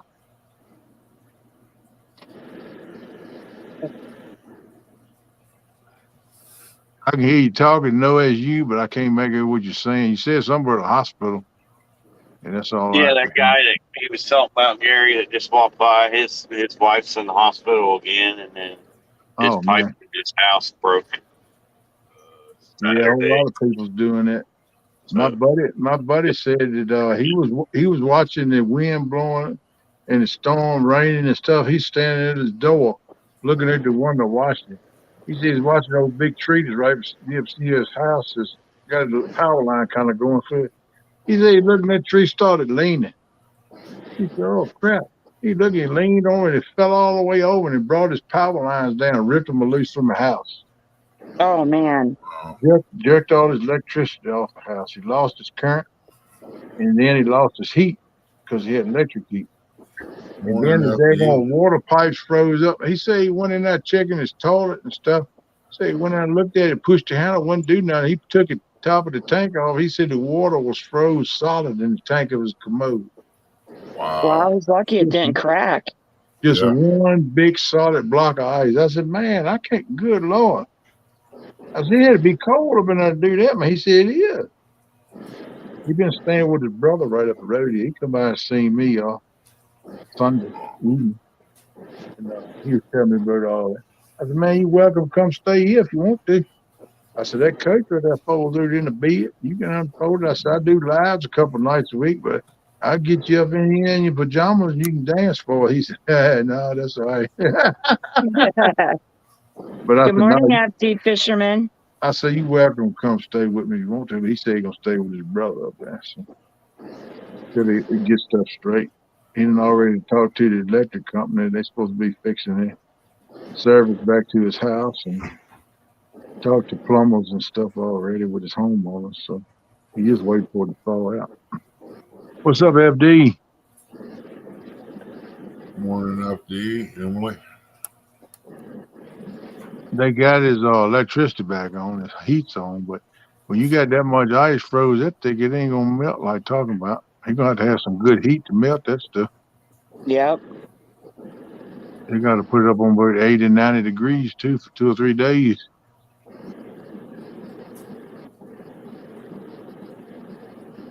I don't know, with this cold outside, I don't know if he'd be able to get his house that warm that fast. Yeah, I don't think mine would get that. I know when that wind was whipping 30 plus miles an hour and it was like below zero wind chill, I had to sit on 65 and the furnace never cut off all night long. Wow. It kicked on that afternoon right before dark, and it never did reach 65 up in here all night long. It run all night. And the backside of my house, I got a propane furnace. It's right up under my bed where they put the furnace in. And all back out was hot, man. I mean, I opened the door. I turned the ceiling fan on. I was laying on top of the covers and the shorts. And up here, you could blow fog up here. I'm like, good, that's crazy. You never would get warm enough up here with the thermostat at to kick it off. It run all night long. So the next Good morning, Jello. Next morning, I go, hey, Jello, I ain't seen you in a while. What's up? What's up? FD?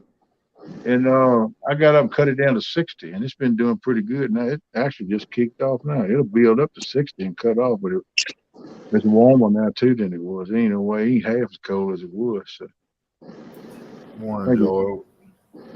15 Hefty to 20. Fisherman said he got back home from Florida to frozen everything. He hasn't had running water since Christmas Eve. Oh man, FD, I'm sorry to hear that, brother. That's a rough life, bro. Yeah, not having any water, that is rough. Yeah, not having no water, and you can't use the bathroom, and you ain't got no outhouse dug over there for a backup, so it makes it rough, man. Can't take a shower. Yeah, can't do none of that, man, unless you put your water in the pan like you used to do in the cowboy day and wash out a pan. Take a cat bath, my grandma used to call it. That'll freshen you up, but after a couple times of doing it, you need a good long soaking shower. Yeah. Rustic Hey, Outdoors, good morning. hey, Rustic, welcome Hey. in, bud. I take a cup of that coffee you got there, my friend. I need to redo mine. I know my coffee pot done cut off. I got to reheat.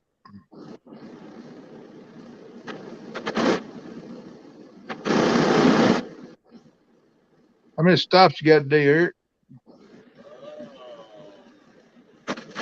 Not that many. It's a slow season. 7. 7? Yep. Okay. They stretched out much or they're pretty close? Some of them from yesterday where they weren't even open. Some of them from Friday where they weren't open. Wow. I heard that, but Yeah, Ernie, tell Chrissy thanks for coming up and reading chat for me Friday. That was fun. yeah, it's always nice to have somebody up with you, help you out with things, reading, chat, talk about things. It's hard one person to flap a gun to do it all, but I mean, it can be done, but it's a whole lot better and more fun with the more people you got. Yeah. I'm just glad it didn't end up like 2 of the drivers had to be pulled out. It slipped off the road. Wow.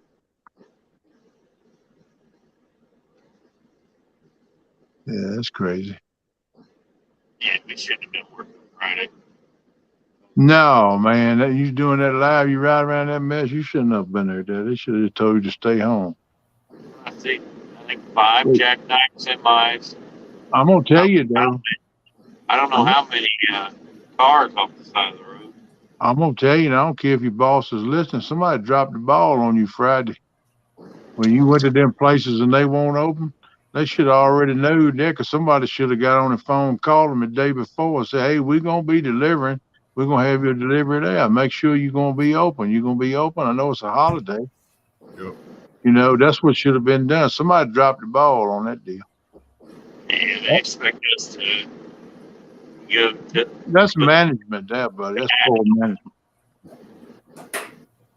And just like he carrying them tires out there 2 or 3 times to get them delivered, what kind of money he gonna make off him? That ain't no money. He just spend it all in paying you and putting it through gas.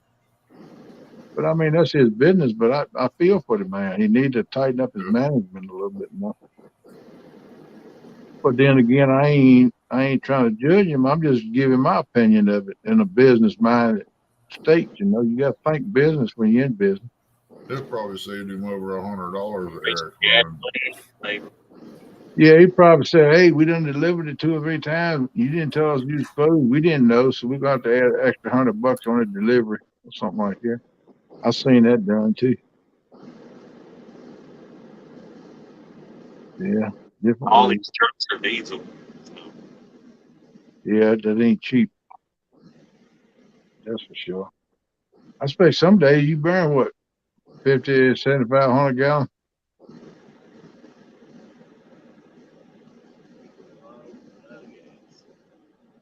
That's not a hurt. Yeah. He might be able There's to some deliver. encroached.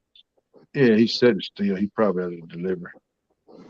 I would say he burned at least that 50, 75 gallons a day. What does he deliver? Tires. Tires. Oh, he heard that part, but he didn't hear me when I asked about the fuel. We got some big ones today. Hey man, how much fuel you burn a day on average? Probably 50 to 75 gallons. Probably, maybe more than that. It depends on how far I gotta go, where I Yeah. gotta go. Yeah, I know it depends on your drops and how far apart they are, but I mean, just on the average, you average your longest trips, what you burn, and your shortest trips, and kind of average it together, give you an average. I average between, I'd say, 200 to 600 miles a day. Oh, okay. Well, Brian B. I don't know what kind of mileage them little trucks get. You got a little 6-wheel foreign job, flat nose job, don't you? Hey, Brian, I got some tires for your Segway, you know, that big farm Segway. You better be careful. You'll be coming from Potato River to Ohio Valley.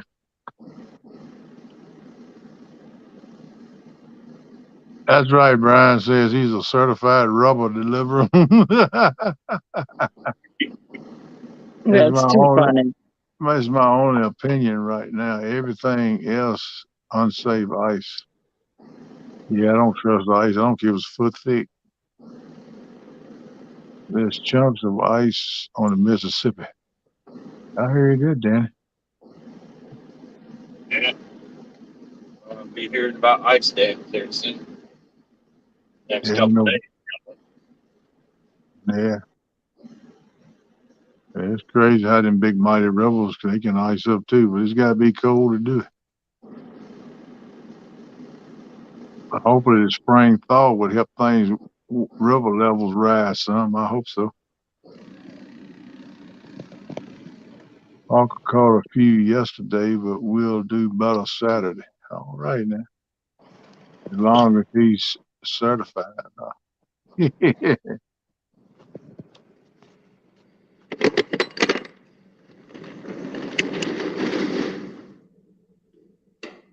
See, Brian? Yeah, you got them piled up in there, brother. Do they have each stop on the label so you know what goes to who, or you got to look at the tire size? You got to look at the label right here. You got to read the numbers, last four. It's easy. Yeah, that could get to be a pain though if they don't put all the tires at one stop together and mix them all up. Well, that's what I do when I go to every stop. I'll move the next couple stops to the back of the truck. That way I got to climb in and out of there. There you go. There you go. That's a smart trucker there. I'm Like back. when I jumped in this morning, I moved it, the first two stops there at the back of the truck. Yeah. Yep. Anything you can do to cut a corner and help you out a little bit is a good thing. You know, where those big tires are going, they're going to ride. He used to try to do the same thing. Welcome in, Brian.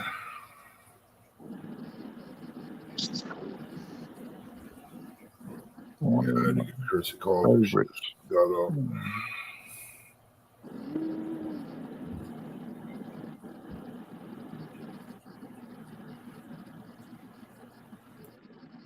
Brian, sound like Danny's your #1 fan. He said you was one of his favorites, bro. You better look at it. He's gonna be asking you for a audiograph picture of you holding a catfish for long. Man, I don't want to go up in that cold, but Lyle Stokes needs some squirrel tails for crappie jigs. I hear you, buddy. Go on up there. It'll be all right, man. Pluck you a few about it. Send him 4-5. Come on home, make you a stew and enjoy that stew. Get good and warm. You be all right, bro. Just wrap up, man. I say wrap up. I mean, you can go down there cold it is, and it's 5-6 mile an hour wind. She cut you to the bone, man. When it's this cold, that stuff work on you.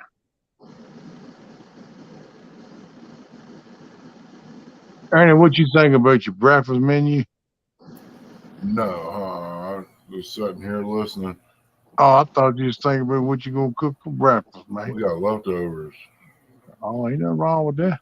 potato salad, ham. Mm.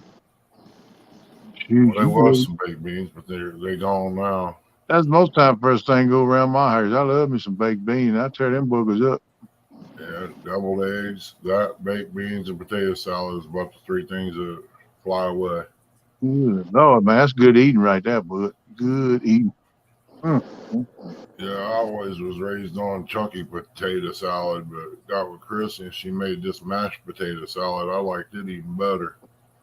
I heard that. I never tried a mashed potato salad. It was always, like you said, a little cube it up and boil it. Yeah, nah, try some mash, bud. I It's have tried it. I have better. tried it. I like mashed potatoes. I just can't eat many of them.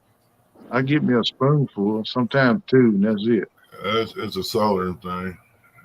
Yeah, I mean, I could eat a pile. I could take a cereal bowl and fill it up with mashed potatoes because I love them, but my sugar don't love Huh? it. It's starch. Tears my sugar up, man. My sugar go Yeah. 400-500. Yeah, you never know. Maybe she'll make you some when we come down that way. Hey, that'd be all right. Or you come up this way. Yeah. I plan one day to make me a tour that way too. I get myself back to decent health while I can get around better.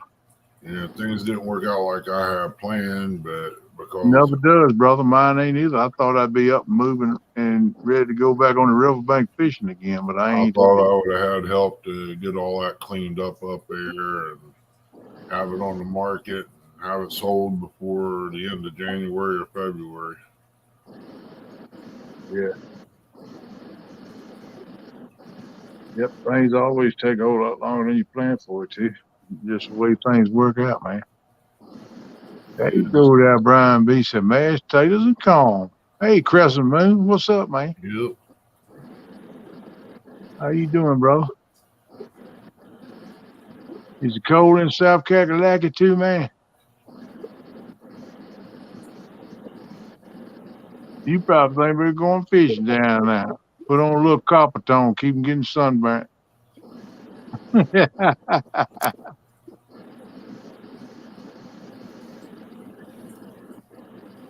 Danny, come on up.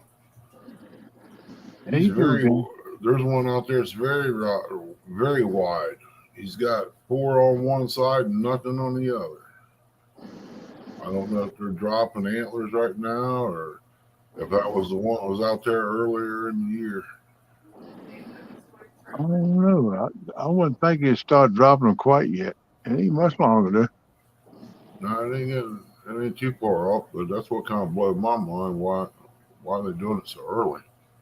Yeah, no doubt. Jeremy said, yes, very cold. I hear you, Jeremy. Danny Chrissy said, come up here and track her deer for her. Now, I said it. Back here talking in the background, she should turn her mic on and come on up. Hey, Chrissy. Be hollering at you. Good morning. Good morning. Hey, girl. I'll turn it up so she can hear in there. You better take care of that leg swelling. Take them fluid pills. Get that old mess off of you, girl. You hear? He said, take care of them legs, get that fluid off of them. So she's working on it. Good. I know it's a process. Just hang in there. Don't give up, girl. Every time that ball come across the plate, you just swing for the fence. Try to get that home run. Can't give up. Rustic said morning. Said morning. Robin said good morning. Morning.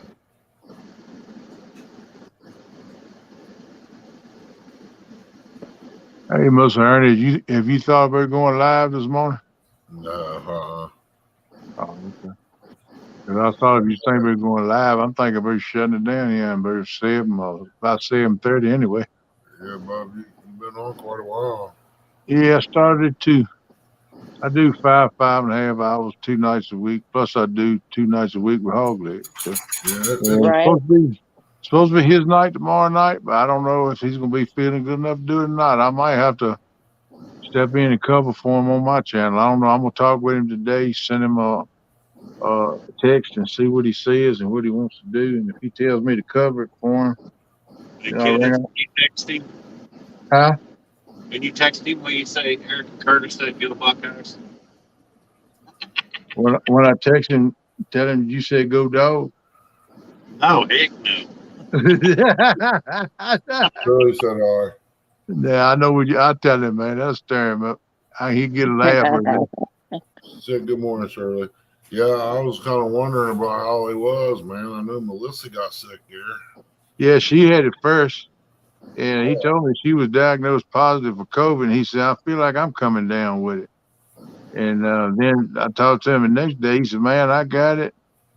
And he didn't come up that night because he said he felt like he fell asleep. And that's all you feel like doing when you got that mess, because you feel like crap. Yep, And I understand because I've had it. And I told him, I said, all y'all need to do is hydrate and rest. Don't worry about no sugar. exactly. You get yourself right. You're just getting over a heart attack. And all you need to stay with your health, get your health right. Just hydrate. And everything's cool. And then yesterday I texted him and I said, I hope y'all doing better. I hope you're staying hydrated and getting some rest. And he said, going into the third day of this mess, still feeling rough, which the first week you're going to feel kind of rough. The second week you start feeling better, but you're still kind of rough. You have days it goes and comes. Some days you feel better than other days. Yeah, you're gonna have that one day you're gonna feel real good, and then the next day it's gonna come back and bite you. Right. It'll come out, you feel like crap, like you can't even move, Yep. and your whole body aches. That's just the way that crap is. I had it. I know exactly how it is. But I told him don't worry about the show. So I will text him today, see if he wants to try to do his show or just wants me to fill in for him. I don't mind doing it again on my channel if he wants me to, but I'm gonna let him make that call, because it's supposed to be on his channel tonight and his show. And if he wants me to fit in, I'll be glad to do it. But I'm just gonna let him make that call. Yep. Pouring a small water. And if he wants me to do it, I'll put her the thumbnail on it, so y'all know it'll be on my channel again in the morning. So we just see how it goes. We're gonna play by ear, work together like we always do. One way to do, Bobby. Yeah, man. Just see how things go. Things ain't gonna always work exactly like you want to. No, we always have a few bumps in the road, but that keeps life a little interesting. Yep. Sometimes it just makes you upset. Some things of it, but you can't. Whatever things you can't control. So, Morning, Brandon. what's up, Brandon? You back in with us this morning? Small water. What's going on, buddy? You see PR over there hiding? PR up in here too. Yeah. PR. I told Eric to sneak in your room. Maybe get Curtis to do it. Take a picture of your feet and send me, girl. So you can do it now that you're awake. Hey, girl. I lost track of Chet again. I got a wandering mind this morning. I'm looking and thinking about 5, 6 different things and ain't really reading Chet. Most of the time I'm glued to Chet. Yeah. He gets thinking about them toes, and he just, like Captain Kirk, he just. Well, to be honest with you right now, I'm thinking about that fat back and some eggs. Yeah. Eggs sound good. That's what I'm talking about right now. Cooking me up some. I got some fat back in it. That's wide. That wide. The widest fat back I seen. I mean, fat back like it used to be, bro. Little country store up here where he sells smoked country meats and stuff. Yeah, I got some salt pork here last couple times I got it. It was already kind of like pre-cut. And it wasn't skin yet, and I had to cut it through the skin. But Right. yeah, that kind of shocked me. Normally, it's just a solid block. Yeah, most time it's salted meat. Yeah, you're right. But I got it already sliced up packaged. I eat 3 slices the other morning with my eggs, and it's pretty good. I'm gonna finish it up this morning.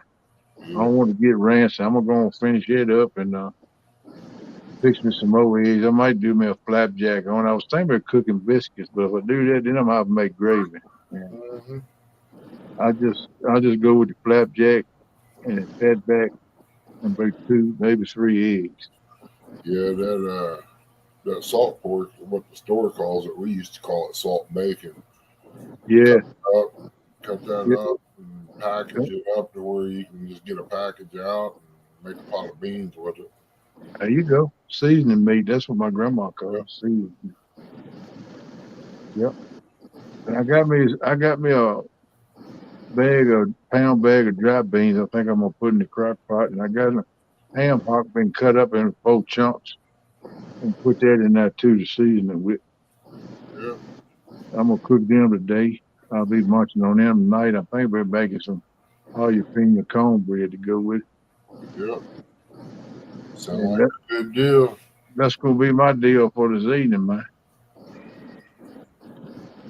Already thankful for the cornbread. I made a pan of it last week. Eat the whole damn pan myself because my daughter been sick and Yeah. she loved the jalapeno cornbread because her stomach was messed up with that virus crap she had, the flu or whatever it was. She said, Dad, I'm scared to eat them jalapenos. It might turn my stomach up. I said, yeah. I said, well, all that means is one thing. She said, what's that? I said, more for me, baby. Yeah. I ate the whole pan about 3 days. And again, them jalapenos might knock some more of that out of her feeling bad too. Well, that's what I told her. I said, that jalapeno, that hot stuff is supposed to knock that kind of crap out of you. She said, well, I might eat something next week. So that's why I'm going to cook the beans and cook another pan Yeah. today so she could have something to eat if she wants to because she likes it. I just have to put regular milk and I ain't got no more buttermilk. I ain't going to the store just to get buttermilk, but I'll put an egg in it, regular milk, that'd be good. I got another can of crushed corn to put in there. Danny said one more cup, and then I'll go. All right now.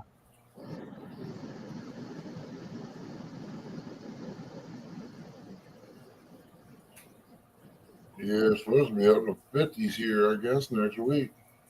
Yeah, next few days it's gonna be getting a little warmer each day and each night. The temperature's supposed to rise a little bit till it gets up 50s, low to mid 50s for highs and All right. mid to upper 40s for lows at night. All right, I'm coming. I'll be right back. Okay, buddy. Rustic, you making you a fishing cart, man?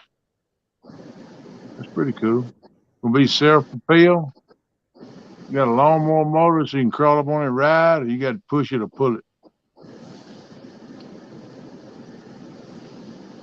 Make a 4-wheel drive, man, with a motor and a seat on it so you can drive. You can drive that down the riverbank, bro.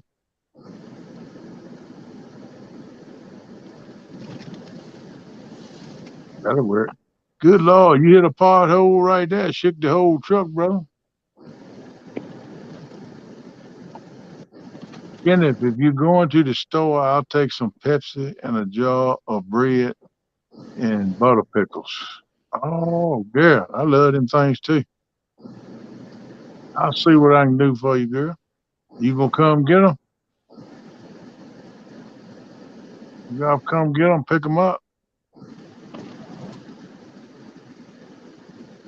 You come stay a while. I'll let you sleep on the couch here. I got a 4-leg bed. And I'll even give you a blanket so you can cover your feet up. I won't be bothering your feet.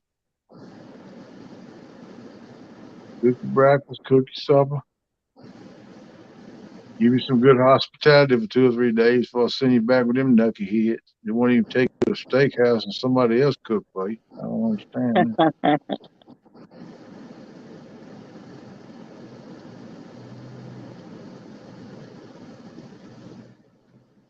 I wish it had a motor. I would ride out here in that, brother.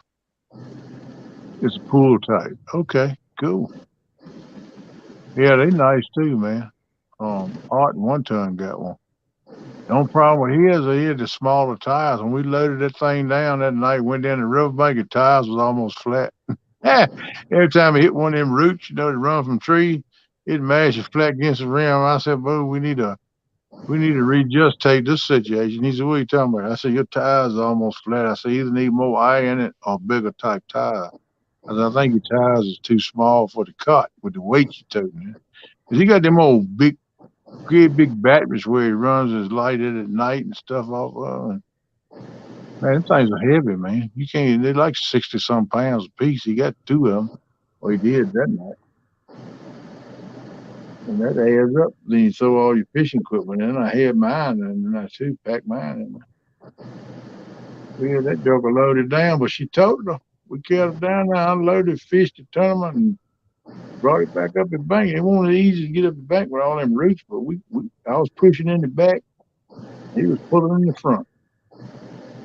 And that's the night I fished the tournament and cracked my foot back open. I cracked it open on one of them roots, I'm thinking, when I was pushing that cart back up here. But it's all good. We got it done. Had a good time. I blew Art's mind because the game warden come down there about 10:30 on a Saturday night fishing a tournament on YouTube. They asked us for a fishing license. I looked at him, I looked at Art, and I looked back at him. I said, 10:30 on a Saturday night, are you ain't at home with your wife? Art busted there laughing. He said, no, but he said, I'm here that way in a minute. He said, I'm the one stuck working the night shift. He said, I'm just making rounds. He said, I seen your light down here. I thought I'd come in and check you. Well, that's cool. I said, they told me when I got mine online, they didn't give me no hard copy to put in my pocket. But they told me if I ever got asked to present it, to give you my name and you could look it up. He said, yeah, I can do that. So I give him my name, and he went on some website. It didn't take 20 seconds. Bloop, there you are. Grab my name off. He said, oh, yeah, okay. He said, you good to go. You still got almost a year left on you. I said, you ain't been long gone. And then Art had a hard copy. He walked up and showed him his copy. I said, he's better prepared than I am. As long as I know I got it and can access it, that's all I want. But he said, you fine. That's all you need to do. He said, well, I guess I see. I said, hey, wait a minute, I'm going to ask you a question. I got to ask that joker a question. I kept him there another hour about just asking him questions about creel limits, size limits, rules and regulations, even about state forest stuff for hunting and stuff. And he was getting more and more answers. The more he stayed, he got to prancing like a horse. And he said, well, I got to go. I see they finally left, and I giggled. Oh, he busted. He said, man, you messing with the game warden. That's what you mean.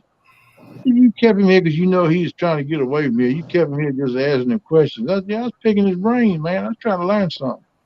He said, man, you just ain't right. He said, man, be to lock you up. I said, I ain't done nothing for him to lock me up.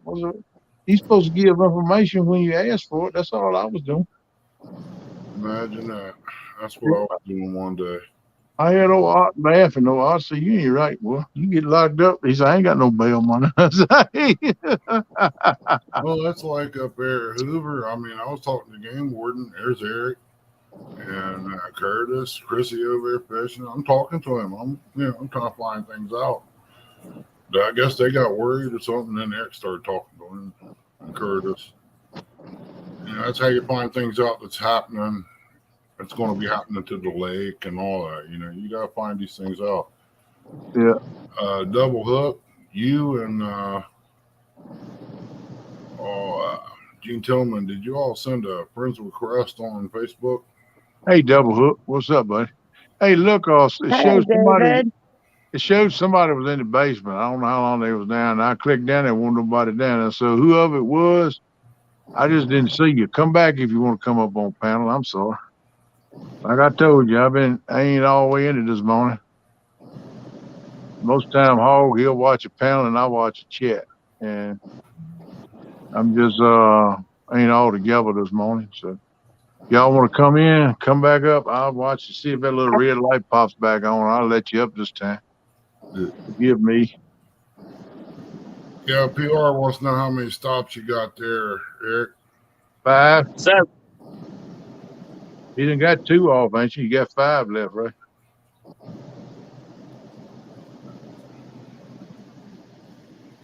Oh, you got 7. Thank you, Dave. I'll get on that. Hey, David, who's the mold guy that is a good one to get molds from for the jig heads. Hey, Eddie Gross. What's up, buddy? Hey, Eddie. Welcome in, my friend.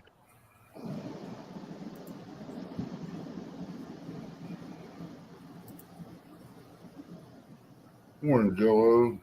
Morning, Eddie. Who's up there? Jello, what flavor do you like the best? Does he realize he doesn't have to go? Does he realize that he doesn't have? Did you see Kenneth smile when he said 5?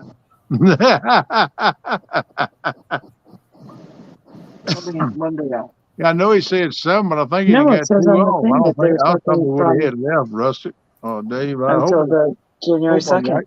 I think he done got 2. Go read that note.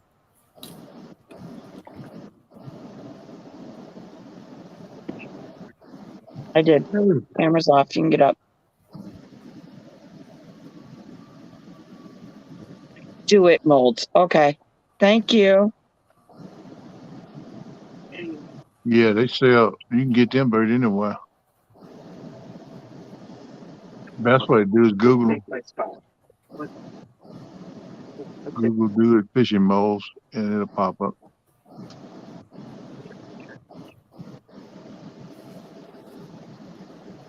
Yeah, Rusty, you're right.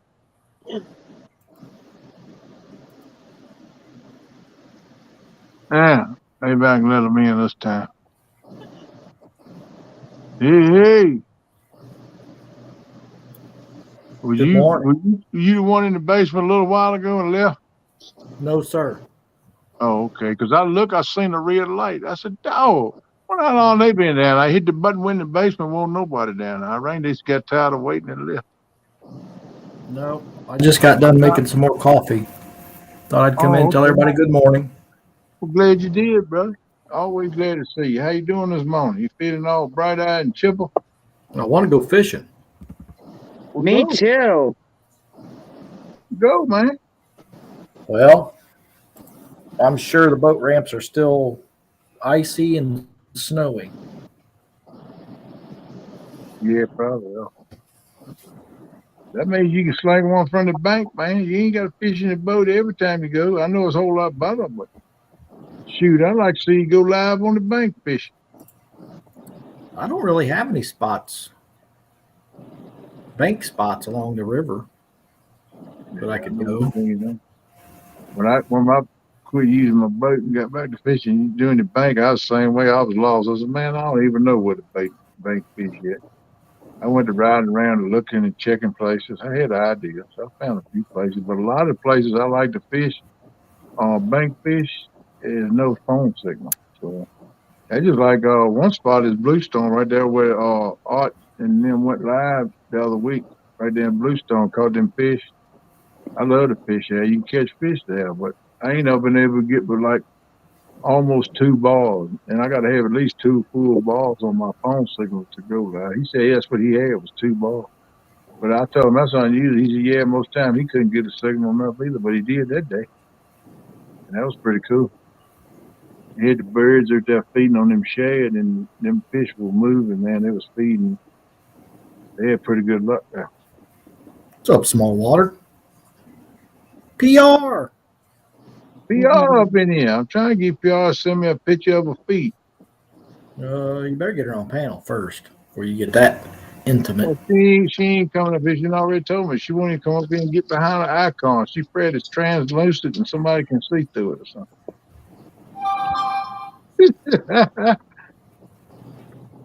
Just ain't right, PR. Y'all come up here and talk with us this morning. That's proof when you buy a boat and get used to a boat, you don't want to fish off bank no more because all the good spots are on the boat. That's right, because you get used to moving around finding the fish, man. That's what I love about a boat. You're portable. And bank, Michael Murillo. hey, Mus Murillo. One thing about the bank, you set up on the bank, that's a major deal to start with. Set everything up, drag it down there, especially if you're going to go live and do some kind of content.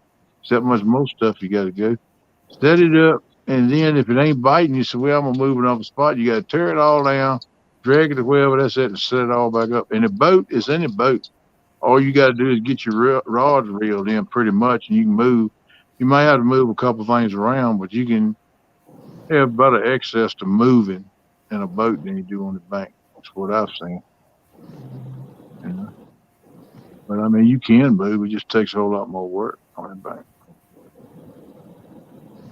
Well, like I said, I'm just going to pop up real quick, tell everybody good morning. Kelly's just now starting to wake up, so. Okay. I know you got to go in and cook breakfast. That works. Make sure she knows that she has to cook my breakfast. Okay. Well, what's on your menu? What you gonna tell her to fix for you? I ain't picky. Whatever she wants to cook. All right. I hear you. So good morning, everybody. Good morning. Good morning. Good morning. Next day or two, we'll be on the water. All right, buddy. Sounds good. Gotta stay warm, my friend. We'll be in chat. All right. Thanks for coming up. Appreciate you. Sorry, I'm watching Beard Knobs and Broomsticks. I didn't know you was flying around. I'm messing with you. Was it some kind of movie or show or something? I don't know what that is.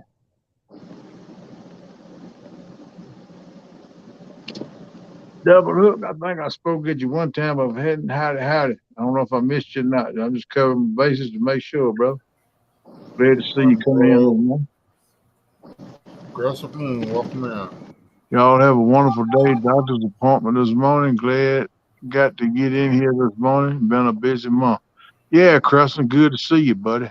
You be careful going to your doctor. I hope everything works out. You get a good report. And hope you had a good Christmas, man. New Year coming up. I hope it's a good one for each and everybody. The Frogster! Hey, Froggy. Where you been, girl? Froggy. What's up? What's up? It's the first time I seen my Froggy girl in a long time in my life. What you doing, girl? My friend from across the pond. I want to go see Froggy, spend some time with him. I'm afraid she's going to lock me in that closet and won't let me leave. That's what worries me. She said she got Sasquatch down there now. Yeah. Go on. Go outside. Your pig. Hey, Gene Tillman. How you doing, bud? Hey, Gene, did you send me a friend's request on Facebook? If not, I'm going to delete it out.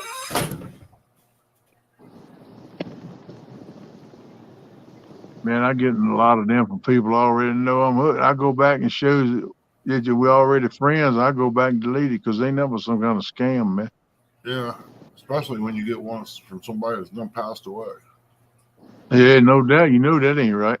That's kind of eerie feeling. So, oh man, we're gonna have a straight line from heaven.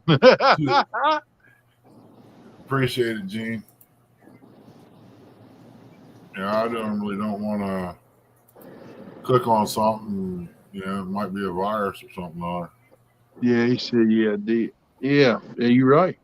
Because my mother-in-law is the worst I ever seen. Somebody's hacking, getting her picture. And 2 or 3 times I had people send me a friend request for her. And I go looking with friends, and then I call her. I still call her mom. We get along good. I just talked to her the day after Christmas for about 2 hours on the phone. And I said, Mom, you send me a friend request. I don't know who it is, but somebody done got my picture again. And I get a lot of people calling me. And I'm already friends with them. They send them more friend requests. Is it some kind of old scam or something? I said, I know. I figured that's what it was. I just want to let you know that I got it. And I said, I'm gonna delete it. She said, yeah, delete that mess. Don't even click on that mess. I said, okay. But I only got 2 or 3 from them. 2 or 3 other people I've done the same thing to. If I go look and says we already friends, I just delete it because we're already hooked up. You know, I can send a message to them. I don't need it. I'm already hooked up. You know? So I'm not about much spinning the holes with the froglets. Did Miss Robin read my comment? Oh, wait. Whose comment? Froggies. No, I didn't. Let's see. I'm The Frogster says wishing. So, well, good morning, Mr. Rustic and one and all. Wishing you all a 2023 full of adventures and health. Miss Robin, my legs are aching from your dog a chewing.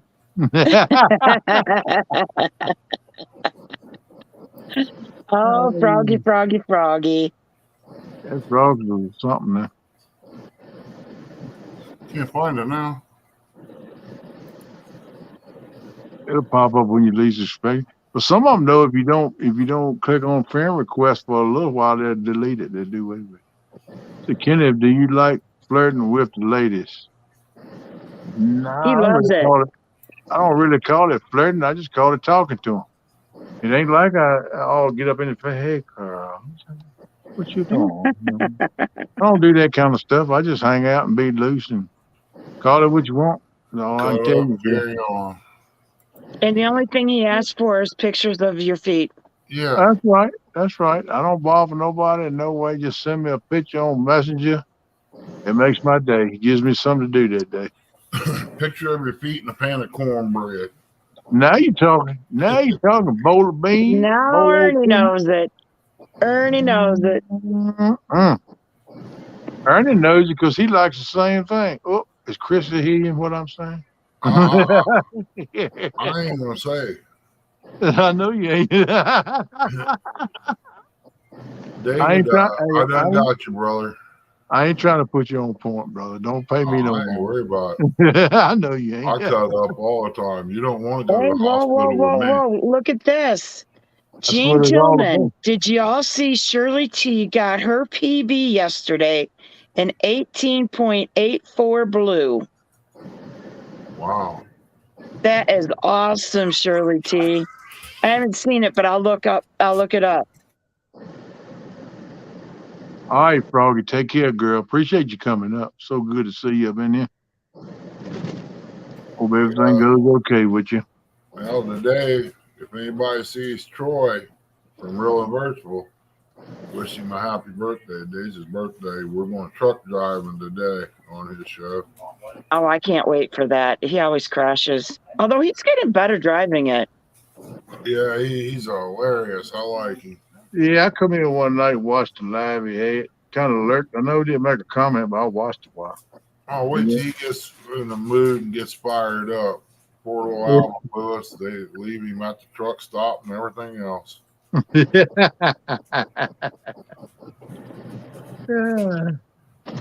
I gotta go get my truck tags there, PR. I was driving around yesterday with no license, so I gotta go get them. Uh-oh, that ain't good. Oh, I can It was drive your around. birthday yesterday, Ernie? Do what, Robin? Oh, your birthday was on Christmas. Happy Yeah, birthday. it was a Christmas day, baby. I wish him Yeah. happy birthday. I drove around for 30 days with no tags. Chrissy crawls in there, and when I had the Blazer, goes to Columbus and gets pulled over. Holy All over cow. the place. That ain't good. No, what it is, they know me and said, I don't know who that is driving his Blazer, but we're going to find out. So they had a reason. Yeah, they give her a ticket or they let her go? Just give her a warning. She wasn't allowed to move the vehicle until Dad went and got tags. Ah, I heard that. Well, at least they didn't write her up for it. They give her a chance to get they it could have wrote her up and told her don't move the vehicle and all that. They're going $250 fine and all that kind of crap. I don't know what it is now, but I bet you there's a bit of $250. By the time you figure the fine, the cost of court, processing fees, and whatever else they can tag on. Yep. I know when I was younger, my wallet was broke. I had that Trans Am, the Firebird. Oh, okay. Plus, you was buying back tires for them all the time, too, because you was burning them up. Now, you know I wasn't doing nothing like that. Yeah, okay. I got my tires from Eric. They didn't last very long. You tried to act like the bandit in that Trans Am.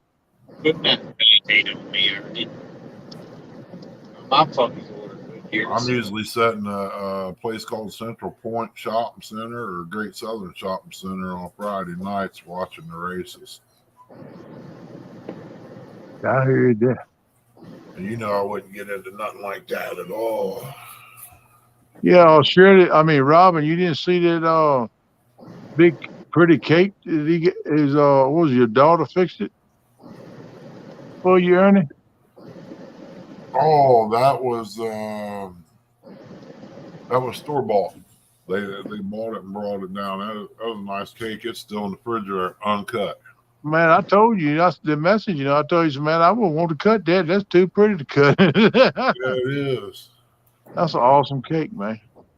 Had a picture of a big old buck on it. It was beautiful. Yeah. That was your pet in the backyard, right? It kind of looks like the one out back. Yeah, that was pretty awesome when I seen it. I said, that's all right there. I could eat it, but I covered it with a glob of ice cream so I wouldn't see his face. I could probably eat it, though. Yeah, more than likely. Let me see here. Oops, wrong thing. Maybe $1 bone. My hot dogs. Yeah, her bones. Shirley T, post the link to your video showing your PB. Good morning, Bugman. I hate double hook. I'll go the same way. I was doing it with a pickup there.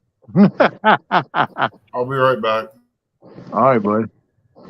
Yeah, Bug, what's up? He said, how Pop's doing, Rustic Ass? Yeah, man, give us a report, man. How Pop doing? I hope he's doing all right. I do Hope too. he's doing all right, Nucky here. Old Bug.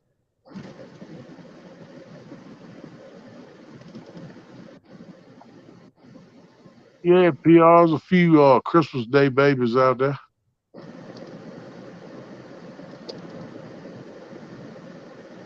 Yeah, Bug, I hope y'all had a good Christmas, my friend. I was thinking about y'all. Oh no, Buggy, I hope you feel better. Robert, see, you made me start yawning. See that what you did? I didn't yawn. Sound like you did. I know I did. I thought it was you give it to me. Most times it's contagious. Nope, I did not yawn. So I had an original. Okay, I'm sorry.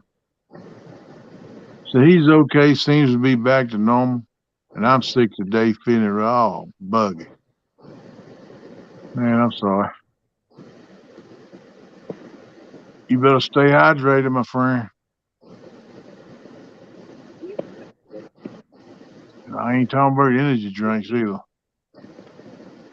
They It don't says what? hydrate.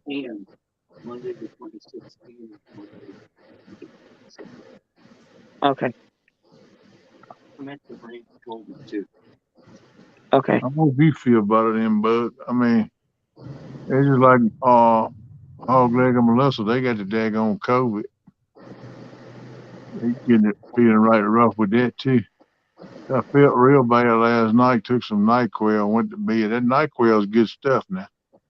And it'll knock you out so you can sleep too for a while. That's one thing good about it.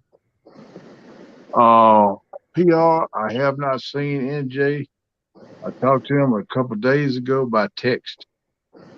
And his day is hanging in there. Doing pretty good. They're trying to start scheduling his treatments and stuff and the surgery on the mass and stuff. And I think they're gonna jump on it pretty good here after the holidays. But he's been doing some tests, scans, talking to doctors, going back and forth to the hospital, doing blood tests, all that stuff. All what they're doing is getting ready to do the surgery and stuff on it, and started rehabilitative stuff. And NJ's taking it hard, which I can understand. The whole family is. I mean, What happened? naturally. NJ's dad. Did he pass? No, he hadn't passed. They found a mass in his throat and mouth and stuff, and took part of his tongue off, like big chunk out of his tongue, and they got to do reconstructive surgery on that later on. Oh, geez. And I think they're gonna do another surgery too. So NJ was talking. I talked to him through text a few days ago.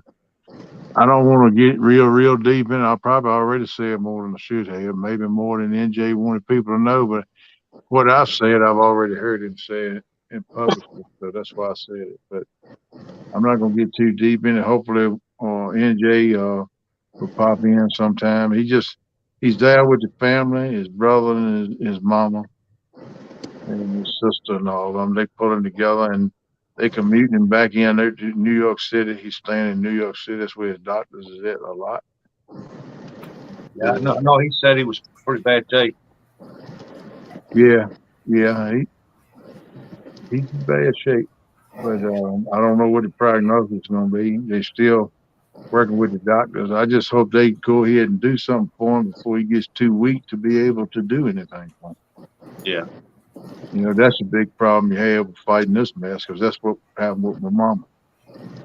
They did surgery on, took a lymph nodes out, took a big growth out of it, and they said they was going to go back in and get some more lymph nodes, but they really didn't feel like she was completely strong enough. It was about like it was a 50-50 chance she'd make it through the surgery, so they opted not to do it. So, you go through a lot. I've been through that with Mama. Lost Mama. She lost a battle, but she had one hell of a fight. She fought it, you know. Yeah. And she fought her up to the end. Yeah, she wanted to die at home, and that's where she died at. We brought hospice in, got a hospital bed, put in a den in there, and she died right in front of the fireplace where she wanted to die. So yeah, we was able to give her that much, you know. So. Yep, that's what my mom wanted. She didn't want to die in the hospital. She said, "Son, take me home." I was over her deal, so since I was the oldest boy, I had decisions. So she wanted to go home. I took her home. Yep, whatever the wishes they want, I try to give them. That's what we always try to do for Mom. But Durham down there, we took her to Durham to them specialists down there, cancer specialists. They did good, and they even did an exploratory new drug on her, and it helped her for a month or two. And then when it come back with vengeance, man. And she didn't last but a couple of weeks after that. She passed, but she did get a pass at home. Yep. And I don't know. It's been 14 years since Mama died. Right before Christmas or Thanksgiving, she died. And I don't know. This year's really hit me hard, man. I visited the grave 2 or 3 times. I don't know. She's just been weighing on me hard this year for some reason, but I still must think about her every day, you know. I don't know if she hasn't hit me hard, man. Yeah, I know what you're talking about. My mom's been gone for like 5-6 years now. And you don't never lose the hurt and the pain and the void is never filled. Don't nobody replace your mama. Yeah, I don't care how old you are. Sometimes you need your mama. You know what I mean? That's right. Absolutely. Those are my mental health days when I go see my mom. Mama was my best friend. You know, I could talk to her about anything, and I could rely on what she told me. I know she wouldn't lead me wrong. And I got that, you know, Dad, he's good too. But ain't many people I can confide in the way I can them to. You know, they very few and far between. You know, but yeah, I was born at 5:40 a.m. and every year at 5:40 a.m. my mom would come here when I was a kid and teenager, wake me up, tell me happy birthday, or then I got married, moved off. She'd always call me 5:40 a.m. Wake me up, happy birthday, son. And still on my birthday, I wake up around that time. I look at the phone, expecting a call. I mean, it's just.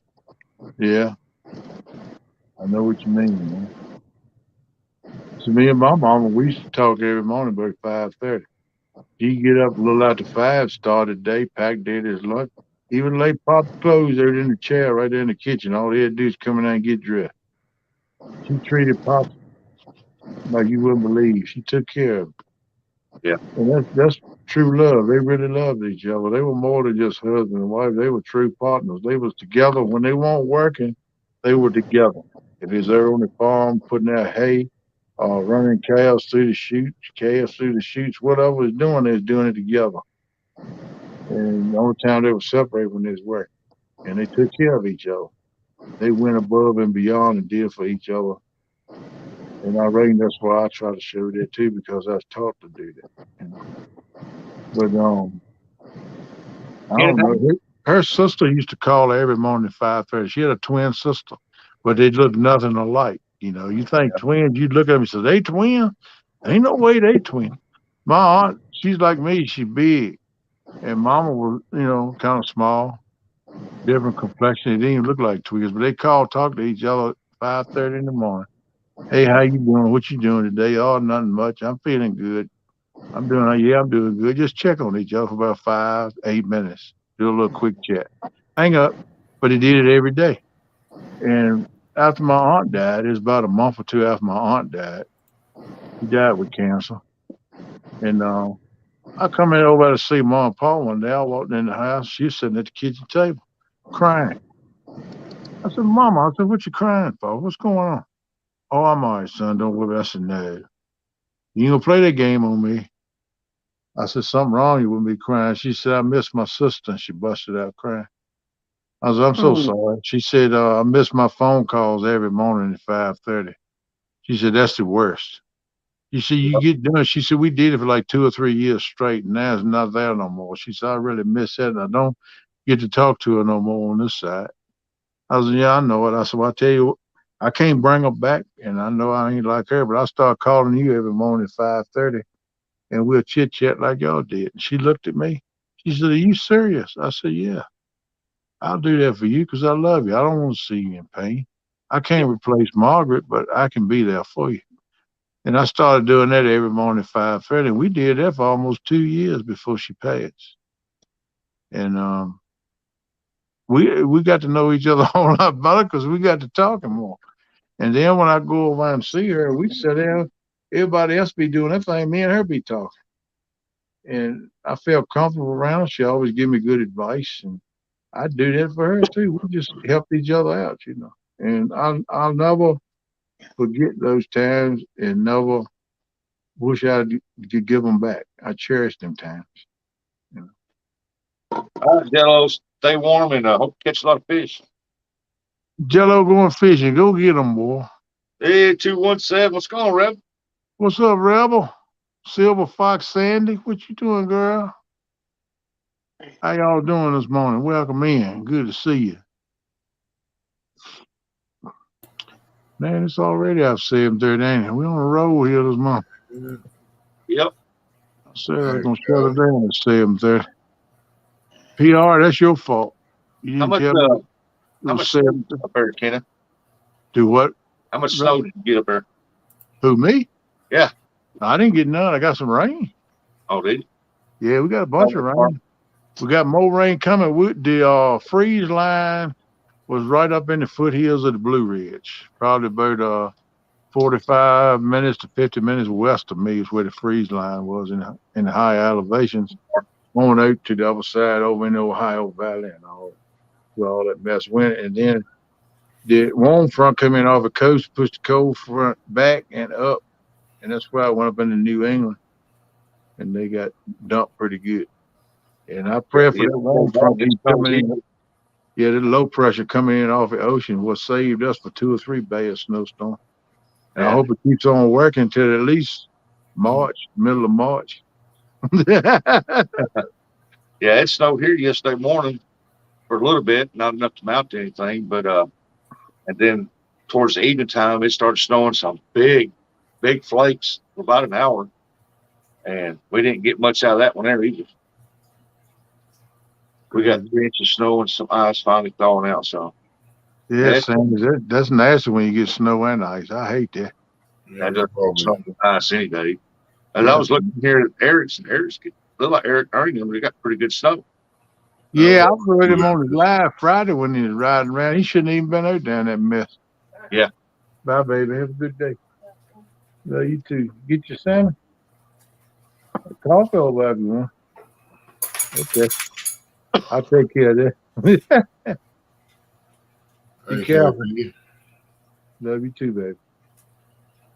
That's about what that snow that came through here dropped everywhere across there, about 2 to 3 inches all the way across. Mm. Yeah, I thought Michigan was supposed to get hit hard and it didn't.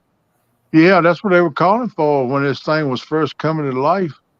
And even up there where marking it was there, they're supposed to get 12 to 14, maybe 18 inches, but they didn't get nowhere near that. So No, we something did. changed in it. They didn't get what they was calling for, which that's a good thing, really. I mean, don't nobody want that kind of snow, no way. Right. Man, that's because you're his boy. He's going to take care of him. But it ain't changed Boston, and Boston still be getting smacked. Well, they're calling for rain here the next 5 days. Yeah, here too. It's supposed to warm up in the 50s during the day and the low 40s for lows at night, man. Yep. I'm gonna have to go fishing. That snow be gone around here. Yeah, I'm gonna have to go fishing at least 1, maybe 2 days. I got to test out that. I already got idea in mind. Yeah. Don't know if I catch anything, but the temperature got to warm the water temperatures up a little bit. All right, Rebel, you have a good day. Might make them a little bit more active. Take care, Sue 217. Yeah, Appreciate you, brother. Thank you for coming in. You got a knife, Kenny? Yeah.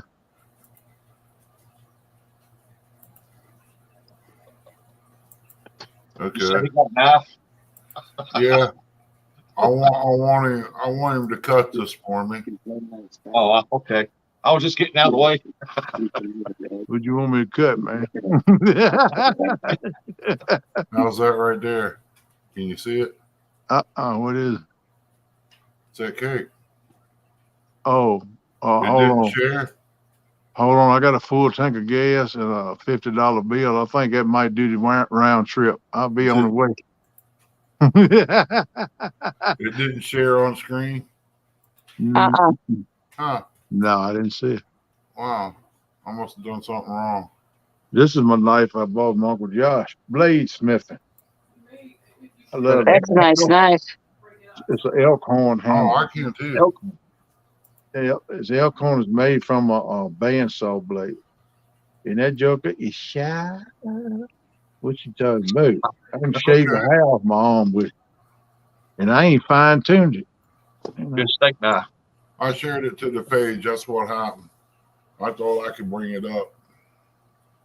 Yeah, he made this pork chops up for that thing. Yeah, I love this thing, man. He asked me when we went fishing that tournament the other Saturday. He said, "You bring your knife?"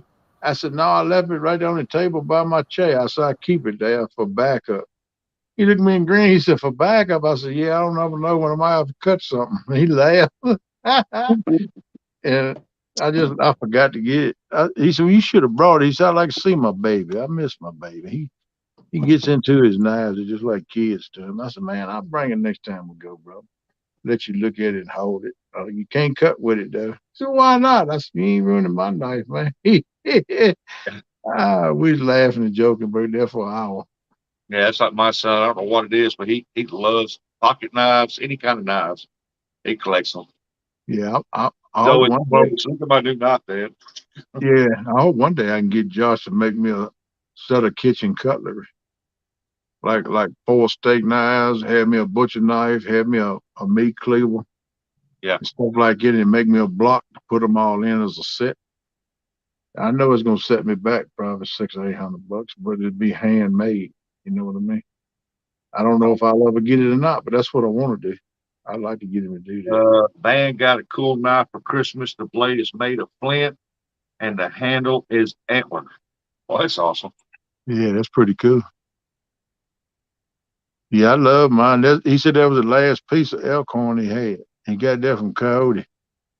Coyote sent him some elk horn. He said that was the last piece I had. He said it's a little big on the backside, but he said it looked like it fits you good. I said it fits my hand perfect. I wrap my hand around it, it fits right in the palm of my hand perfect. I can get a good grip on it, hold on to it. Yeah. So I like it, man. It's made for me, man. I got a old butcher knife.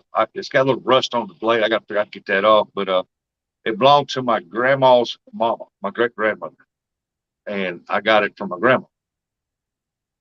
She said, "Don't ever get rid of it because her mama bought it, and she got it from her mama, and then I got it from my grandma." So that knife is old. That thing is Nice.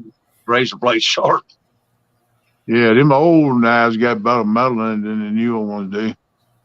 But this what he used, a hacksaw blade. He said it was an old hacksaw blade. He got it at an industrial hacksaw where like he had in a factory would cut metal every day, like hanger line and stuff. But it's some kind of metal place producing something. And he Yeah. run across it. He got in a sale or something, he said. Yeah, when I had my shop over at Portersville, my weld shop, I had one of them big arm bandsaws. Uh-huh. And whenever I changed the bands out in it, I'd hang them on the wall. And when I get 3 or 4 up there, I'd call this guy. He'd come on and get it. He was a blacksmith, made knife. He said he'd take every one that I break or they get dull. Yeah. He'd come on and get them. He made knives out of them things. I heard that. He brought me one, and I got it around there somewhere. But man, it's about 4 years old, and that thing is still razor blade sharp. Mm, I used it to cut wire and everything with it. And I said, man, that thing's sharp. good metal right there. That's good metal. I almost bought a deer horn knife in Bass Pro, but it was a homemade knife. And I talked to the dude that made them. Bass Pro, they put a display in that with homemade knives. They were high, but they were top quality and top metal. And I looked at them, and you can tell a good knife from a bad knife if you look at it. And Yeah. he did a good job, but I opted not to do it. And then that was about 2 years ago. I always said I was going to go back and get it, but I never have. Then I run up on this one with Josh and bought that one. I love that one. So I would like to have a kitchen set, though. And I'd like to get Josh to make them for me. But I got to get the money together first, at least half of it, and give him that up front, and then pay him the rest of it when he finish it, you know. Yeah, I've seen some of his knives. He does good work, excellent work. Yeah, he had 2 or 3. It was always the last one he made, or next to the last one. It's kind of a flat knife. He made it from one of a big rasp was the metal for it, and he left it kind of the old big rasp has got like a crisscross in it, what cuts like a file. It cuts the metal. Yeah. He kind of left that in the top part, and as he come down, it got closer and closer to the blade. When it come all the way down, it was smooth and flesh, and he put a sharp edge on it. But it was kind of, I don't know, 5, 6 inches long, about 2 or 3 inches broad, and the end of it was kind of blunt. It wasn't what you call rounded. It wasn't totally square. It was just kind of curved corners. And the way the angle of it he made it was awesome, and the blade he had. I said, man, that's one cool knife right there. It'd be perfect like if you had a roast or something like that and you want to slice it up. It'd been perfect for something like that. Yeah, debone hind quarter of a deer or something, you know, that'd been perfect for that. Yeah, he made El Gato one, and it was a nice looking knife. I've seen it. That was a good knife. Yeah. He puts out good stuff, man. He showed us how sharp it was. He said, watch this. Grab a piece of baked fish. Yeah, that thing was sharp. Man, mine's sharp as crap. I can wet the high on my arm, what little bit I got left, and I just rake across there. And when I pull it up, all my hair right there, just like I run a straight razor across my arm, right down to the skin. Oh, yeah. He's sharp, man. And like I said, I just hit it a little bit. I ain't what you call fine tooth and got it razor sharp. I'm scared to get it that sharp. I'd be scared of that knife. That thing gets super sharp. Yeah, you take somebody with a blade, man, they can sharpen the blade. Yeah. I got a 9-inch Danko fillet knife for Christmas. Oh, okay, cool. That's nice. Sharp as heck. Yeah, they nice. They nice. Danko's nice. I seen one advertised right before Christmas. I think it come from a Japanese, but it was wide near the handle and come around. It was kind of curved up a little bit. It come to a point. And right in the blade, right at the end of the handle, it had a hole and you stick your finger in it. And you could hold on to the handle and use it to slice with and stuff. That's a husk knife, Huusk. Oh, is that what they call it? Yeah. But that thing was awesome, man. I started to order one. I said, well, I ain't really I ain't got to do that. I need to buy propane, get money from a boat and stuff, go to Tennessee. I can't buy that kind of crap right now, so I just let it go. But I want one. I like to get me one. That knife was cool. I like it. Even had like a leather sheath. It come in where you can slide the knife in Yeah, and pull it over and snap it shut. I said, man, I love it. But Cut yourself with a dull knife quicker than a sharp one. I think putting pressure on it causes slips. Yeah, you don't cut yourself with a dull knife, you rip it. yeah, dull knife will cut you quicker than a sharp knife. You don't watch it. Oh yeah. that's true.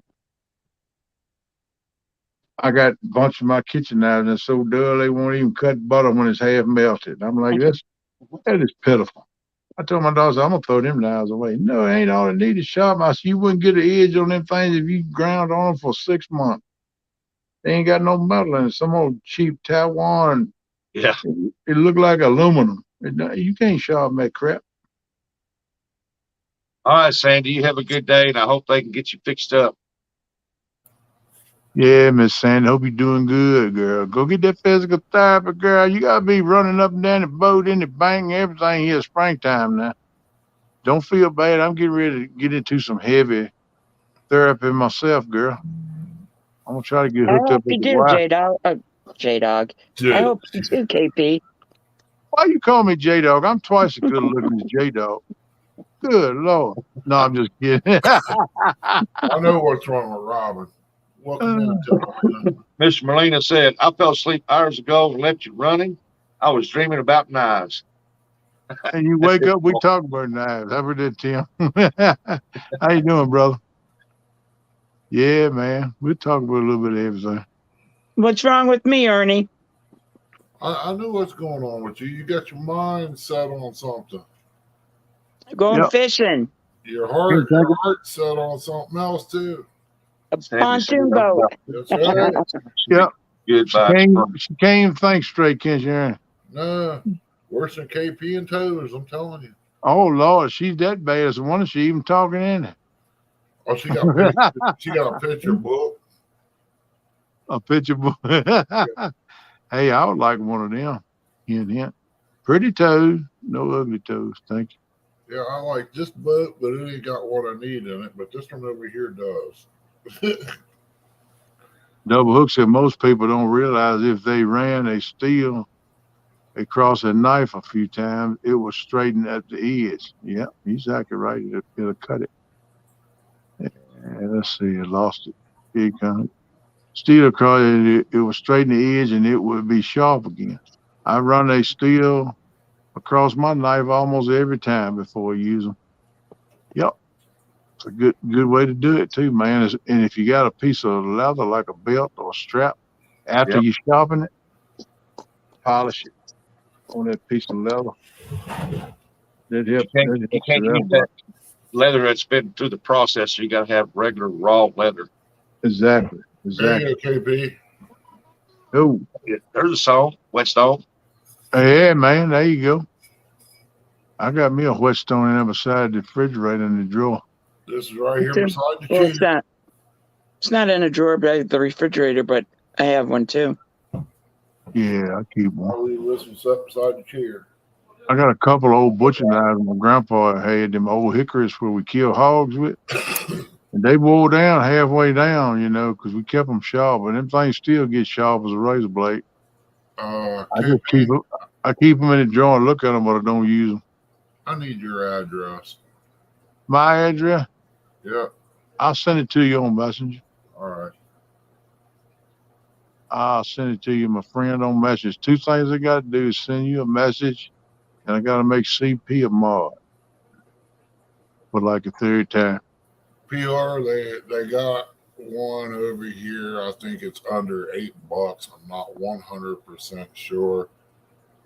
The knives are so great. I've got them here. I mean, they get dull. You hit them 3 times on the wheel, and they're like brand new. And you can slice a tomato skin right off. I mean, they're that great. They scare me.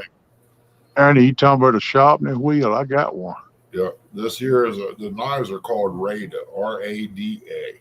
We bought one 10 years ago, and it's still in there. And we sharpen it once in a while. Yeah, I bought one at a auction sale, when they were selling an estate. This old man had it sharpen all his tools and stuff with it. Yeah. And he got it where you can sit down on it.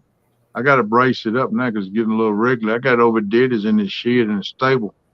but you sit down on it and you got pedals and you pedal that thing. Oh yeah, yeah. And it's got a little thing up over top of it where you hook a can and then drive a nail through the bottom and it'll drip on the stone while you're pedaling it. Wow, that's an And antique here, buddy. yeah, it is. That's why I bought it. And that stone is probably close to 2 foot in circumference. Big stone. And I still got that thing. I want to get it once I get set up where I want to get set up. I'm gonna get it, bring it home. I'm gonna brace that thing up, get it where I can use it again, set on it and shop and stuff with. Because I bet you I can get a nice some kind of shop with that booger. I was over at a buddy of mine's house, the one we used to fight chickens with, and in his barn, he's got this antique thing sitting there. Uncle Don is in the house. Good morning, Don. Hey Donna, how you doing, buddy? I didn't know what it was. It was a corn sheller. You put the ear corn in it, and you Oh yeah, it shells the corn for you. yeah. My grandpa had one because I used to use it. That's what we fed the chickens with. We grow our own corn, but we feed the chickens shell corn. Yep. And we have to go in there and shell about half a 5-gallon bucket and spread it in the road when we turn the chickens out and let them eat it. And sometimes we do wheat, but that thing was a curious looking thing. It was like a funnel on top with a wood handle, and you turn it, and a wheel, and there were little notches on it, little knobs on it. And when you turn that handle, it would feed that thing in there, and it would turn and roll against them knobs. Them knobs would pull that corn right off the cob. Yeah, I've done that before with this right here. Sit there and twist. Yeah, I've done it a lot too. My grandpa got that somewhere at a sale he was at and seen that thing and bought it and brought it down. He made a rack for it right next to the salt box where we put a hog meat at and salted it down. Yeah. And built it where one end of it was attached to the cone of that, and you can go over and set in on that thing right in the cone crib. Reach behind you, get a ear cone, and shut it right into the 5-gallon bucket. You know, I won't think about stuff like that when he passed away and the family sold everything off, auction sale and all. I should have bought stuff like that, but I never really thought of it then. Young, stupid, didn't realize. If it was like that now, I'd have bought up a whole lot more stuff than I did. I got his gun, his shotgun and his rifle, but that's all I got. And I got 2 of those old hickory bushing knives. Yeah, I got some of Mom's old knives. They're just pretty much for looks. I'll probably never use them. Yeah, I don't use mine because I don't want. They already have wore out. Tell you how many hogs them things done cut up, man. Don R said KP, long time since I seen you. Hey, there's Uncle Don. Yeah, brother, it's been a while. I know you popped up in the live the other day when you said you come back from the hospital. And was so glad to see you there, man. And I've been wondering how you've been doing. It's good to see you up in here, man, talking to us again. Glad to see you, bud. Glad to see you. I hope you're doing all right. I know y'all snowed in there. It got to be pretty much snowed in. But ain't no worries. Stay there and enjoy it, brother. Hey, Kelly, how you doing, Mr. Bullock? I think it turned out, the color turned out all right. Yeah, that's pretty cool. It's going to be mounted on that blue fishing cart of mine and pole holder. All right. I like that color. Yeah, it's supposed to be fluorescent green. It's supposed to look just like that. Uh-huh. When I primed it, turned it dark. Yeah. But hopefully it's still fluorescent. They say that it was still, if you put it under a black light, it'll see it. Yeah. Cool. Oh, you getting all blinged up too with your cart. You gonna be a chunky junior? No. No. I'm going to use it to pull down to some places up on the bank. But I mainly got it for my skipjack because there's over at Pickwick, I can pull it all the way down to the water's edge. Okay, with that being said, give us your best money. I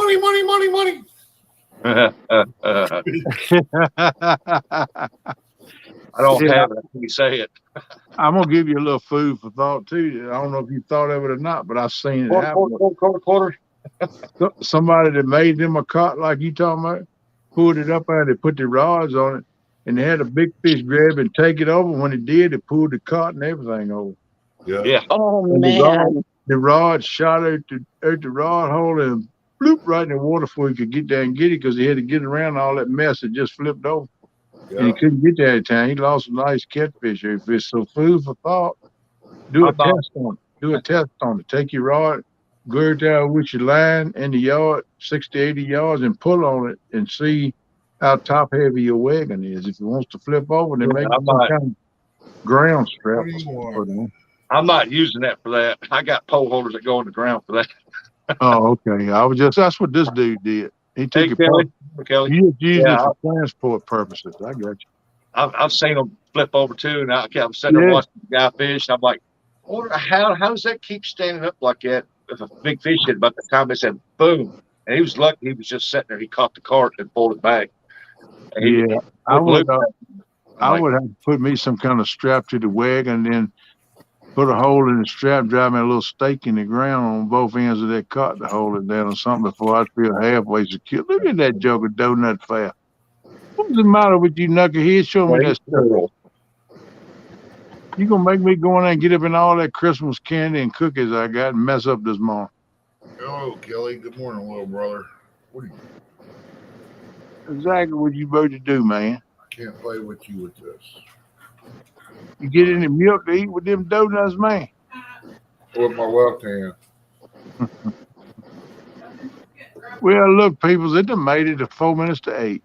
And I said I was gonna start at 7, then 7:30, now it's 8. So I've been going right at 6 hours. And I think I'm gonna shut it down. And I don't know about tonight whether it's gonna be on Hog Leg's channel or he might want me to cover for him. I don't know. Either way, it's fine with me. But I'm gonna get together with him today and see what he wants to do, and we'll go from there.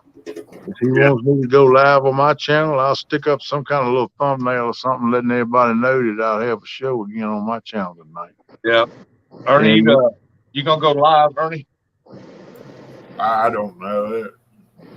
I really ain't thought about it. I gotta try to go get tags for the truck this morning. Rustic, why don't you go live? I probably will. When Kenneth gets done, I'll probably pull up coffee time or something like that. there you go, that'll work. Yeah, I'm getting ready to shut in right now. 8 o'clock. I'm gonna call it a do.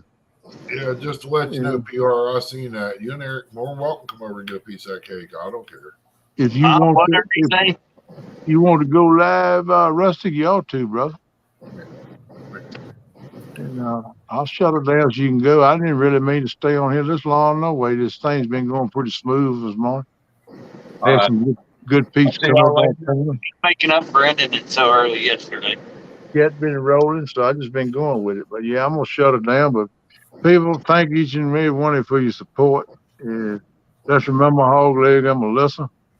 Pray for them. Hoping they get back on track here. I'll find out more Absolutely. today. I'll text him.